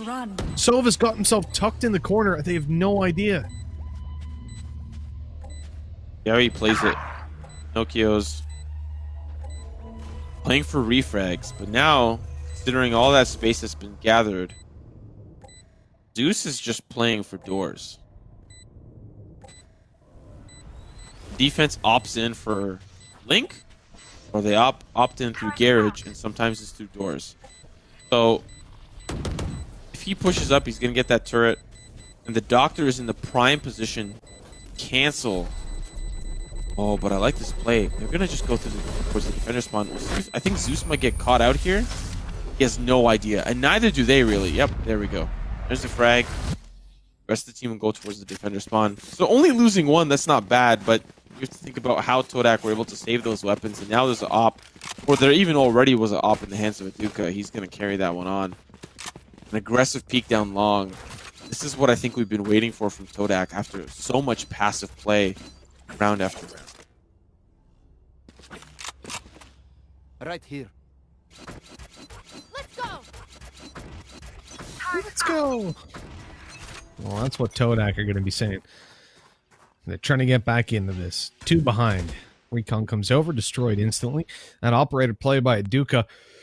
So I like even tucking in a little bit further to the left. Oh, okay, the flash didn't catch him. Explain how that worked. I swear I saw it pop, but he didn't, apparently. Yeah, I might need to call the devs. Hello, devs. I know you're working on all that great community stuff, but look at this. See this? Spicy.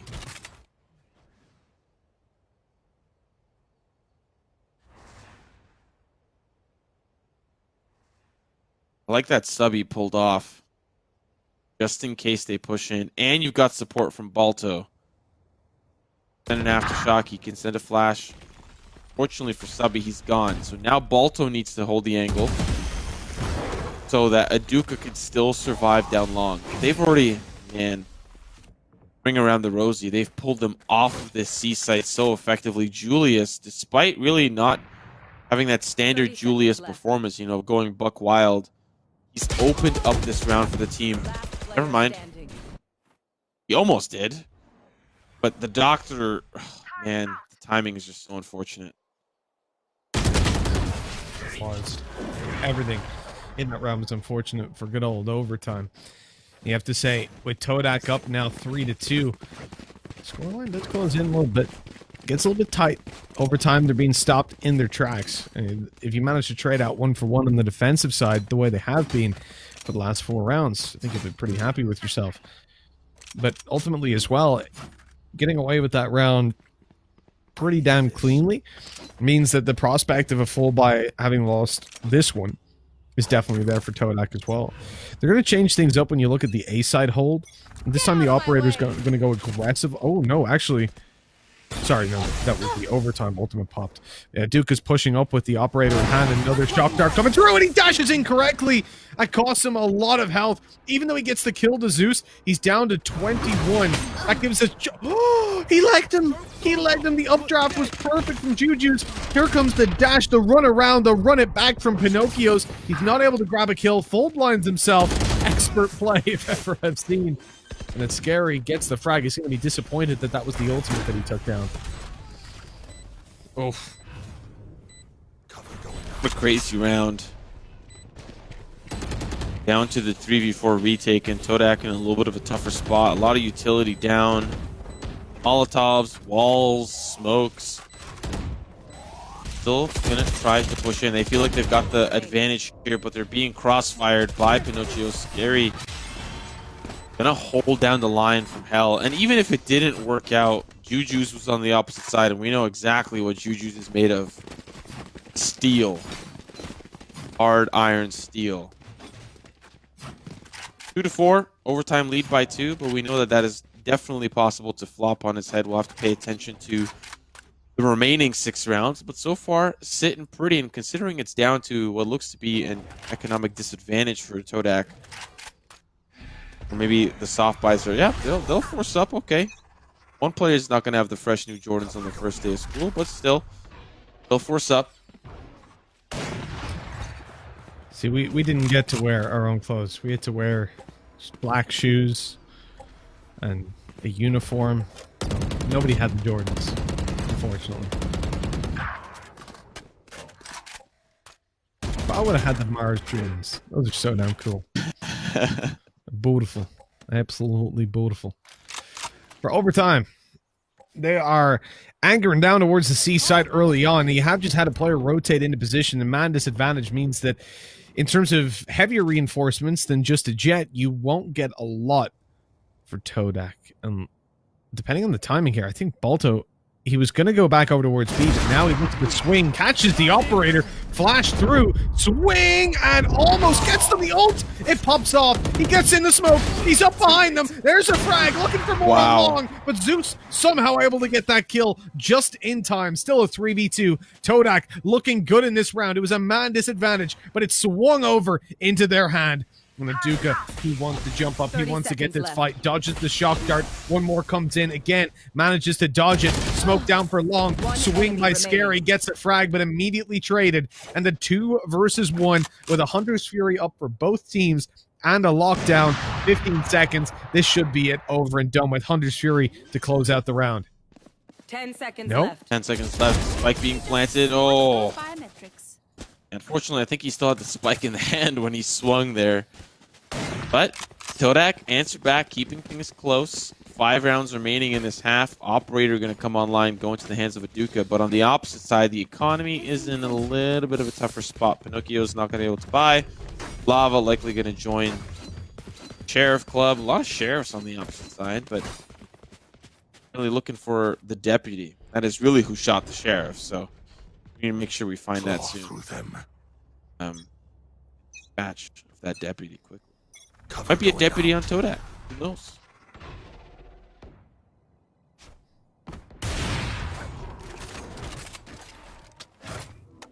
Here. I'm feeling pretty good for 𝗏𝗏's current scoreline. Their trajectory is definitely setting them up for success. What I'm surprised the most about, though, is how passive of a defensive side this is. You've got a Killjoy set up on A. Nobody B, just a very passive hold. And that's acceptable. If anything, that's favorable. The B side, very easy to retake if you have control of both C and A. But the difference for me is how they just don't tend to push down C long. They don't tend to make any plays up through middle or double doors. It's just sit on the site and wait, and for the most part, it's been working when it comes to the buy rounds. But here's where you see the problem, right? The pressure being applied, the numbers advantage comes into play, and the rotates took a while to get in. So by the time your team is here, you've already lost the A site. Spike planted. Clone kill. I think that one-way smoke helped out the defense more than it did the offense. 𝗏𝗏 gonna be able to use that up. Unfortunately, the frenzy in hand. There's players on all sides really yellow. Senna's gonna at least find 2 for the trade, but Zeus with the Hunter's Fury. Now the op is gonna go into the hands of the attack, and that is not what you want. But they still have some credits to work with. 2 players are gonna really feel the pain. 𝗏𝗏 nowhere near the Blade Storm, so he can't rely on that on this eco round. But a little bit of a tougher spot. Might put overtime really at 6-3. I mean, you had highlighted this is going to, set them up for success, but every time, at least for this series, we've seen overtime get off to a hot start. They usually finish strong, too.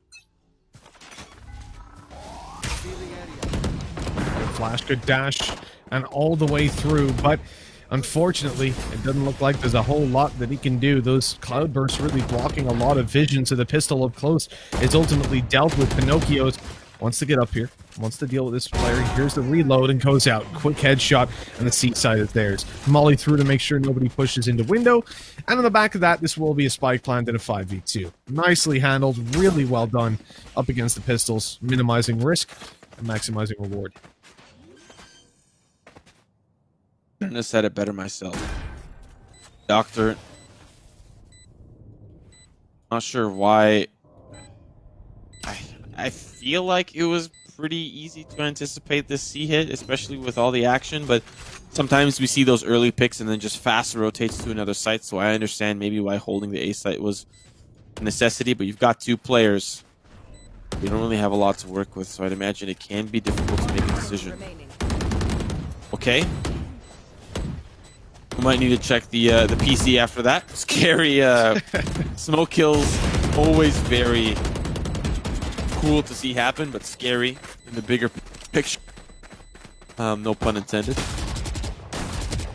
Oh, and that Bucky putting in work. Unfortunately, overtime's not going to pay you against company policy. But 3-6 scoreline. 𝗏𝗏 down 3 rounds with 3 remaining. This would be the gun round that I think breaks the straw on the camel's back. Finds himself in an opportunity, at least, to maybe take this 6-6. It's still going to be very, very difficult.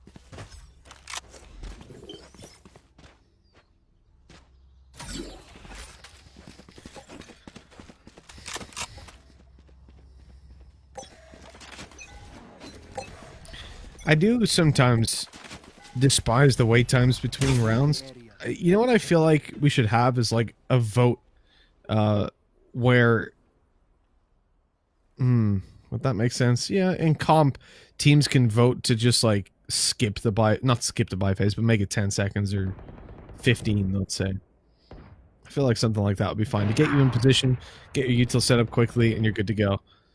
It will probably never be used, but it's the standing around. It's the suspense it builds. I can't take it. I can't deal with it. The Todak, they're now in that same position, though. They're sat down. They're waiting. The bot is being spotted by Pinocchio, so he'll destroy that, and that signals the push. They're going to start to move towards the A side, and Pinocchio's just wide swings, takes down the Killjoy, and, well, never mind her utility. Here's the ultimate, forcing them back. Good flash around the corner. He doesn't clear the left, though, not with a flashbang, so he will be taken down. That's the armor gone. So it does come with a cost, but it's not that high. Not that high of a cost at all when you're in a 5 versus 3 with everybody else having full utility due to how fast this execute was. And Todak having empty bank accounts and going in for a save.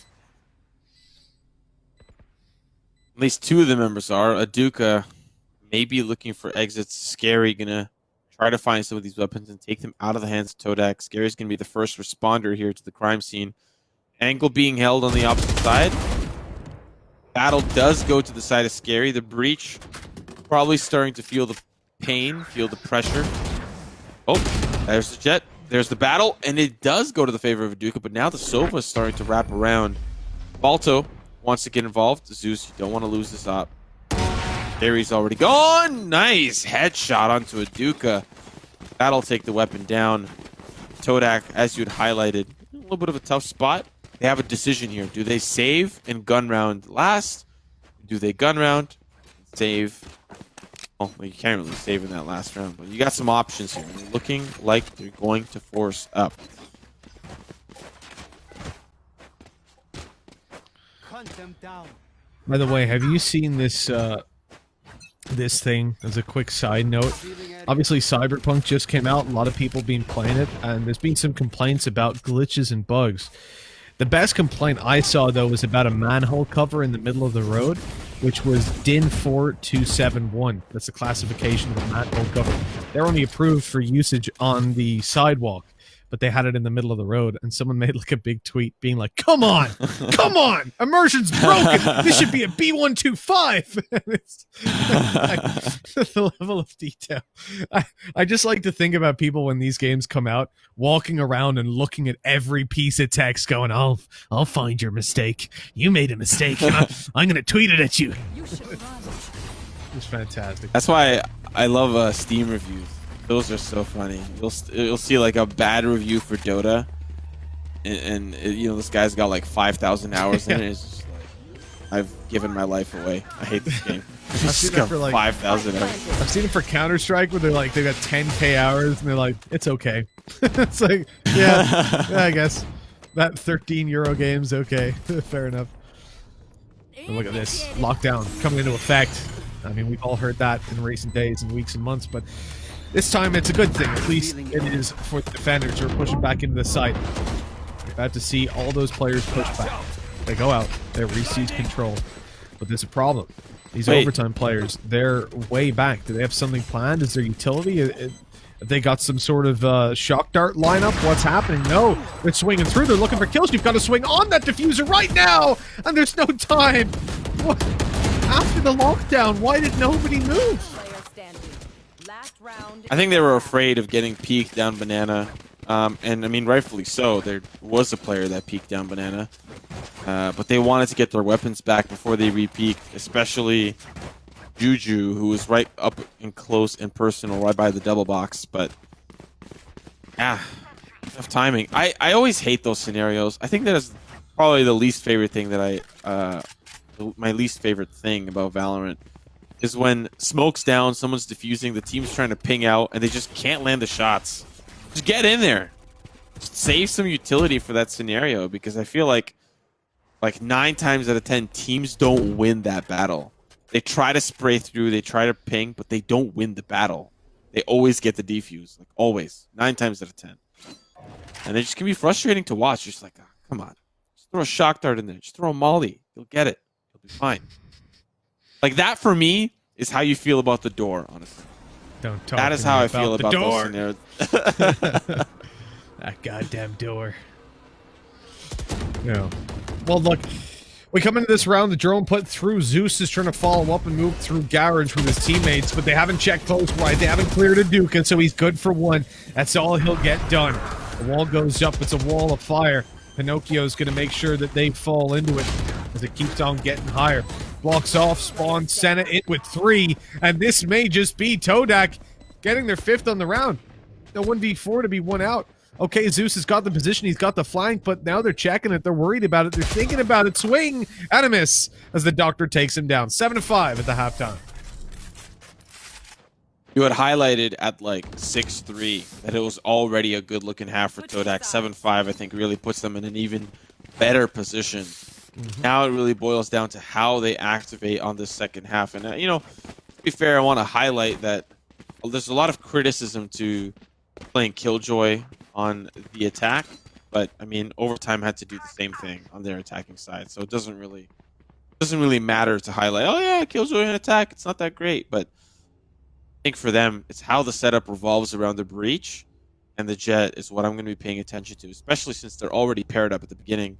𝗏𝗏𝗁 and 𝗏𝗏𝗏 looking aggressively down towards that long side, while the rest of the team, they're honestly just going to play contact.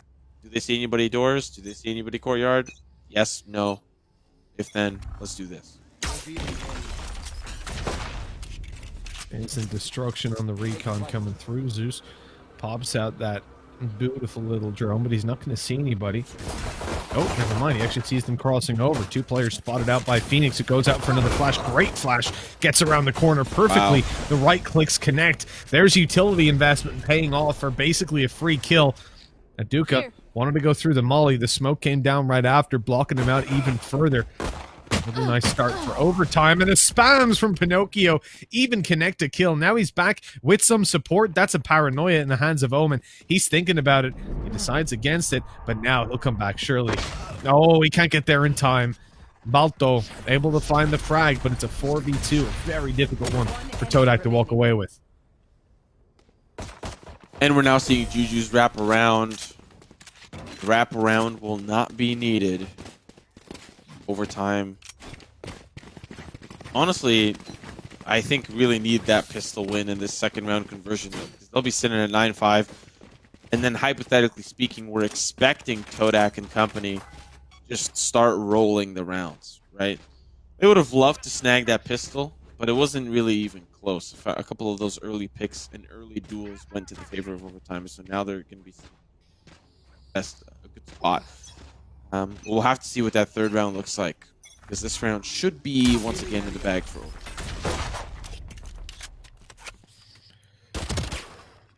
You never know in rounds like this. It can get topsy-turvy pretty quickly. A lot of players have been hurt outside of this side. I'm not surprised that Pinocchio's is putting down his molly, his hot hands, and just getting out of there with some hot heals. As 𝗏𝗏𝗏, they look for some control on long, but Pinocchio's, well, he's going to give them a fight. He's going to swing through, does some damage, flash in, but no kill, because that smoke's gone down. It's not blinded the Jett. It's still just tucked up in the corner. Flash of their own goes through just to allow Jett to fall back, and she's made it back to her team now to try and look elsewhere for some of these pushes.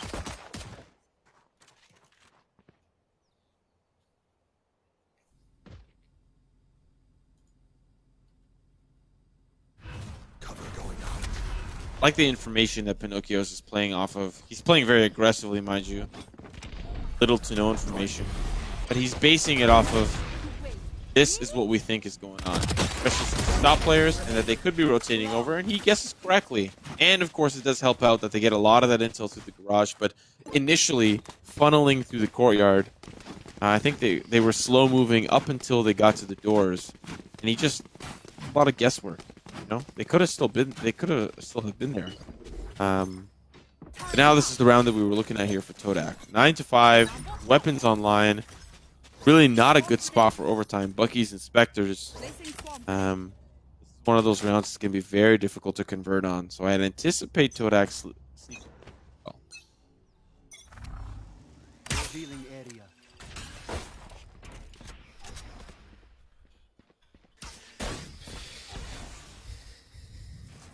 A bit like the little position that Pinocchio's is in. We've seen this backfire before when players just go out and give away the fact that they're tucked up close. Here we go, flash, but the timing is terrible. It works out horrendously because he blinds his own teammate. Allows Senna to take the kill and the sight. That is a failure. Never I've seen one, and even a Bucky kill for 𝗔𝗢𝗖. It just seems to be in love with that weapon. Jeez. Cover going out. Yeah, it's tough. There's so many weapons in this game. I know that Scream has this thing where they talk about my one-taps, but there's so many weapons in this game that I think do a great job of being really scary with the one-taps, you know? Vandal is one of them. Can be sprayed, but... And if you just put your crosshair at the right spot, you can just tap away. You don't need to spray down. Of course, that's what it's used for the most part, to spray, but... Honestly, 𝗏𝗏, I think, lost more members than they really should have. They'll still be able to buy up, but 2 members, Doctor and 𝗏𝗏𝗏, not going to be in a good spot to do so, or at least join the rest of the team. They'll buy down to utility and light armor. On the opposite side, though, this is where finally see a competitive round. Op for 𝗔𝗢𝗖. I'd imagine it's going to be an aggressive peek through the doors, or stay up in the window and look in towards the courtyard. That's a very small angle, and there's not a lot of information that you gather from it.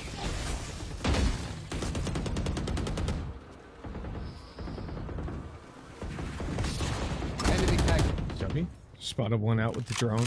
I think 𝗏𝗏 are just poking in towards this A site. Doesn't look like their intention is to go there just yet, but to force a fight. They know they need to clear out those close corners, and now that that's achieved, what are they going to do? Because 𝗏𝗏𝗏's pushed up close. To me, this is where a player, based on the positions they're in, is going to swing. I think he's just playing anti-flash in case they come around the corner. So they are going to commit towards A. At least the spike is moving up. There'll be a flash through or stun to clear out this close corner. Most likely a flash. Stun wouldn't get the entirety of the corner. Right there.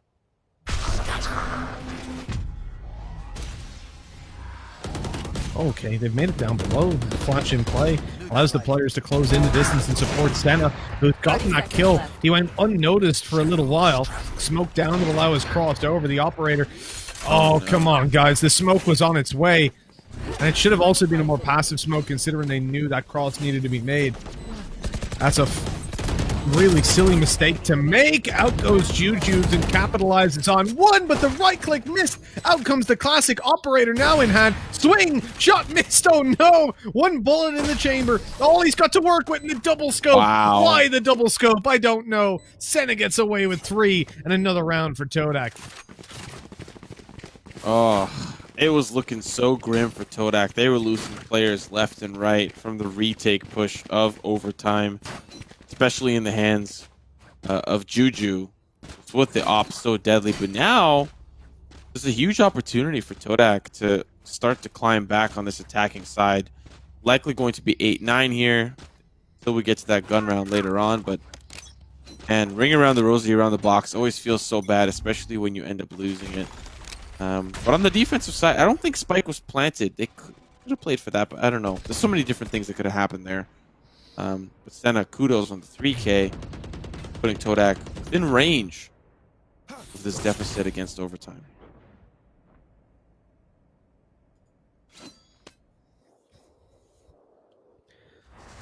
It's a slow march towards the C side. And look at the setup over there. 2 players stacked up on top of each other, ready and waiting to find some kills.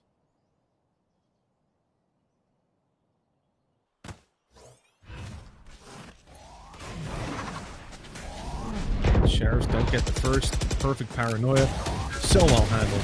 You've got a player up close from the dash to capitalize and trade out. The paranoia to cover the players that are pushing up. The timing on that, so perfect, so well drilled. This is what I love, man. I love seeing teams in this region come out of nowhere and all of a sudden be like well-oiled machines. And that's exactly what 𝗏𝗏𝗏 are looking like. That paranoia right side is also so standard. And to pair that up with the craziness of 𝗔𝗢𝗖, we saw the theatrics on Bind. it's no secret that this player knows exactly how to play the Jett entry role and is willing to sacrifice themselves for the greater good of the team.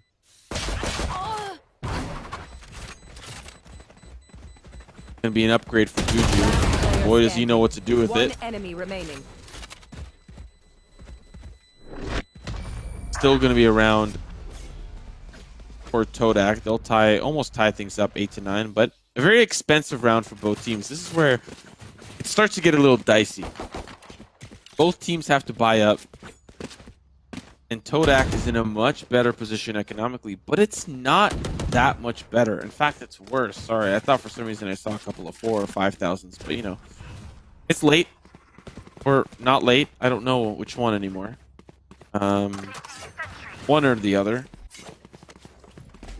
And for 𝗏𝗏C, it's gonna be a little bit of a tougher round. Get out of my way.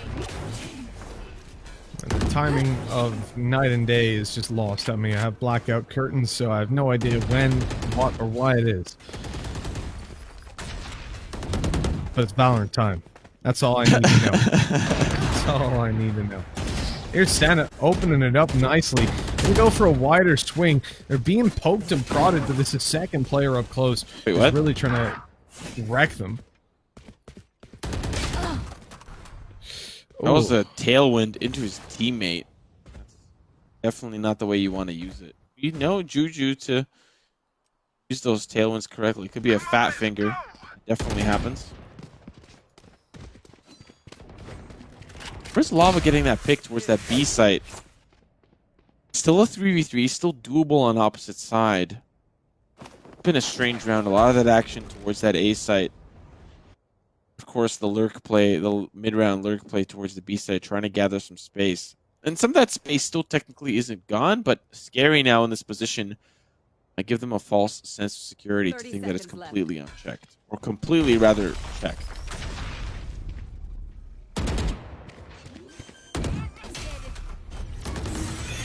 Spike planted.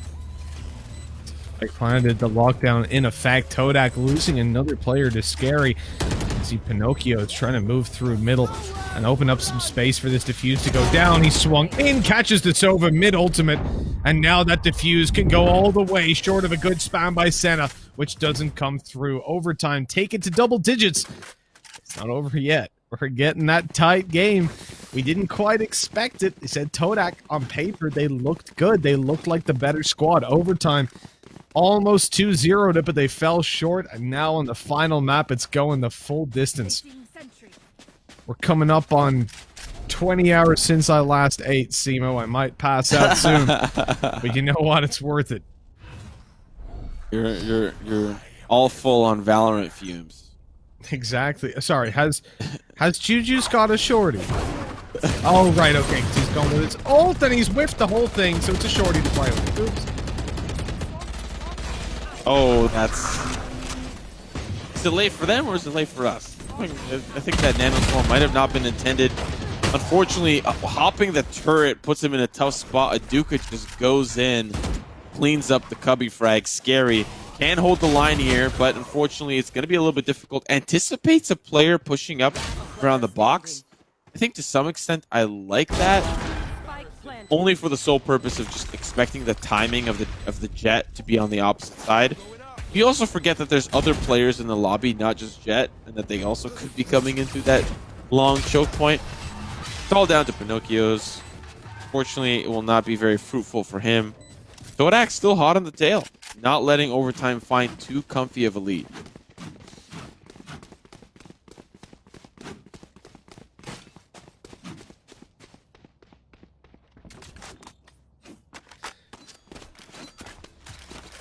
They're not in a, what do you call it, like an armchair, right? A recliner. I currently sat on one of those really cheap kitchen chairs. It's like wood and a little bit of canvas. But the canvas it hasn't got enough cushion, so you can feel the bars of the wood underneath you. No, actually, do you know what it is? It's like when I was in Egypt, I spent 12 weeks there, and we had cast iron, Here. like black chairs. Now, don't know if you know much about Egypt, but it's pretty hot. And cast iron gets pretty hot in the sun. And these were outdoors. It was a terrible idea. You essentially could cook food where you were sitting. You had to like, you had to get a bucket of water and pour it over it, and it would go tss, and steam would come off it. Then you could sit. It's ridiculous. Whoever thought of bringing those chairs, making them or bringing them to Egypt, was a moron and should have been forced to sit in them all day long.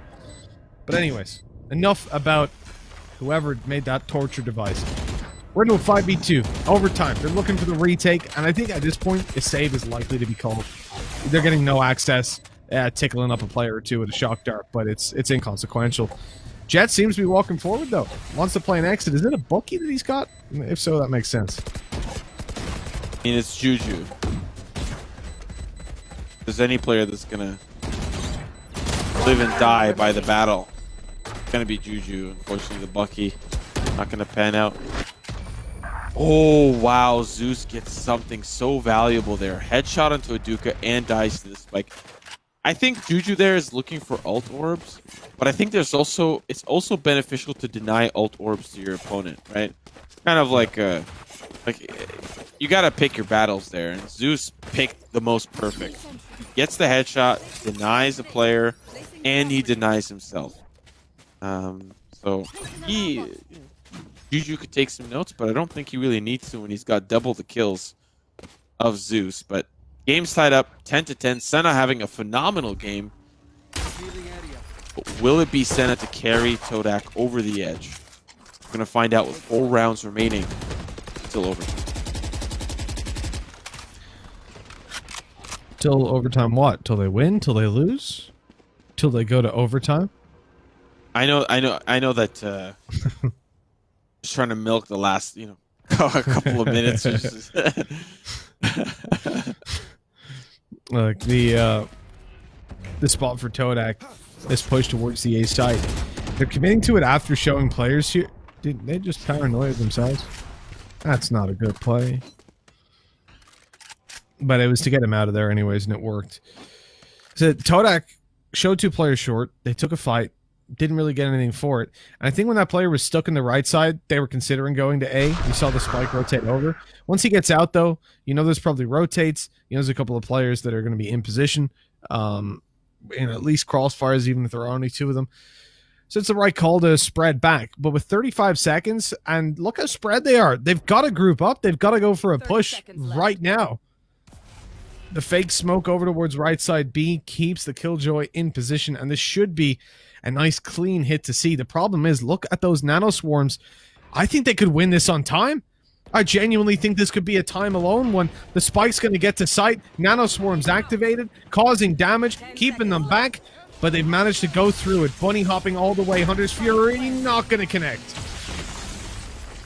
Oh, yes it will. Zeus onto 1, and now this retake's going to be very handy for overtime. Red carpet's rolled out. Will it find some value? There's a lot of smokes down, so vision denied, at least for the time being. And ultimate nullifies it. There's a player that's looking to peek inside and find some value. It's Balto, and he will not. Player after player, they will fall apart. Overtime now lead by 1, 11-10. They're on the precipice of closing out this series and moving on. A team that you really had put Todak as the team to win here in a 2-0 fashion, but it really started off with a 1-0 start for overtime, the comeback for Todak combined, and now here we are, the possibility of overtime moving on over Todak. Still a couple more rounds left, but overtime in a good position. They can sneak around one more round.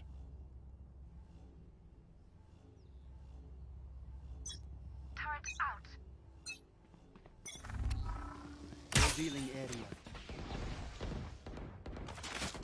We come bolt destroying straight away at the beginning of this round. Zeus stands out as drone. This has been a pretty consistent play for them. Phoenix is being spotted out on long. They heard the dart be shot, so they know that at this point Sova's in play towards A. You also know that Jet is quite frequently here, and they'll spot her now in just a second. So now that they've got that info, 3 players towards the A site, start of the round. I'm quite surprised that we're still sticking 4 players towards A.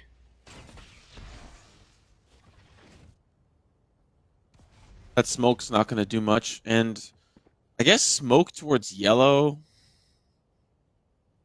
And they both smoked each other in anticipation to say, okay, maybe they either pulled off of site or were faking a fast blitz onto A site, which they've only sold the smoke. They haven't sold anything else. On the opposite side, anticipating the call from Juju to say they pulled back. No, they did not. Players there. Now the whole team is going to start to come through. Actually, the teleport's going to be committed, and that's spiked down. That's huge. But there's still a jet on the opposite side. Psych, it's down. Nokio's providing so much value as Scary will now join the fray as well. 2 players remaining. Spikes down in hell, and that's exactly where 𝗏𝗏 feel like they are. Hell. Fire all around. Danger, torture, and sorrow. That is what they feel right now. A difficult round to lose. In overtime or at match point. They're at series point. And it's feeling real tough here for 𝗏𝗏. For a second, I thought you were describing my feeling when it hits 24 hours since I ate. I feel like I'm on the keto diet, but without any reward of actually trying to lose weight. I'm just being forced into it by life. But you know what? Big pepperoni pizza after this. And it's not a Berlin pizza. And what that means is the toppings will actually arrive. Seymour, let me describe to you the Berlin takeaway system. They forget half your order. It's not a joke. They forget half your orders. It took 89 minutes to get Burger King from 5 minutes down the road. Again, not a joke. That was the estimated time. That's exactly how long it took. It was a little bit longer, actually. I think it was like 95 minutes. We ordered pepperoni pizza. It came without pepperoni. We ordered Burger King. It came without chips and without drinks. Like, what the hell is going on? You know, I'm a fat man. Don't mess with my food. It's a very simple concept. Bad things will happen. But look, overtime, bad things will happen if they win this, at least for 𝗏𝗏, because it is 12-10. 1 round left to pull it across the line, and they are just getting kill after kill. Out goes the drone. Juju's. Now they know there's a player on site. He's spotted. He's being tagged up. No ulties, but they can dash through and take the frag. Juju's beautiful work, leaving just the one, and he's stuck out on the wall. Down to 1 final player. Senna can't get the job done. A spectacular performance coming out. Overtime will move on, and we have our 4 finalists, semifinalists rather, moving on to the semifinals tomorrow. And to be honest, this entire knockout stage has just been so shocking, so surprising. And I'm very impressed with the level of play that we've seen from the winners moving forward. I think my favorite of the day has to be Bren Esports. But before we move on to some of our favorites, let's kind of wrap up what we've got here in this best of 3 between these 2 teams. Yeah, I mean, look, when we look at how things have gone down, it was looking like results from group stages said 𝗏𝗏 were the favorites. We thought it would have been a kind of one-sided game based off that alone. The fact that overtime were a little bit shaky going through Group A. Like Super Domineering and or Only One Word, were solid teams, but the games were super close. And I think that looking at how they played, they dropped off since last season. Overtime definitely weren't looking like gods by any means. But they come into this, they play a good game versus 𝗏𝗏. We see a little bit of a shaky start for them for sure. They get off to the massive comeback on the attack side. They win out the first map. Then the second just barely evades their grasp. And the third, man, oh man, it was close. But in the end, the close series that we've had pretty much all day, even the 2-0s have had really close maps. They conclude with, I guess, technically, based on what we thought, based on seeding, another upset. Oh, you know, I was sitting watching that bind map, and I was like, there's just no way. Like, it was so close to finish off the 2-0, and then moving on to Haven. It did, to a certain extent, feel like over time we're in control for a big majority of the match. There were a couple of little glimmers of hope for the opposite side, 𝗏𝗏. But let's have a look at the stat page, just see the breakdown of the players themselves for that matchup. And I mean, I'm expecting Juju to be somewhere near the top. There he is. But Senna feels bad. Definitely going to be a part of something on the board after this. And it's always difficult to be the MVP, but not be WVP, the winning valuable player, because Senna's not going to be doing a whole lot of winning. In fact, going home empty-handed with the rest of his team. On the opposite side, overtime, they're going to need to put in a lot of work against the semifinals, because I think the theatrics from Juju and the theatrics from Pinocchio's, better teams I think will find better ways to deal with some of those aggressive tactics, especially as we get into more difficult opponents. Yeah, for Senna, it's sad, but his stay here was henna. That is to say, temporary. He'll be departing as overtime moved through to the semifinals, as we said. But even despite that, he comes away with the MVP. 268 average combat score, 23 kills. When it comes to first bloods, though, he wasn't on top. That one went to Pinocchio's. Again, we saw this man pull out the Phoenix, and again, he failed to disappoint. Yeah, definitely. I think he may have had one of the best Phoenixes of the day. Josh had a great performance earlier on as well on the Phoenix, but he was swapping off agent to agent to agent, map after map. But Pinocchio's definitely showed up big when the team needed it most. But really, I think despite not being on this game summary sheet, Juju has, I would say, the MVP of the series, right? Trying to drag his team through bind and really having stellar performances across the board.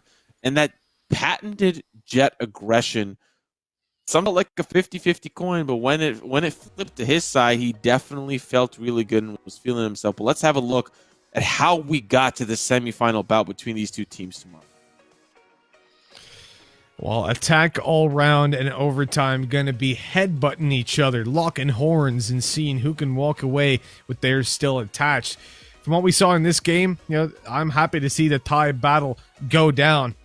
I think that's going to be quite a fun one to start us off. Not so early in the morning, thankfully. Not a 3 a.m. start this time around, although close to it for you, Simo. And then we go on to Alter Ego versus Bren Esports. Now, that one, that's a tough one to call. Bren looked really clean versus SMG. They were definitely a solid team, but Alter Ego took down the tournament favorites of AHQ, so you've got two giants down there, two new giants as well, fresh faces, as I'm sure Alter Ego are very used to getting. Also, one small thing, Alter Ego, they're in brackets for their country, obviously, is ID, which I thought was quite funny. Like, they've got a different ID, an alternate ego. It's a fun little thing. How many more do you have left in you? Like, are you going to make some sort of congratulatory closing remark, dad joke? Like, I don't know. Like, they're coming out of nowhere. You're like you've got like a magician, just got like endless coming out of your nose or something. I am an expert at pulling them out. Dad jokes, that is. And I think, when we come to the end of this tournament, I'll see if I have something special in store for you. I'll try my best. They just don't stop coming, and they don't stop coming. I think we're good to wrap up the show here, Mitch.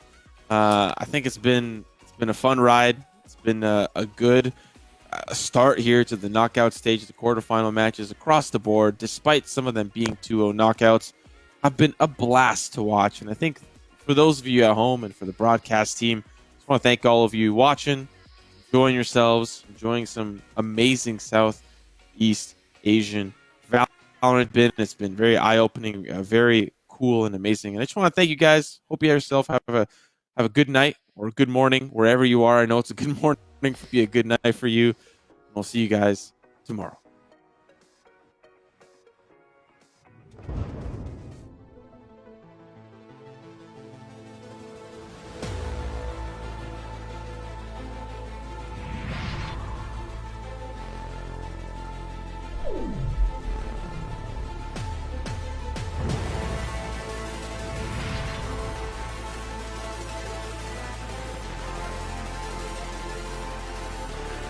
Remaining.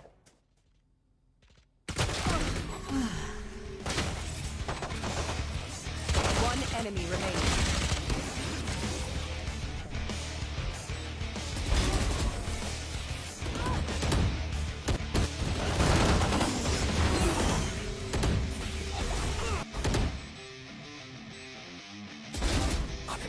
One enemy remaining. One enemy remaining.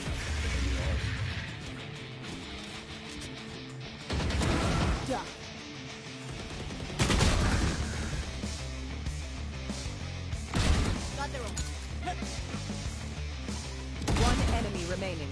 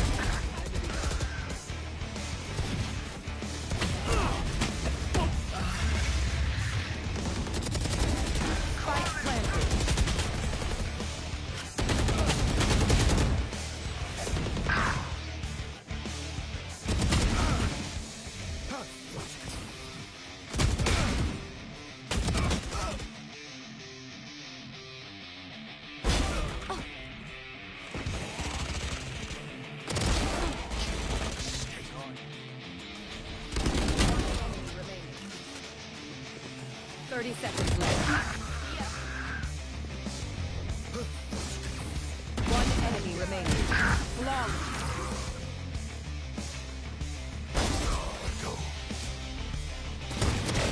Nailed him.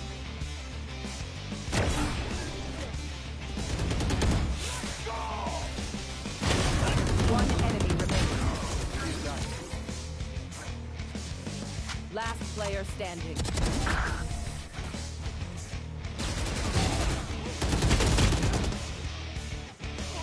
Win. 10 seconds left.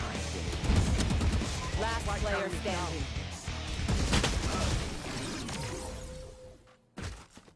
Thirty seconds left.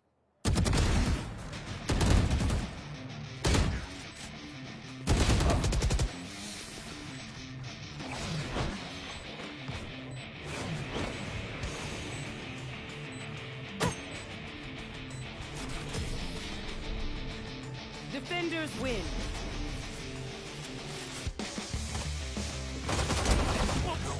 One enemy remaining. Flawless.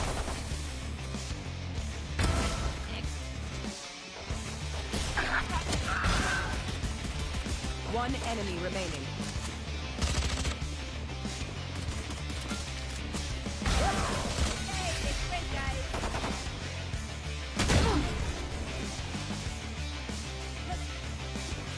One enemy remaining. Long.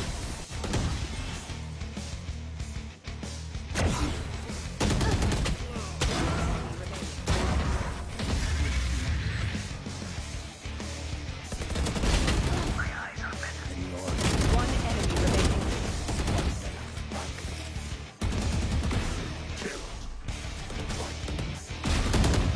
I know exactly.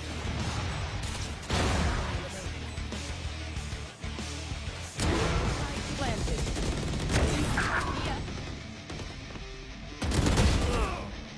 Last round. Enemy remaining.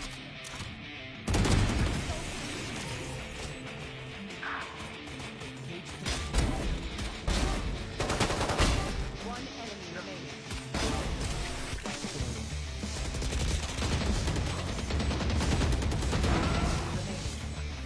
Last player.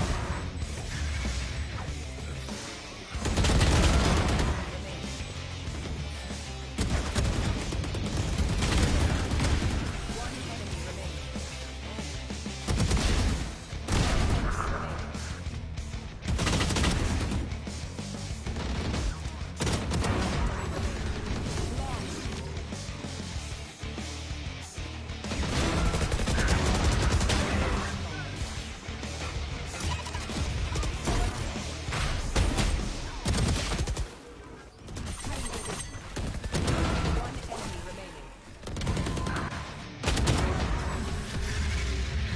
Defenders win.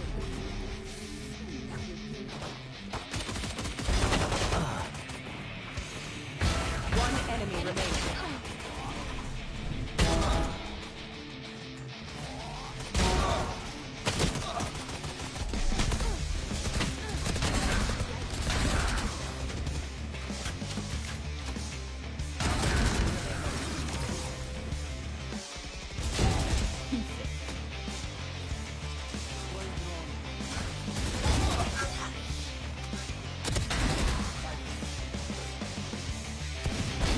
One enemy remaining. One enemy remaining.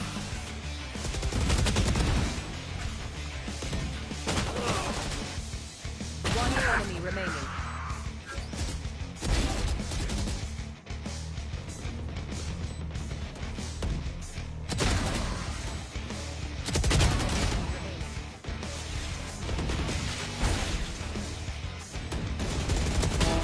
No more, Brooklyn.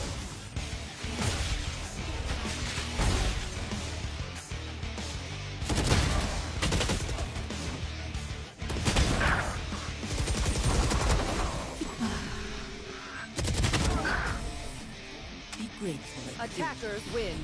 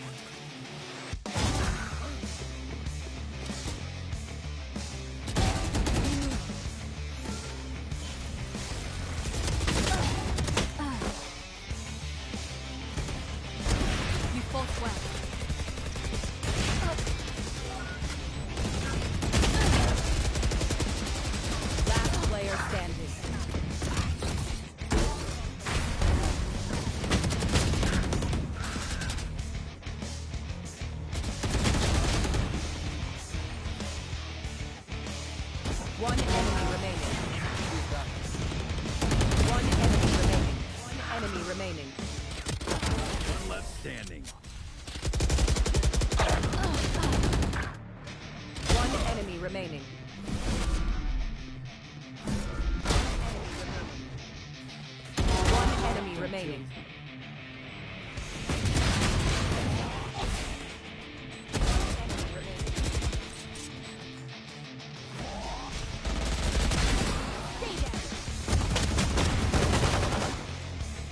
One enemy remaining.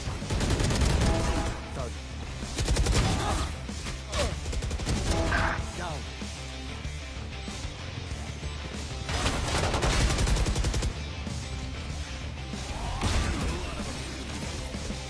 Attackers win. One enemy remaining.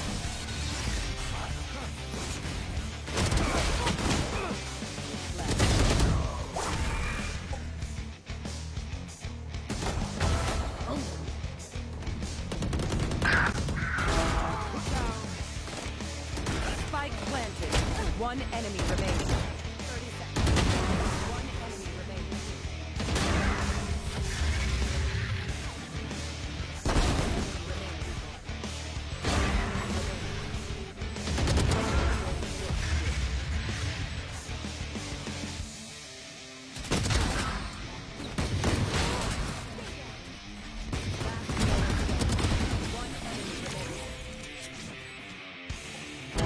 Enemy kill.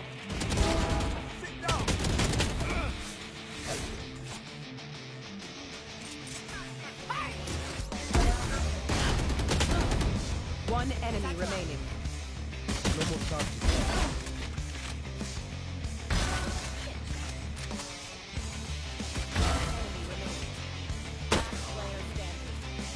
One enemy remaining.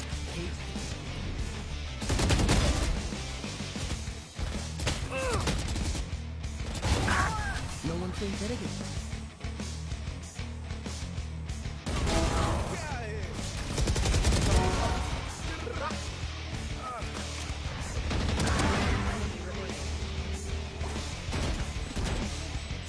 One enemy remaining.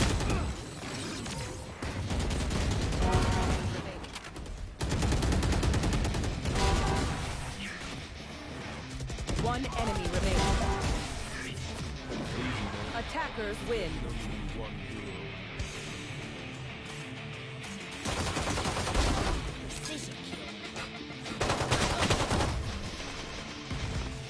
One enemy remaining.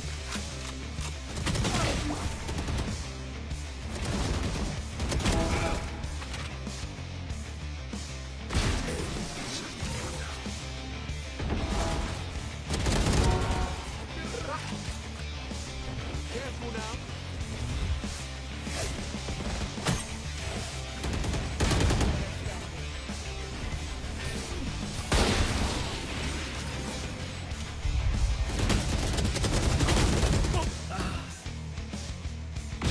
Pitiful.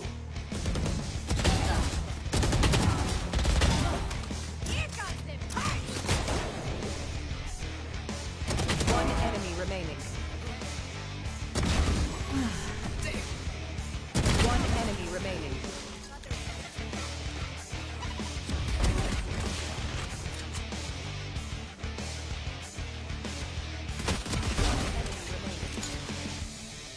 One enemy remaining.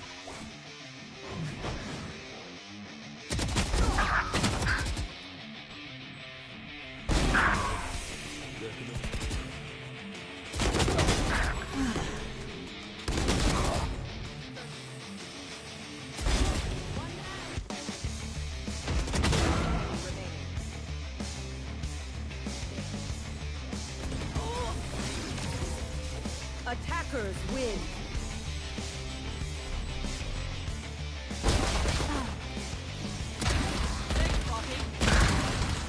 Thirty seconds left. One enemy remaining.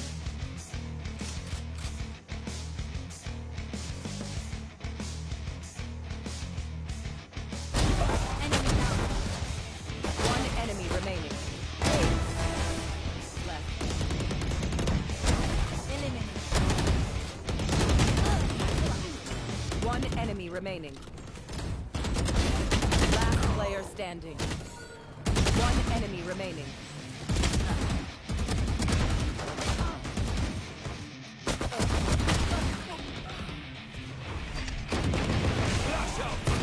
One enemy remaining.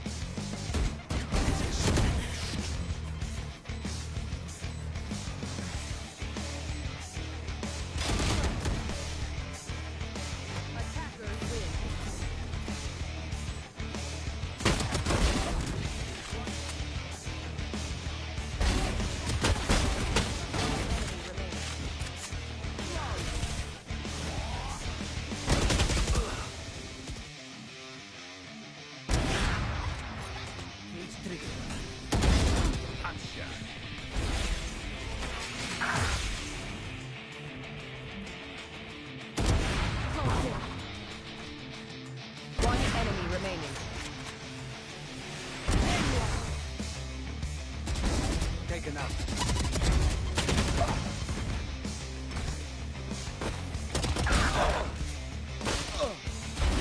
Neutralized. One down.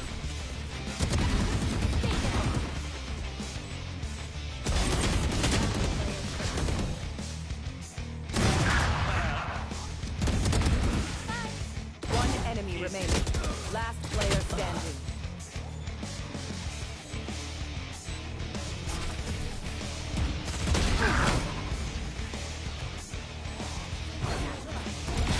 Your fault. 3. One enemy remaining. Flash out. Nice trap. One enemy remaining.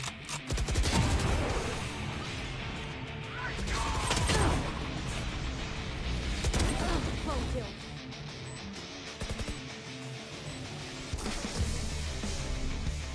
Defenders win.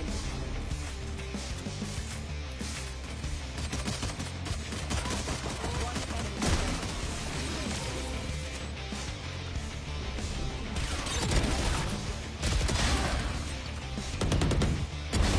Too late.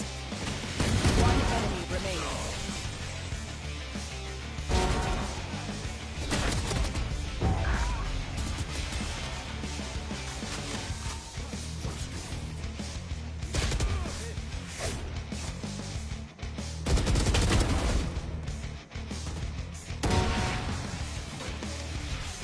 Spike planted.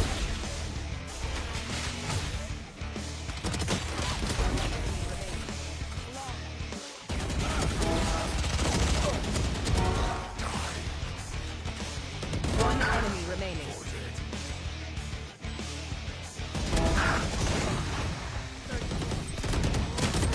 Enemy remaining.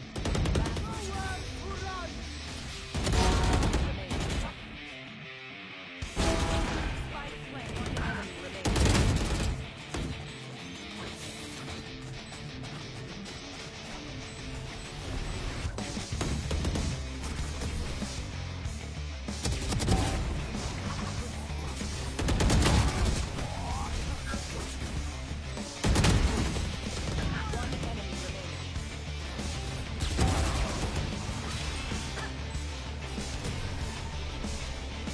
Defenders win.